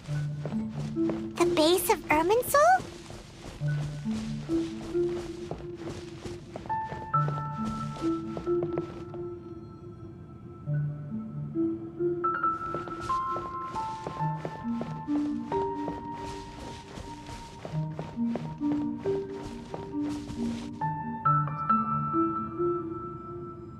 Well, this is the place. We're here to find Greater Lord Rukkhadevata, right?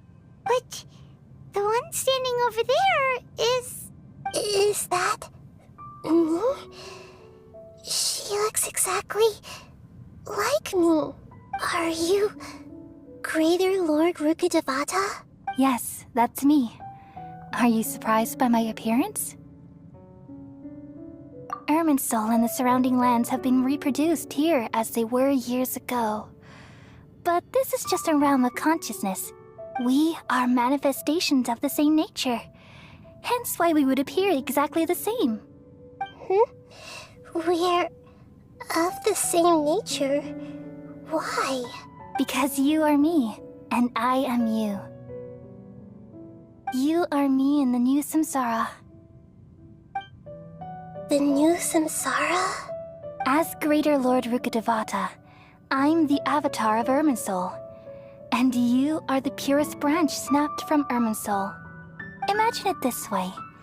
Even if a tree dies, its branches will eventually take root and grow, continuing the tree's life in another form. I'm merely the remaining consciousness of Greater Lord Rukkhadevata, The real me has presumably died a long time ago.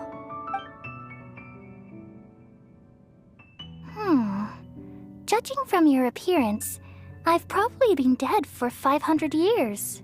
But you're finally here. My new self in the samsara. If this is true, then am I going to be a great archon like you someday? Though we share the same nature, our fates are bound to be different. All things have their own fate. When a branch grows into a mature tree, it won't be the same as the original tree. That's why fate is the ultimate knowledge, isn't it? That's a great insight. Yes, very good. It's also precisely why you won't become like me. Really? But perhaps you may become an even greater archon than I. I already see a determination in you that I didn't possess in my time, and the future that it leads you to will be yours alone, along with the blessings from your past experiences. Don't worry. The growth of wisdom is like that of a plant. You only need to wait quietly for the flower to bloom. Come to think of it, the sages never had the faintest inkling of the meaning of wisdom. Thank you. Nothing makes me happier than discovering that the archon I always admired was in fact myself in another fate. It's so nice to speak with you, Greater Lord Rukkhadevata.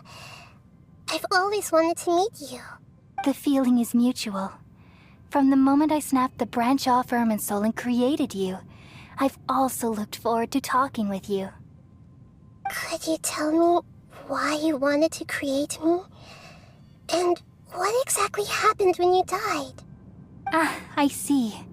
You're here seeking answers, right? Everything that day, even the sky itself, changed into a color like this. At that time, the seven were all summoned to the nation of Conria. Except for me. I had a more important task to attend to. I had to protect Irminsul. The disaster occurred together with the pollution of forbidden knowledge. At that very moment, with my consciousness connected to Irminsul, I sensed something was wrong. The pain started to torment my mind. By the time I reached Irminsul, it was already displaying signs of corruption. Had I not repelled the pollution of forbidden knowledge with King Deshret thousands of years ago, I might have felt even more hopeless and lost. So what exactly is forbidden knowledge? It's a kind of knowledge that doesn't belong to this world, and a form of truth that can't be understood. It came from the very bottom of the abyss. Even I could never understand it. The world is constantly rejecting it, leading to all kinds of bad phenomena. If we allow forbidden knowledge to pollute Irminsul, I'm afraid the entirety of Teyvat could fall apart. So, there's knowledge that even the God of Wisdom can't understand? At that time, I knew I couldn't repel the forbidden knowledge with my strength alone, which is why I created a device that compiled human wisdom and named it the Akasha. It's truly the world's most amazing invention. Thank you. For a long time, I thought dreams were the fruit of human wisdom. Though it was selfish to do so, I borrowed people's dreams using the Akasha. Then I compiled their wisdom and all of my own power. Well, did it work? Thanks to the wisdom of the people of Sumeru, almost all the forbidden knowledge was cleared from Irminsul. But things didn't go as smoothly as I thought. I had a terrible headache, which gave me an uneasy feeling. And then I remembered that my consciousness was also connected with Irminsul. It brought me knowledge and wisdom, but vile corruption as well. From the very beginning, my existence had been polluted by the forbidden knowledge. Oh no! How could that happen? I've experienced that pain in your consciousness. It must have been a horrible experience. Yes, but my feelings weren't important. The important thing was that even if I died, my existence and everything related to me would continue to exist in Irminsul as memories and knowledge, meaning that the forbidden knowledge couldn't ever be permanently eradicated.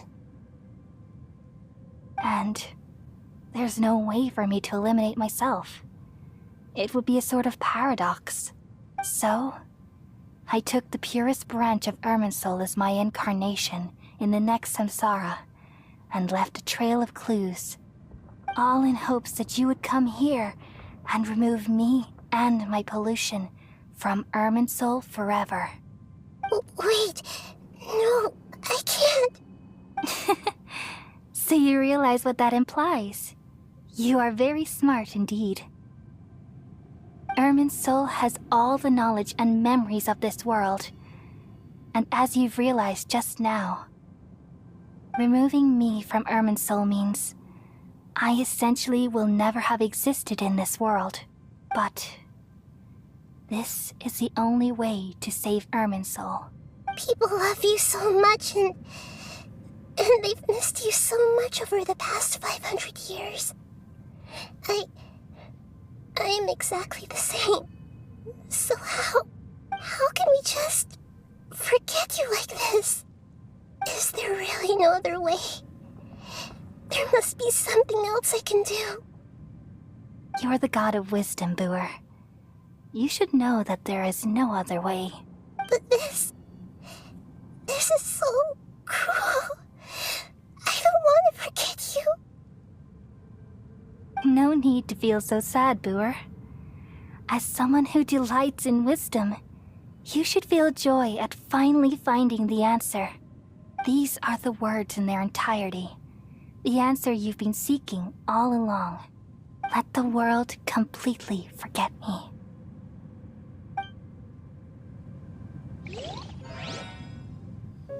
We all nestle under the great tree of wisdom, peering out to perceive the world.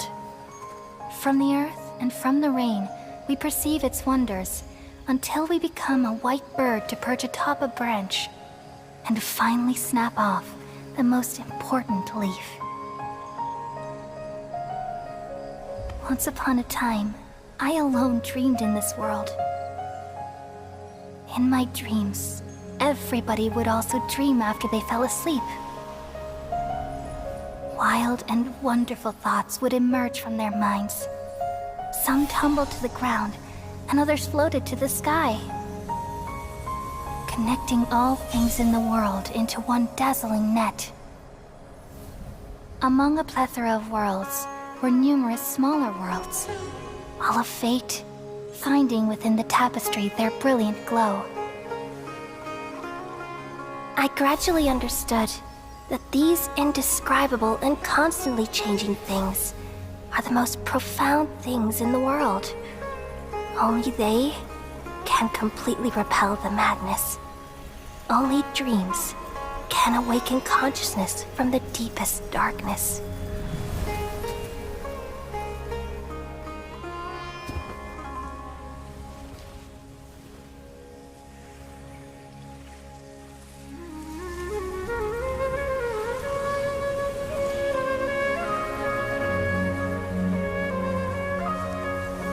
I'm the one who posed this question, yet also the one who sought a solution.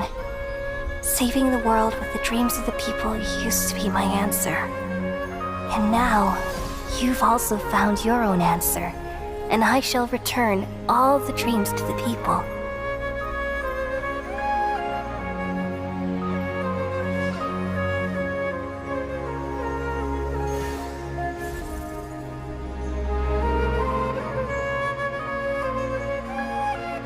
Goodbye, people of Sumeru. May you be blessed tonight with the sweetest of dreams.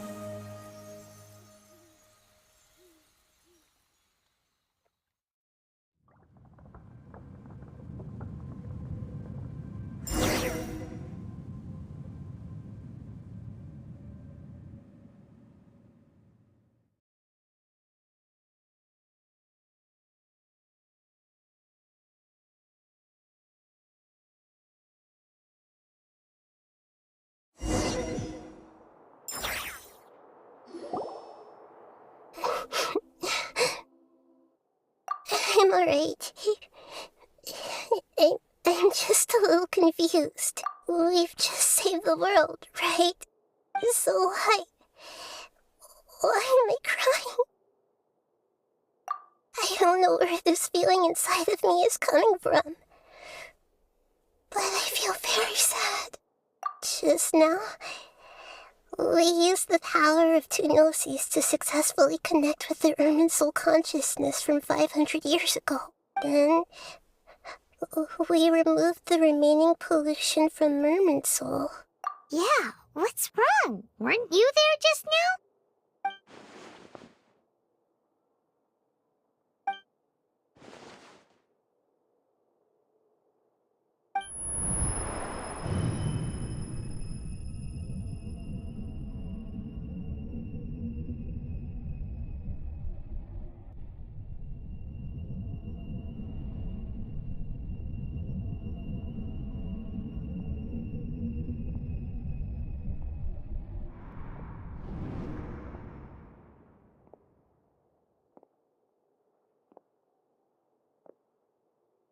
Huh? That sound. Traveler! Paimon! I've been waiting here far too long, but finally I have the chance to be alone with you. All the precious time I wasted has finally paid off. The doctor! What have you done? Just a type of sound wave that can quickly put defenseless people into a dream. As I expected, it doesn't have any effect on gods. This is the only thing of interest I found among the sage's research. I thought I'd take it for a little spin. Don't worry. I know you would never forgive me if I actually killed them. I'm here to negotiate with you. Naturally, I won't do anything dangerous that could potentially damage our relationship. Negotiate with me? I heard you had already left Sumeru. Why are you here again now?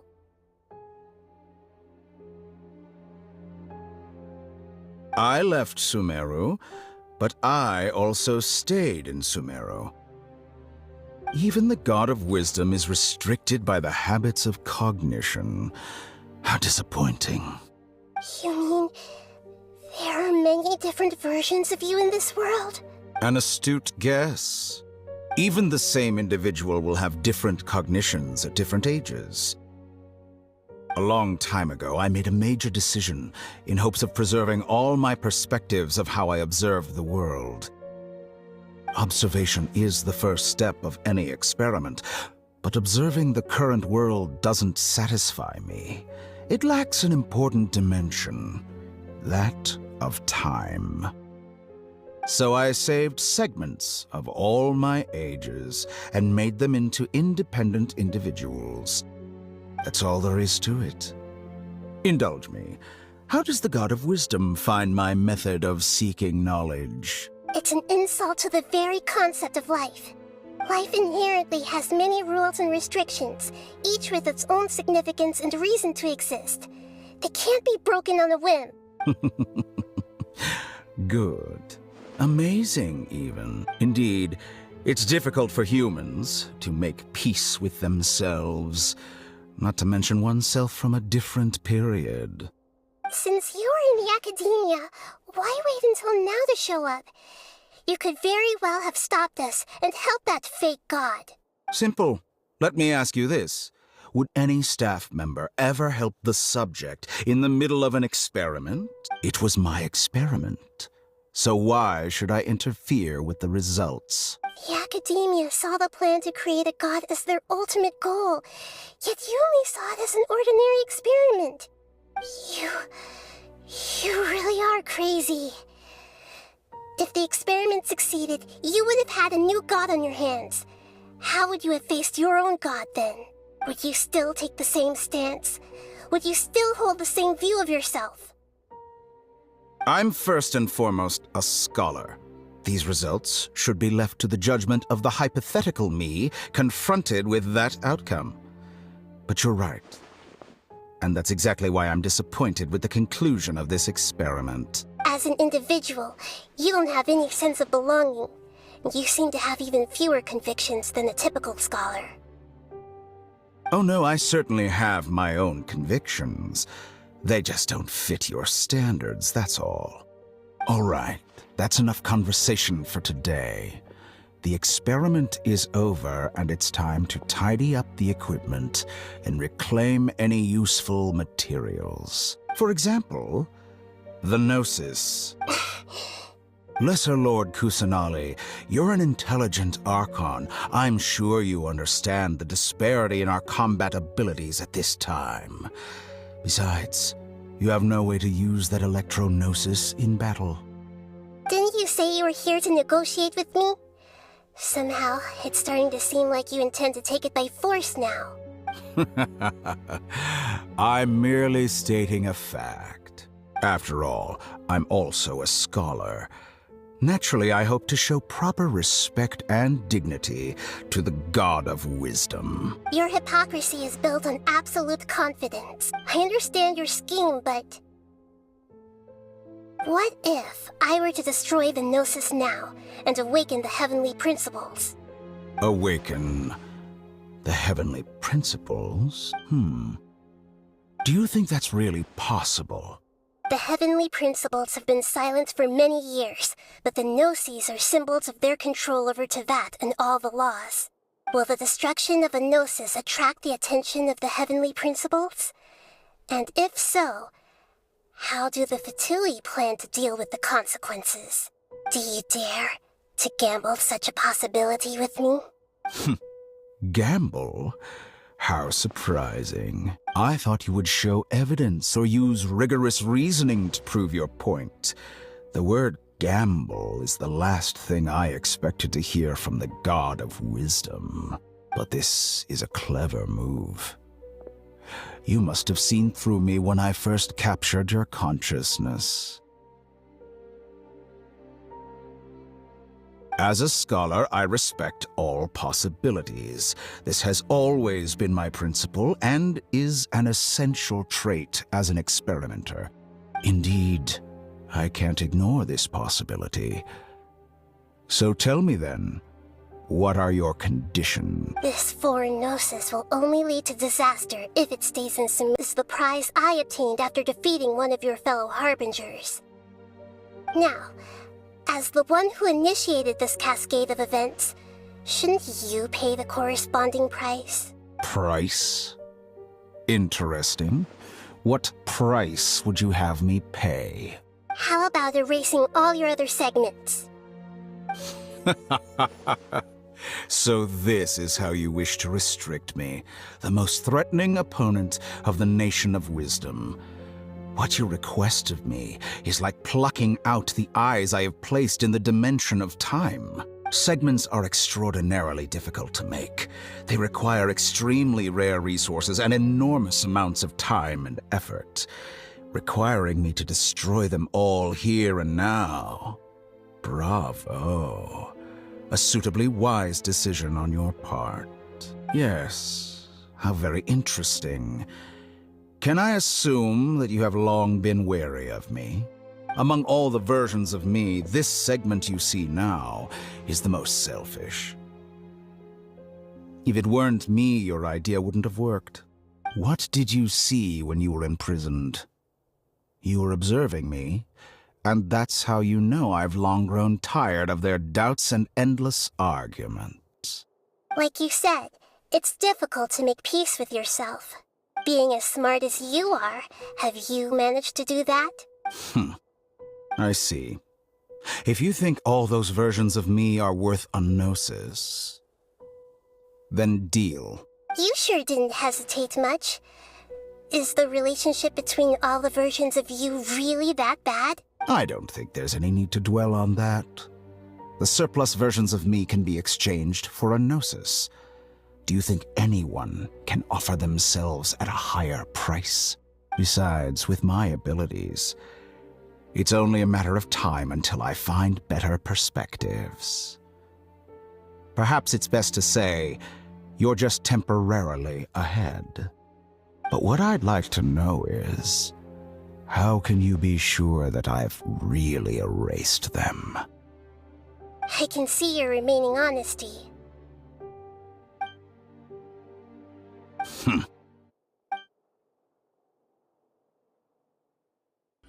What a ridiculous decision! You can't be serious! How could I have been so short-sighted? You think this is the end? Wait, I'll have my revenge! You'll make Good this riddance. moment count. You will regret this! Well, have you confirmed that it's complete? Here, take it. The future of Sumeru City will be in my hands alone. I will shut down the Akasha and let curiosity and the thirst for knowledge drive the realm of academics once again. There won't be any further gaps for you to exploit. It truly pains me that my academic achievements have never been appreciated in my homeland. Of course, I have no interest in being rejected by this city for a third time. Another chess piece. And where is your dendronosis? Don't be greedy, Harbinger of Snezhnaya. No, this is a different transaction. If you intend to turn off the Akasha anyway, then there's no further use for the Gnosis of Sumeru, is there? Besides, isn't it the Archon's duty to deliver what's desired of the Seeker? Oh, judging from your expression, you don't seem to find the idea very agreeable. Then let's think of it this way. Since you're the god of wisdom, how about I exchange some knowledge with you? People exchanging knowledge with the god of wisdom is the stuff of legends. Yet here you wish to exchange knowledge for the god of wisdom's property. Arrogant as that is, it has piqued my interest. Let me ask you, have you in all your mighty knowledge ever heard the rumor that the skies of Tevat are fake? Huh? That's the secret hidden by Irminsul concerning the truth of this world. Once I finish telling you about this, it will be time for me to say goodbye. With negotiations, we've all gotten what we wanted. I'm very glad I got to meet you like this. Your arrogance may know no bounds, and convictions may mean nothing to you. But I'll still listen to what you have to say.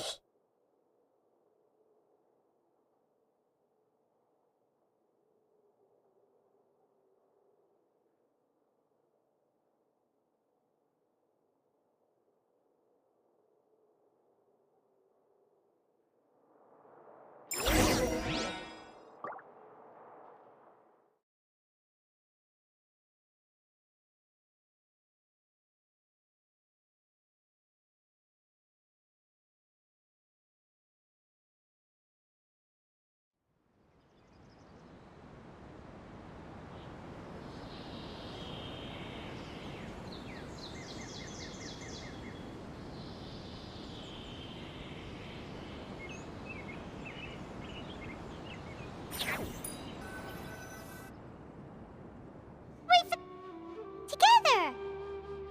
Okay, wake her up.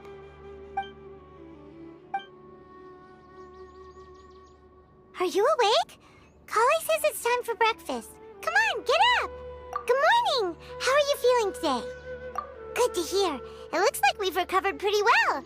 Not even Tainari could stop us from going out now, right?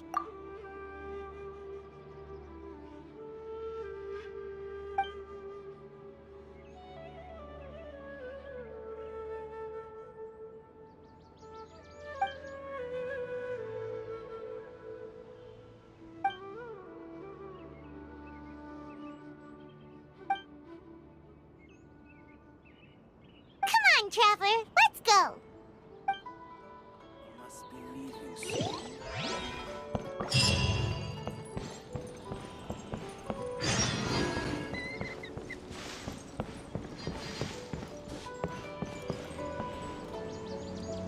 Good morning.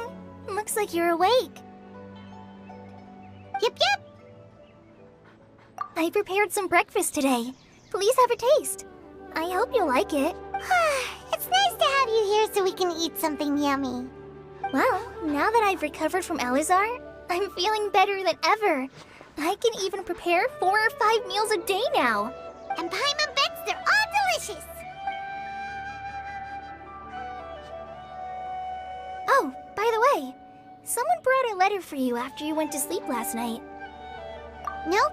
Paimon wanted to read the letter with you after you woke up, so Paimon didn't open it.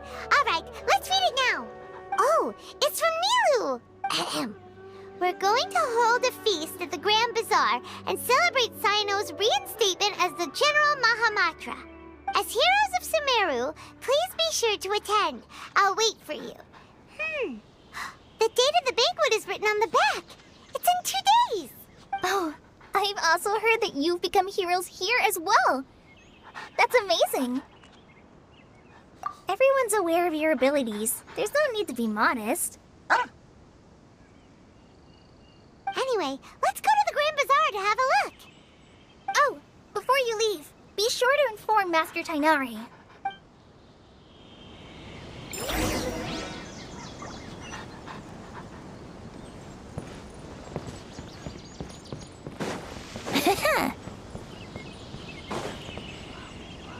Tainari!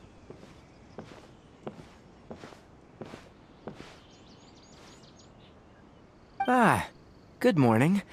How do you feel today? We feel much better. How about you? I'm recovering well, thanks for asking. But from the looks of it, you seem to be already busy with work again. It's fine. I'm not that busy, really. The Elazar patients have recovered, as well as Hypatia. For now, I only need to tend to my Forest Watcher duties. It seems once Irminsul started getting better, everything else started to recover too. Yes, but there are still some residual effects. The withering is one example. Though it won't spread anymore, the existing zones won't just disappear. We forest rangers will still need to do the work. By the way, we have some good news. Cyno got his position back. This news is hardly new. He had already mentioned it to me before. Huh? You mean he was already here? Why didn't he come to say hi to us? He visited once, but he was afraid of disturbing you while you were resting. He just asked me a few questions and left. Then you probably already know all about the celebration feast. Celebration feast? No, I haven't heard anything about that. Huh? But didn't Nilu say in her letter that they would celebrate Cyno? He didn't tell you? Perhaps. Or, alternatively, he doesn't know about it either. Come to think of it, Cyno doesn't seem like the type who'd enjoy a celebration feast. You and Kale are both Cyno's close friends. Why don't you come to the feast with us? Kale has taken over some of my tasks these days. I don't think she'll have time for it. Not to mention me. You see, some VIPs have come to the forest recently. Huh? VIPs? Very important Paimons? Well, technically speaking, they are former VIPs. The sages involved in recent incidents have begun their training in the Avidia Forest, and the people they had previously imprisoned have all been released.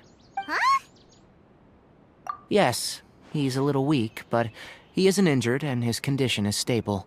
Lesser Lord Kusanali, in her boundless mercy, has decided to spare Azar and the other wrongdoers. Supposedly, they were ashamed of their shallow ideologies, and have decided to dedicate the rest of their lives to cultivating wisdom in the Avidia Forest. When they learned that Lesser Lord Kusanali had defeated the Balladeer and saved Irminsul, they were shocked at first, but also became happy, feeling that the sacred light guiding them on the path of discovering wisdom had begun to shine once again. As a result, work has increased for the forest rangers. That sounds really exhausting. There's nothing we can do, really. But that's another topic. Back to the matter at hand. Are you two planning to head out? Ah, right! We're here to request permission to head out. Would that be okay? You've recovered well. You may go. But be careful. Yay! Will do!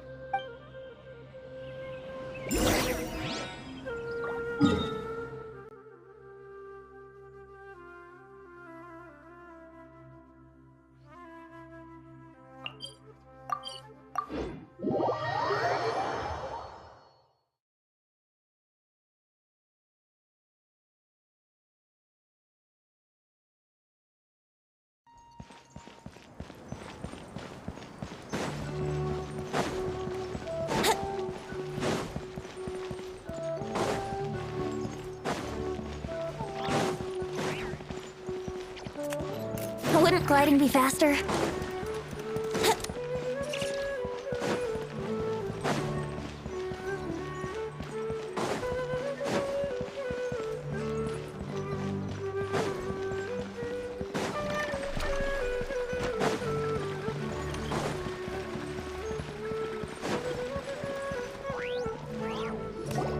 Well, there won't be any problems if the feast starts at that time.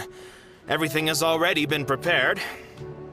Mr. Zubair, I finished tallying things up here. Well, except for the guests. Is a simple reply really that much to ask of our guests? It's affecting our arrangements. Oh, it'll be fine. Besides, it never hurts to get things ready in advance. I was thinking the same thing. The feast will be held sooner or later, right? Hey, Nilu! Traveler, Paimon! We got your letters, so here we are! You're the best! The other guests haven't even replied yet. Huh? Are we the only ones that have arrived? Yeah, I had someone deliver letters to all of our guests. But maybe everyone is still busy with other things. Look, I get it. Sumeru is in an extremely important period of transition right now, but even if your friends are important figures, they shouldn't just ignore your request like this. Nilou is Sumeru's #1 celebrity after all.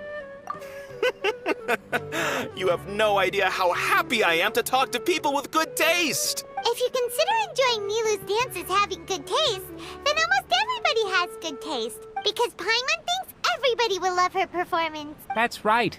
We all think she's amazing too. Nilou is an absolute favorite among those of us who frequent the Grand Bazaar. For Outlanders, you have a great eye. Master Zubair, let's have a vote for the most outstanding audience members next time.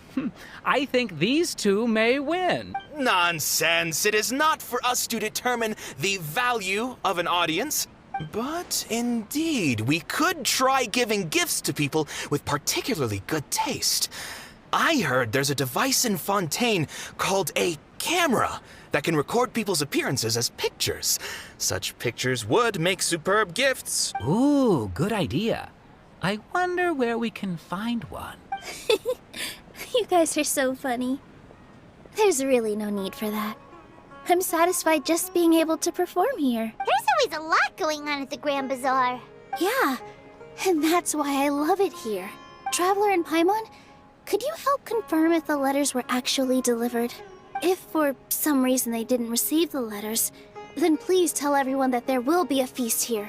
Yeah, we can also check out how everything in Sumeru is going now.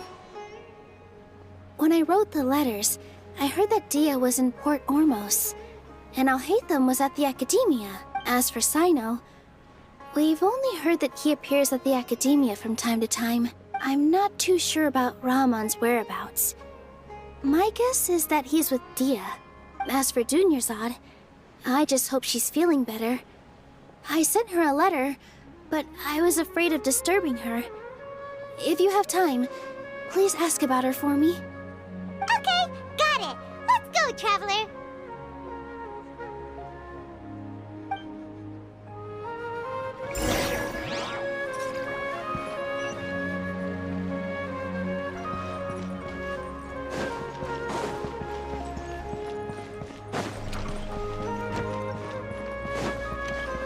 Wouldn't gliding be faster? Rise with the sun!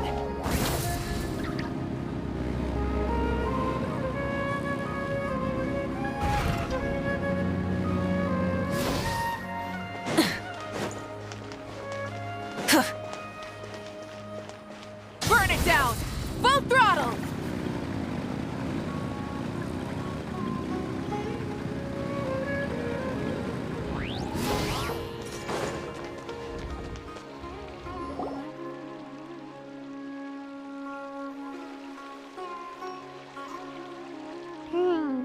We haven't seen Alhaitham anywhere. Let's ask that person over there.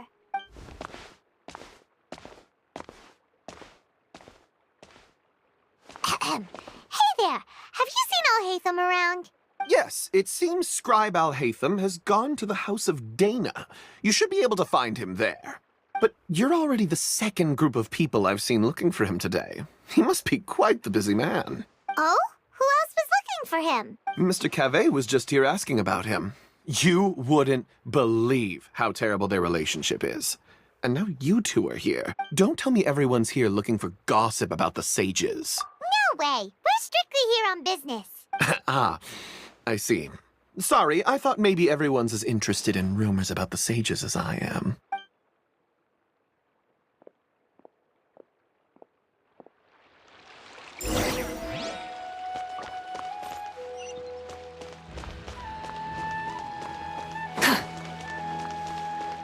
Light it up!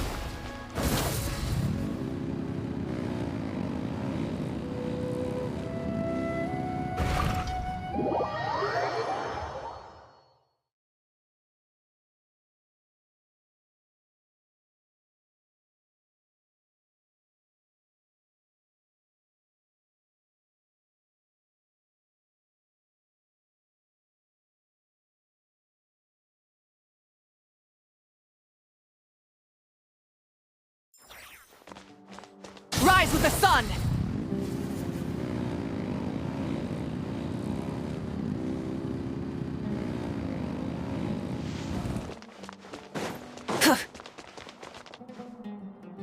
Al-Haytham should be around here somewhere, right? Oh, he's over there! But it looks like he might not have time for us. Just put down that worthless book and tell me what happened in the academia. This is not just some worthless book. Do you have any idea how difficult it is to find a physical book like this in Sumeru?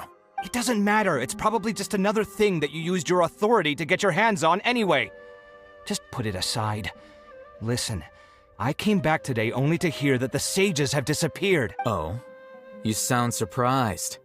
I thought you would already know the inside story. Would I be here asking you if I knew? You're the scribe, not me. So just tell me what you know already. Well, I almost became a sage. Huh? Oh, don't sound too surprised now. You're the renowned Kaveh, light of the Kasharawar. Besides, as a master builder and craftsman, chances are you'll be appointed as a sage too. Why do I feel like you don't really mean it? Huh. What makes you say that? Why would you question my heartfelt sincerity? Maybe it's because you've never said anything good about me before.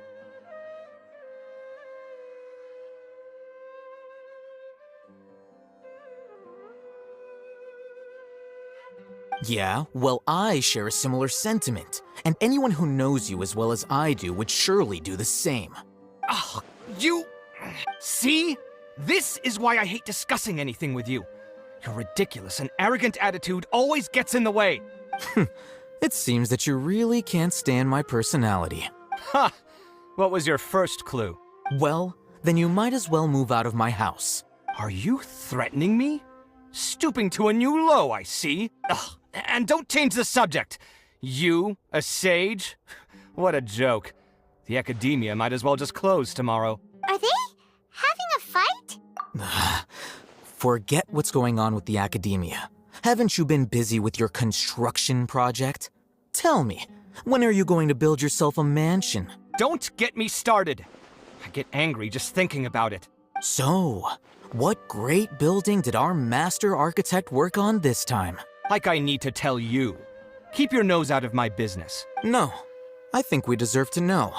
Where were you when Sumeru needed you most? I was in the desert for a large project, but considering Haravatat's utter ignorance of architectural and aesthetic matters, you probably wouldn't understand. Which is truly unfortunate. I can only pity the man who doesn't understand the first thing about beauty and romance. Unlike a true... hold on, wait a second. What do you mean by when Sumeru needed me most? Well, while you were out fiddling around in the desert, many people came together to save Sumeru from a crisis. Ha! And you think I'd believe that? Look, all you really need to know is that Azar and all his accomplices have all been overthrown. Huh? What nonsense are you talking about? It's no skin off my nose if you don't believe me. It's not like my Darshan was the one trying to apply for funding from the Grand Sage. Yours, though, on the other hand... You know what? I'll ask around. I'm sure someone knows what's going on here. You're dead if I find out you're lying to me.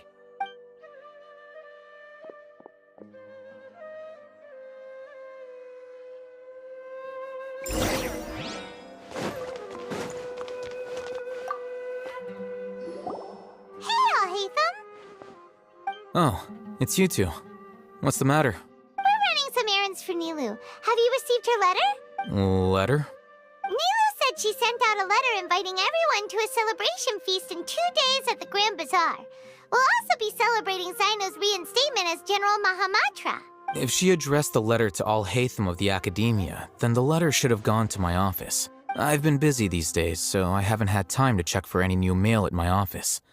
I only now have some free time to attend to personal matters. Have you always been so busy with your work?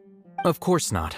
I'm only busy these days because several sages have been dismissed recently and the whole academia was practically turned upside down. Tighnari told us they all went to train in the Avidia Forest. Apparently they will spend the rest of their lives there. That is already the best possible ending for the likes of them. 4 of the 6 great sages were possessed by their desire for power and attempted to create a new god. In order to pull it off, they even imprisoned the other 2 rational sages. To imagine such things could take place in the academia. I don't know where to begin. Yeah, you're right. Huh. Feels kinda strange to hear them called that after all this time. But then again, the 6 great schools sounded pretty impressive too. Yes, at least that's how they're supposed to sound. It's said that when the Academia was first founded, the Dendro Archon herself established the 6 great schools, each representing one of the 6 different types of wisdom. Numerous Darshans have sprung up and faded. Only the 6 Darshans attaching themselves to the 6 great schools have stood the test of time and obtained permanent seats in the Academia. Now, the 6 Darshans are nearly synonymous with the 6 great schools, and the leaders selected for the schools are the 6 great sages. Among the 6 great sages, there is one central leader, the Grand Sage. Unfortunately, only the sages from Vahumana and Amorta remain now.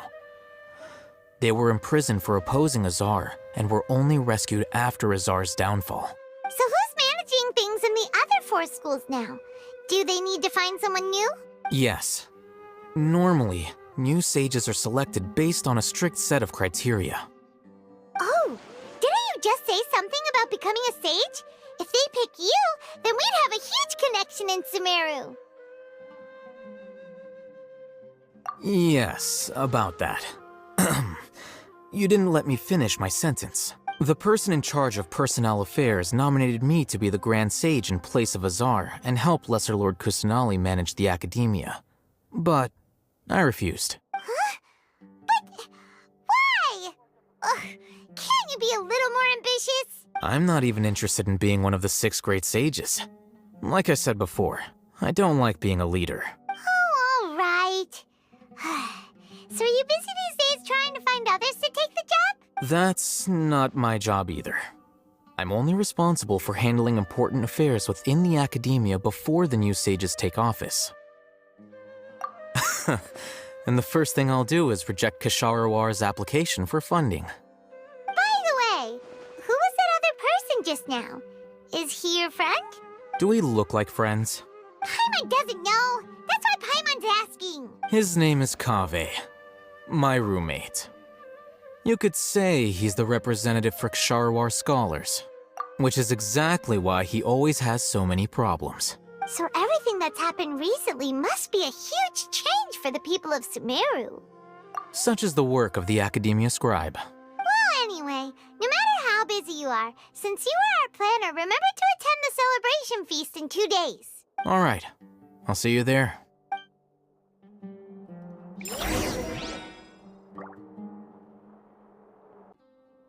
Many insects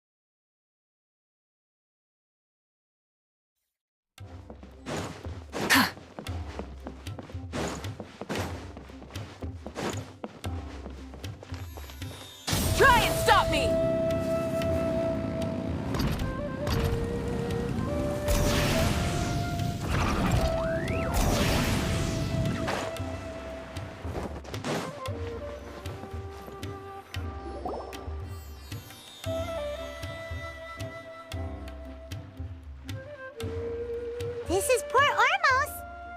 Now where could... Is that Paimon I hear? Huh?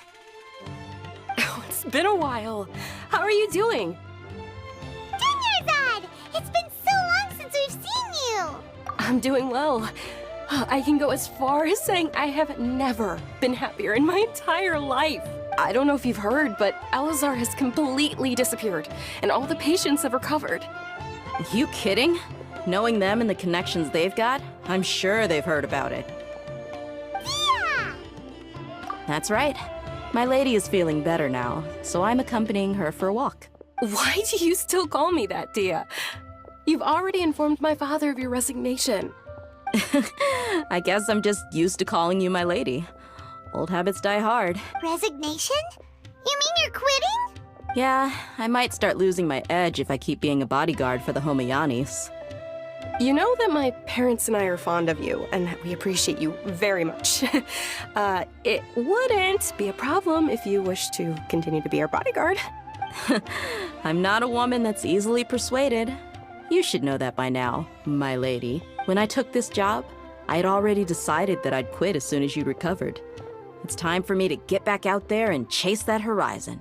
So what are you gonna do now if you're not gonna be a bodyguard anymore? I want to take a risky job and put my body to the test again. Huh?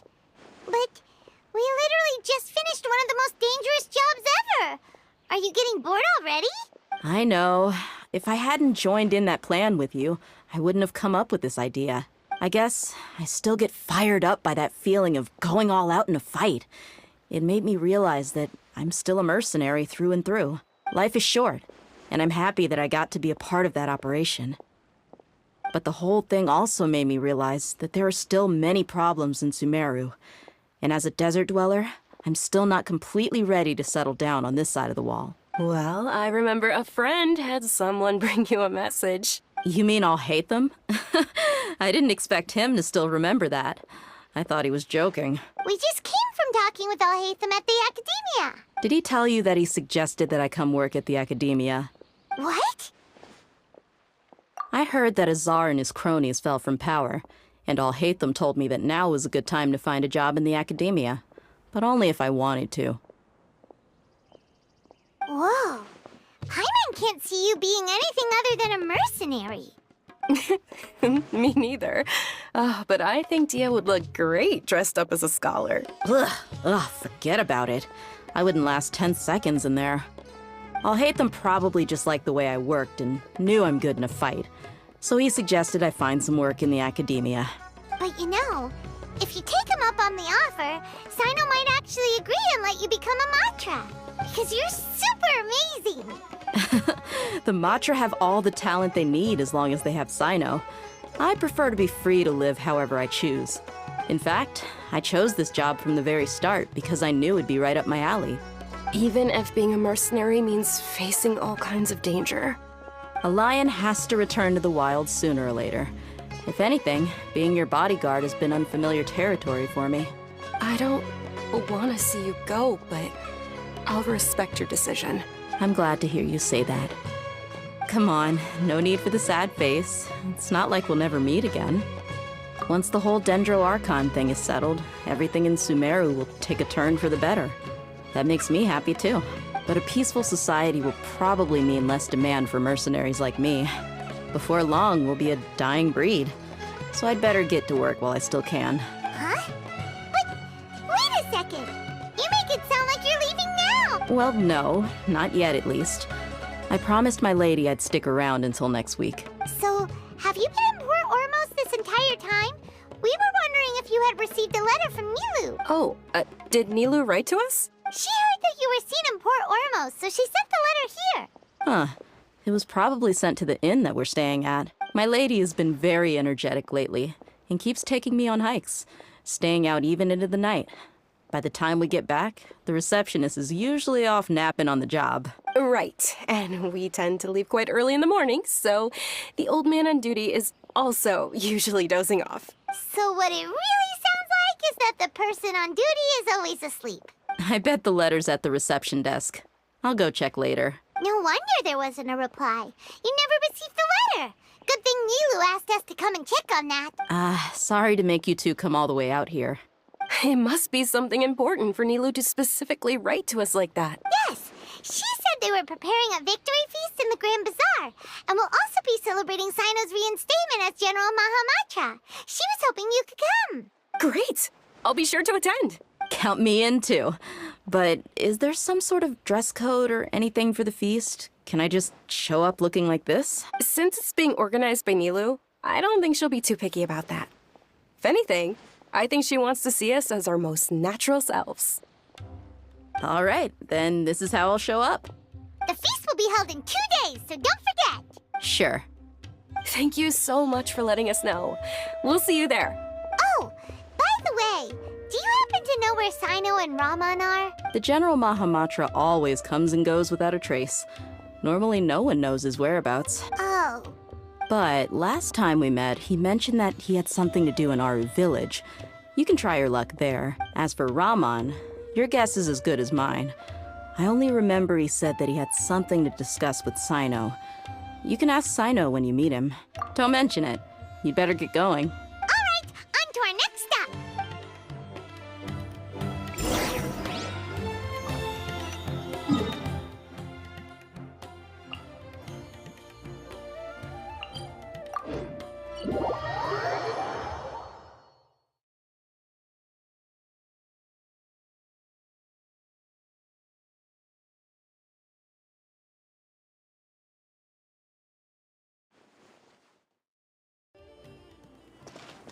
Burn it down!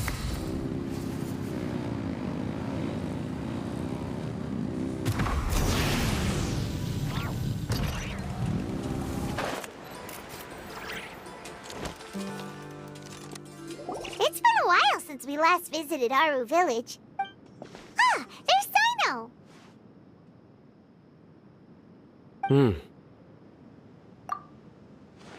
What brings you here?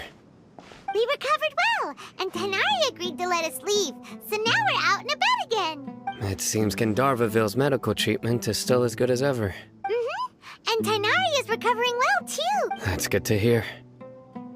Yeah, you're the one who brought us to him when we lost consciousness, right? Thanks for that. You're welcome. Tainari has excellent medical skills, and Kale is quite attentive. It was the best place for you. But why are you just standing here like a dead tree? I'm meeting some people. Oh, you mean Candace? I've already talked with Candace and the village chief. They're still at the usual place.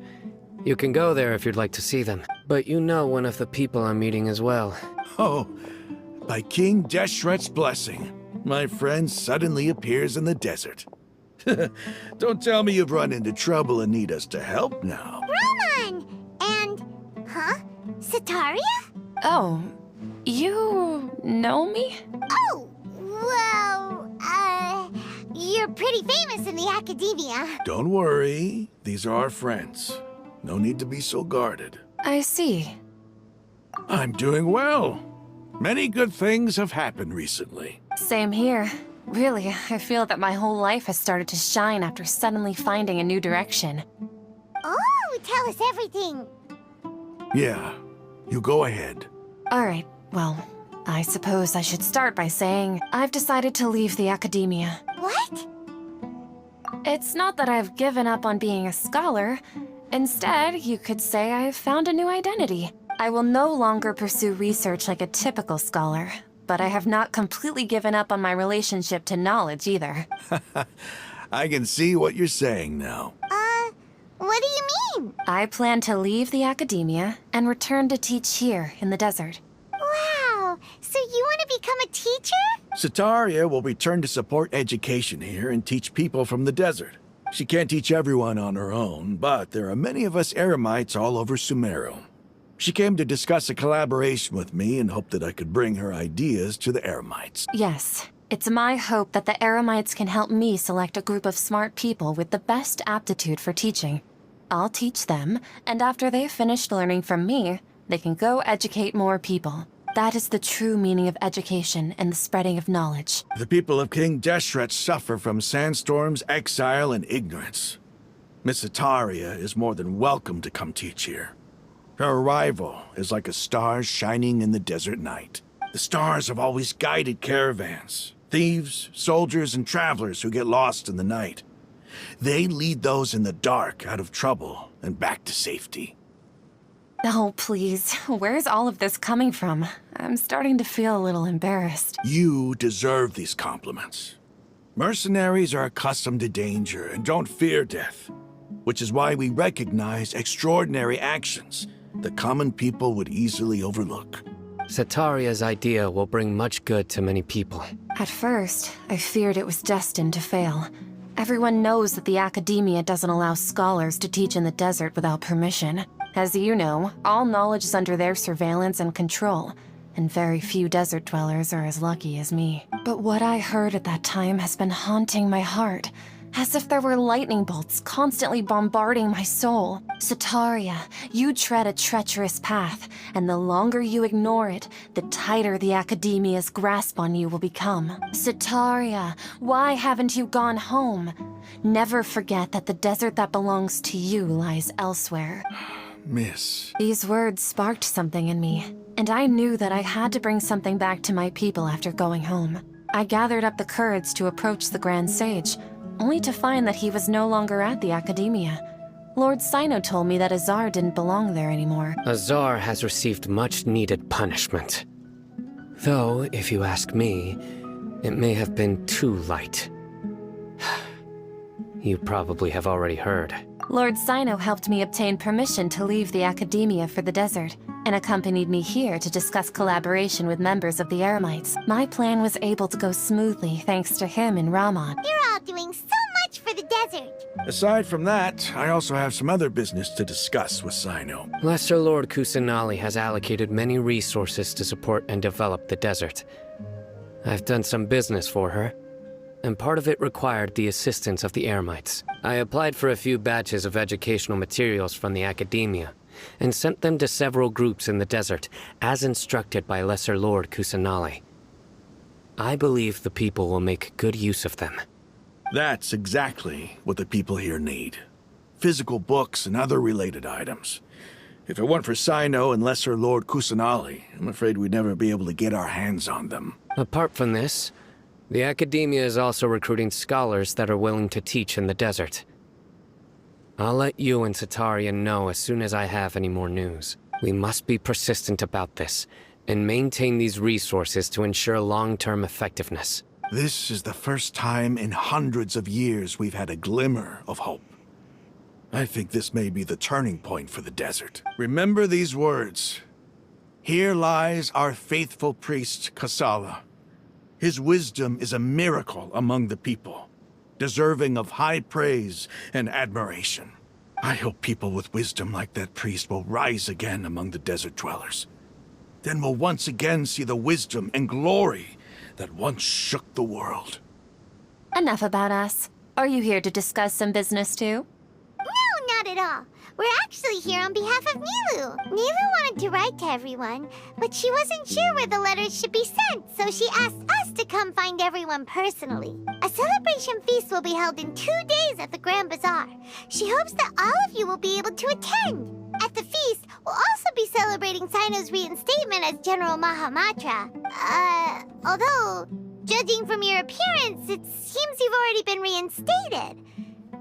Paimon thought you would only start working for the Academia after the feast. Celebration? Feast? It's the first I've heard of it. Tighnari was right. He really didn't know. This feast is for you, Sino. Sounds to me like you'll have to be there. It's rare to see that kind of expression from Lord Sino. You must not like feasts very much. No, not really. But I'll go. Well, I still have a lot to handle here. Besides, I need to look after Miss Setaria in the desert, so I'll have to pass. I'm afraid I won't be able to join you.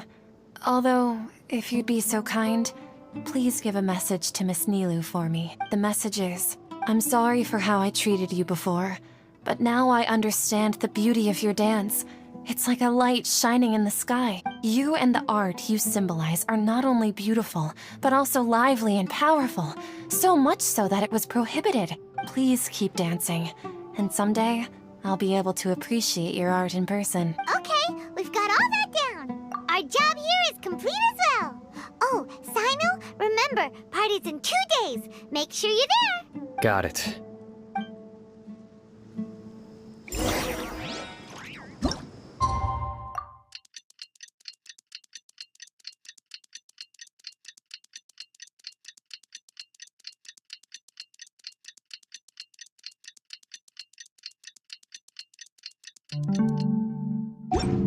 Today's the big day. Let's go to the Grand Bazaar and see how the celebration's coming along.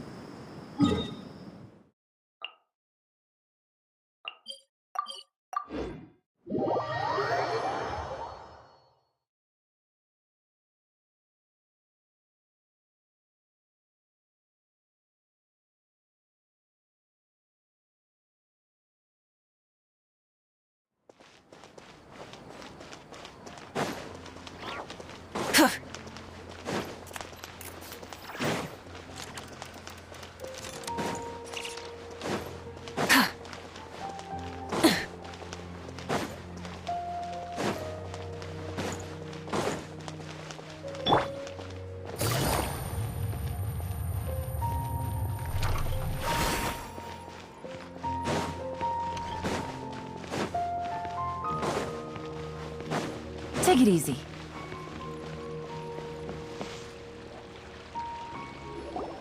Everybody's already here. Looks like we're the last ones to arrive. You're here. Ah, there you are.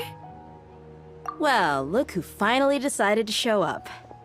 You look like you came here immediately after finishing up some work. I'm very happy to see you here. But we're not late, are we? It's just that everyone else arrived ahead of time. I propose that the last one who arrived be put in charge of today's speeches. Nah, there won't be any speeches today. Oh, really? Well, even better. Come join us over here. Let's share some great food and drinks, and chat about all sorts of fun things. Everything looks quite good. Wow! Paimon can't wait! Traveler, just look at all the delicious food here!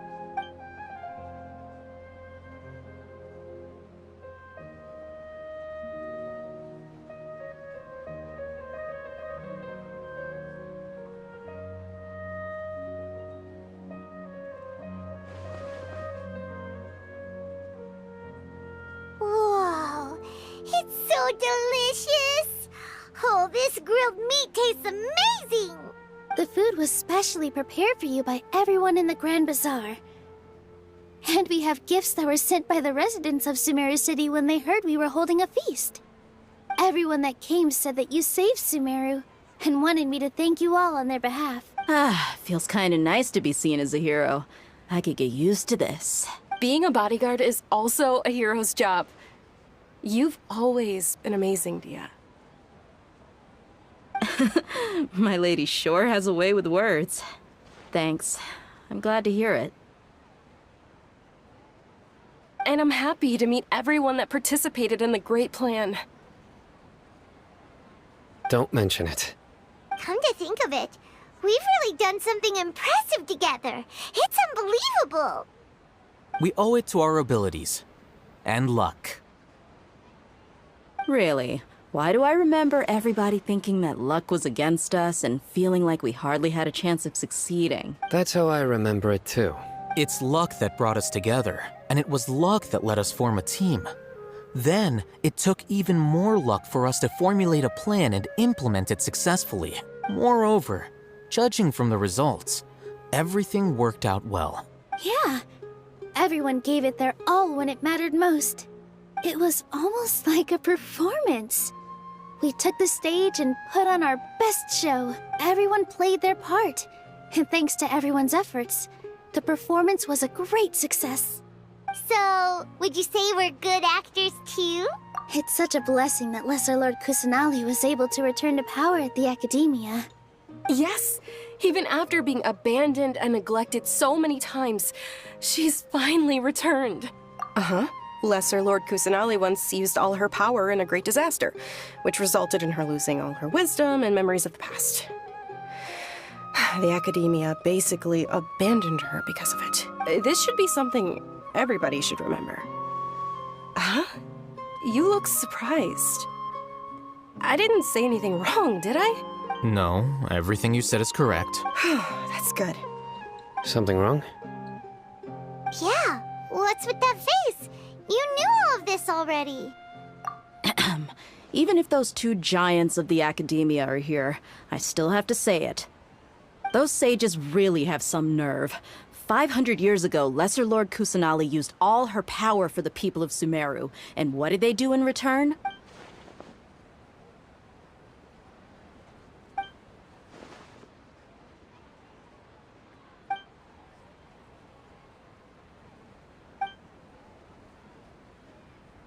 If you bite the hand that feeds you, don't act surprised when it turns into a knuckle sandwich, right, Sino? Perhaps I shouldn't say this, but their treatment of Lesser Lord Kusanali calls for a more severe punishment. You could simply tell Lesser Lord Kusanali that you wish to have Azar and his accomplices severely punished. I respect our deity's decision, and won't interfere in any way. While we're on this topic, why didn't you accept the Academia's invitation to become the Grand Sage? Are you trying to say that I'm fit to be a sage? Not at all. But every person handling the selection process has said that you are the most suitable candidate to lead the Academia right now. Why? Because he dethroned Azar from power?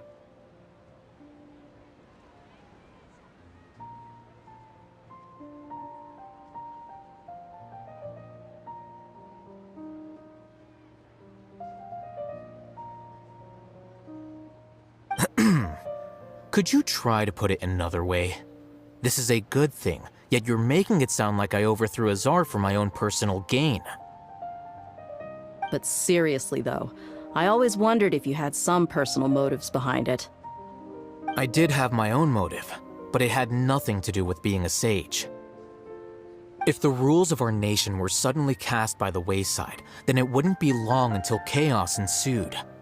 I had no intention of letting their dreams disrupt my life. By that, you mean your life working as the Academia's scribe. Precisely.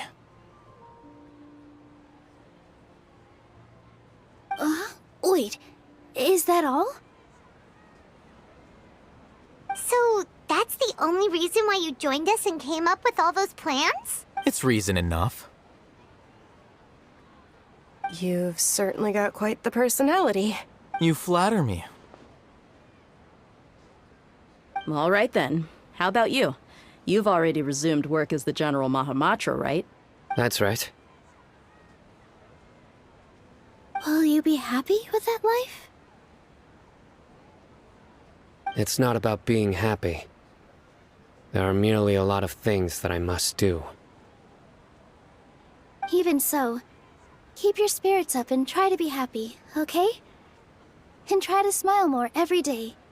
Just like I'm doing now. Thank you. I'll keep that in mind.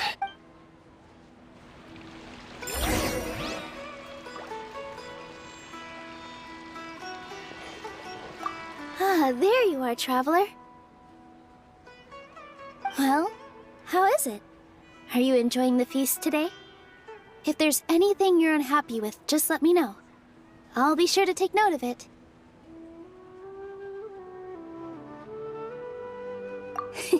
That's good.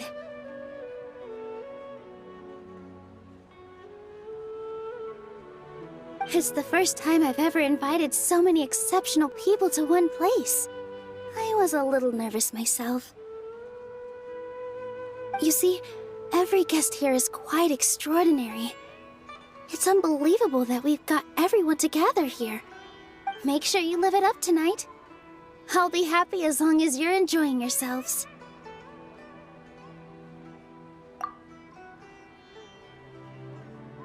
I'm honored to have her think of me this way.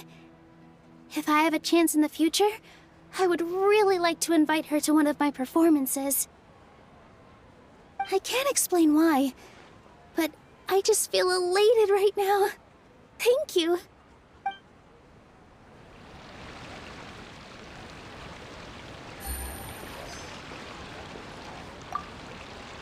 My lady, the grilled meat over there is delicious.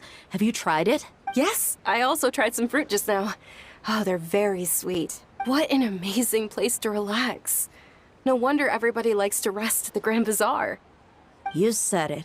Oh, look who else is here. Hello. Oh, I'm so happy Nilou invited everybody. Oh, now I have the chance to meet all the heroes. Hey, less of that polite chit-chat and more eating and drinking. The feast is about having fun, not stuffy formalities.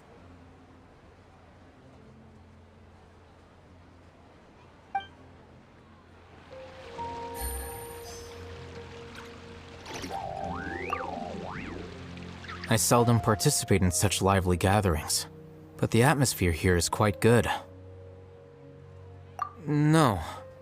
This gathering today has a unique meaning. The Grand Bazaar is lively because the people here feel happiness from the bottom of their hearts, unlike the farces at the Academia. That happiness is an emotion that'll be forever alien to those bookworms who have driven themselves insane by studying. I seem to have taken both keys when I left the house. Oh well.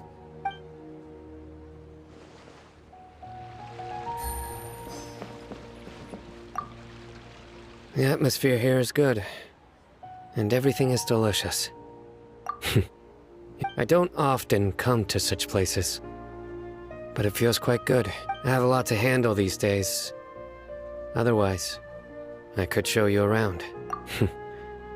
There's always next time. We're friends after all. This feast is pretty good. I like it.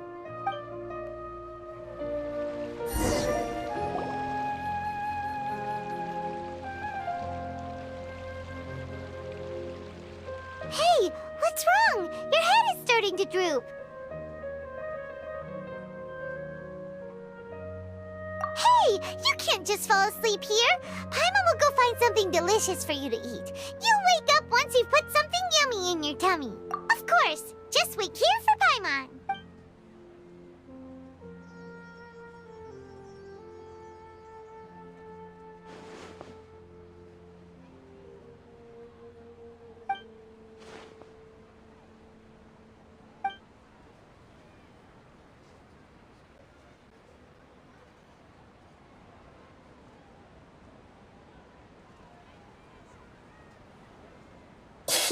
It's me.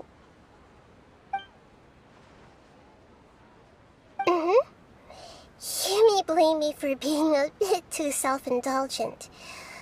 I was thinking about talking with you, and the next thing I knew, I had made a connection with you. The connection between us is amazing. It's like flora and the fence it grows upon. I heard there's an amazing celebration feast today at the Grand Bazaar. I wanted to have a look for myself, so I snuck in. Lately, I've been so busy dealing with all the fallout from recent events, so I really haven't had any free time. Although you've already helped me with a lot, there's still one more thing I hope you can help me with. Please say thank you to everyone for me. Oh, is it not convenient for you to do that for me? But if I just show up all of a sudden, people will become all quiet and stiff, won't they? What if I end up scaring them and ruining this wonderful feast? That'd be the last thing I want. Let me think about it. Okay. Yes, I have.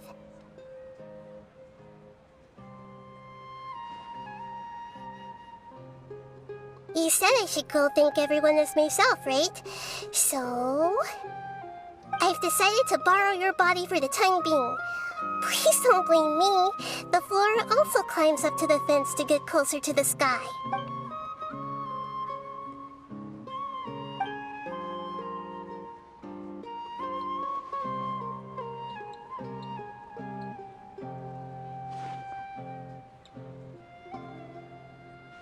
Everyone!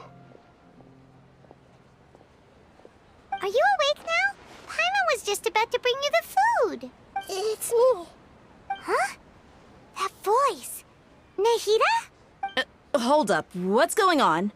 I didn't expect to have a conversation with the consciousness of Lesser Lord Kusanali in the Grand Bazaar. Interesting.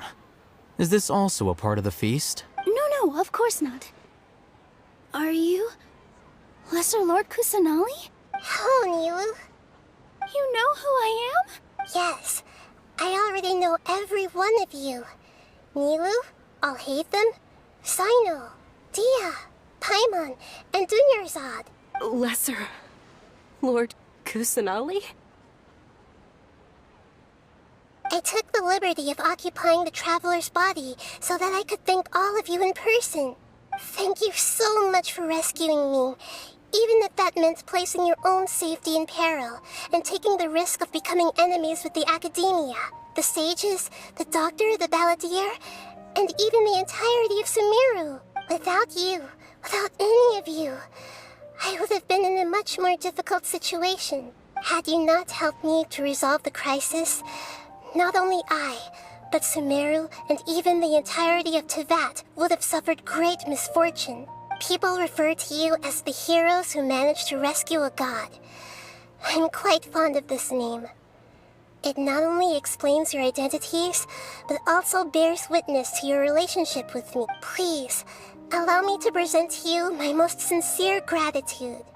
Lesser Lord Kusanali, you have done so much for Sumeru, and I didn't even have a chance to do anything for you. You don't have to do this. Dunyarzad, the suffering you endured during your illness is also proof of you being with me and praying for me. Thank you.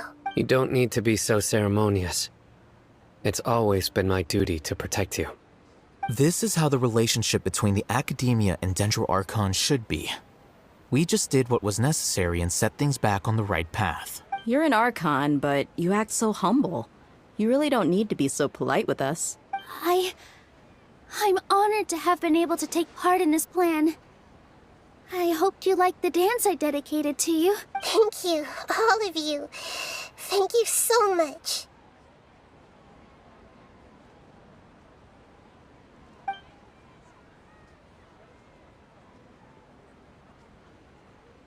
Yeah.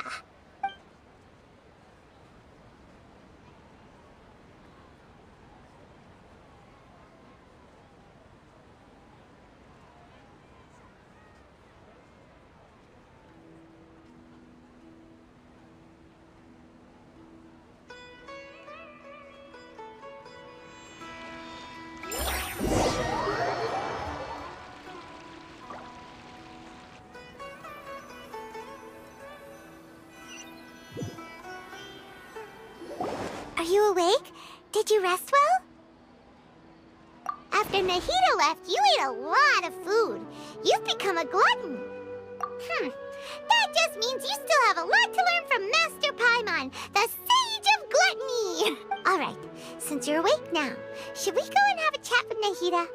She should be in the Academia right about now. If you have any questions, now's your chance to ask.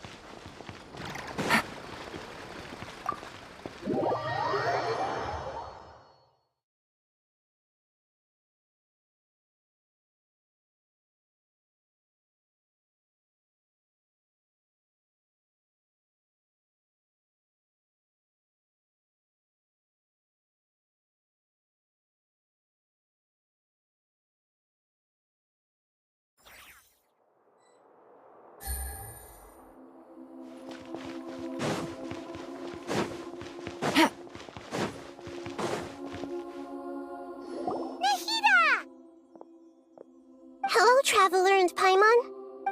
What a fantastic night. I'm still immersed in all the happiness and joy, like a candle floating on water. So are we, and that's why we're here to talk with you. Is there anything you want to know?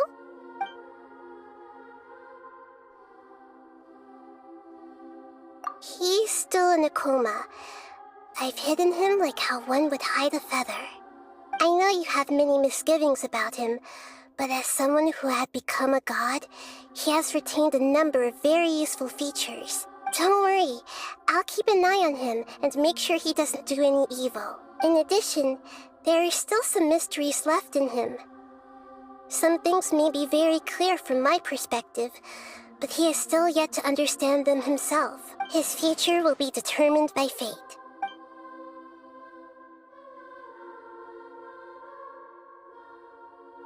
You mean, what happened after the doctor put you to sleep?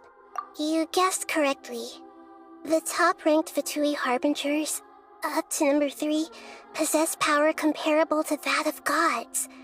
I was no match for him in that kind of situation. However, in spite of the bad situation, I still managed to make a fair deal with the doctor. I'm sure you remember the entity that changed your fate, the Heavenly Principles. In fact, the Heavenly Principles has been quiet since the Conria disaster 500 years ago.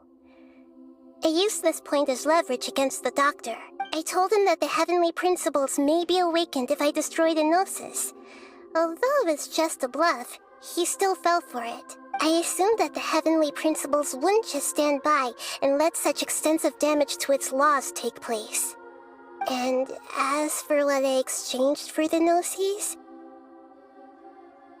the exchange served as both punishment for the doctor, as well as a boon of new knowledge that I couldn't refuse as the God of Wisdom.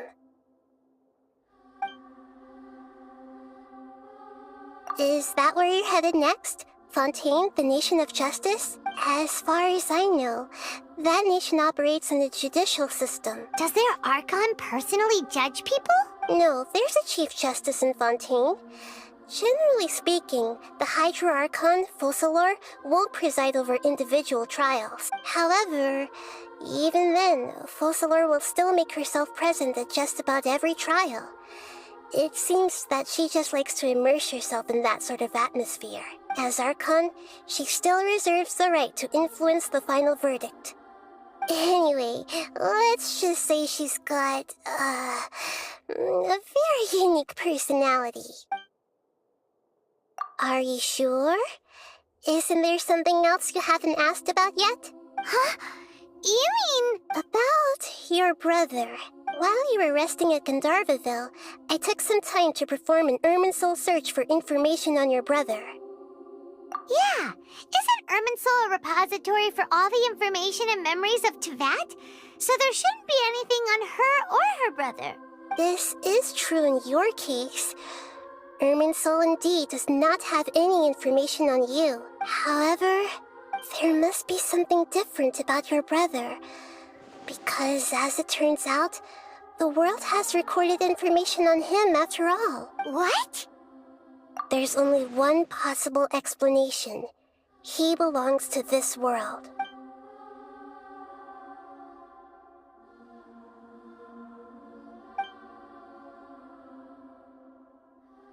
But nothing about this makes any sense! Wasn't this your first trip to Teyvat?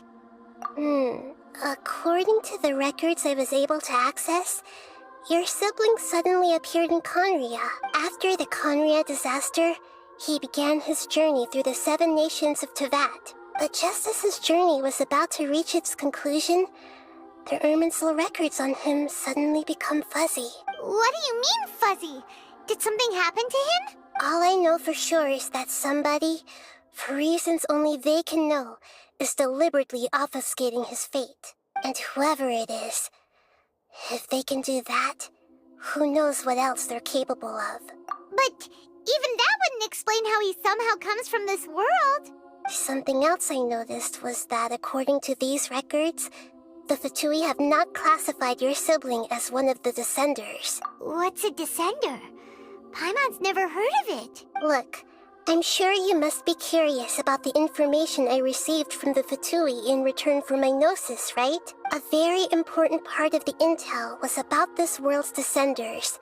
External beings, ones that don't belong to this world. Traveler, you are Tevat's 4th descender. Huh? So the Fatui count 3 other descenders before the Traveler, and her brother isn't even one of them? That's right. My current hypothesis is that the first descender was likely what we now call the Heavenly Principles. As for the other descenders, I still need to verify their existence. It could take me some time. Paimon's head's about to burst from all this crazy new information.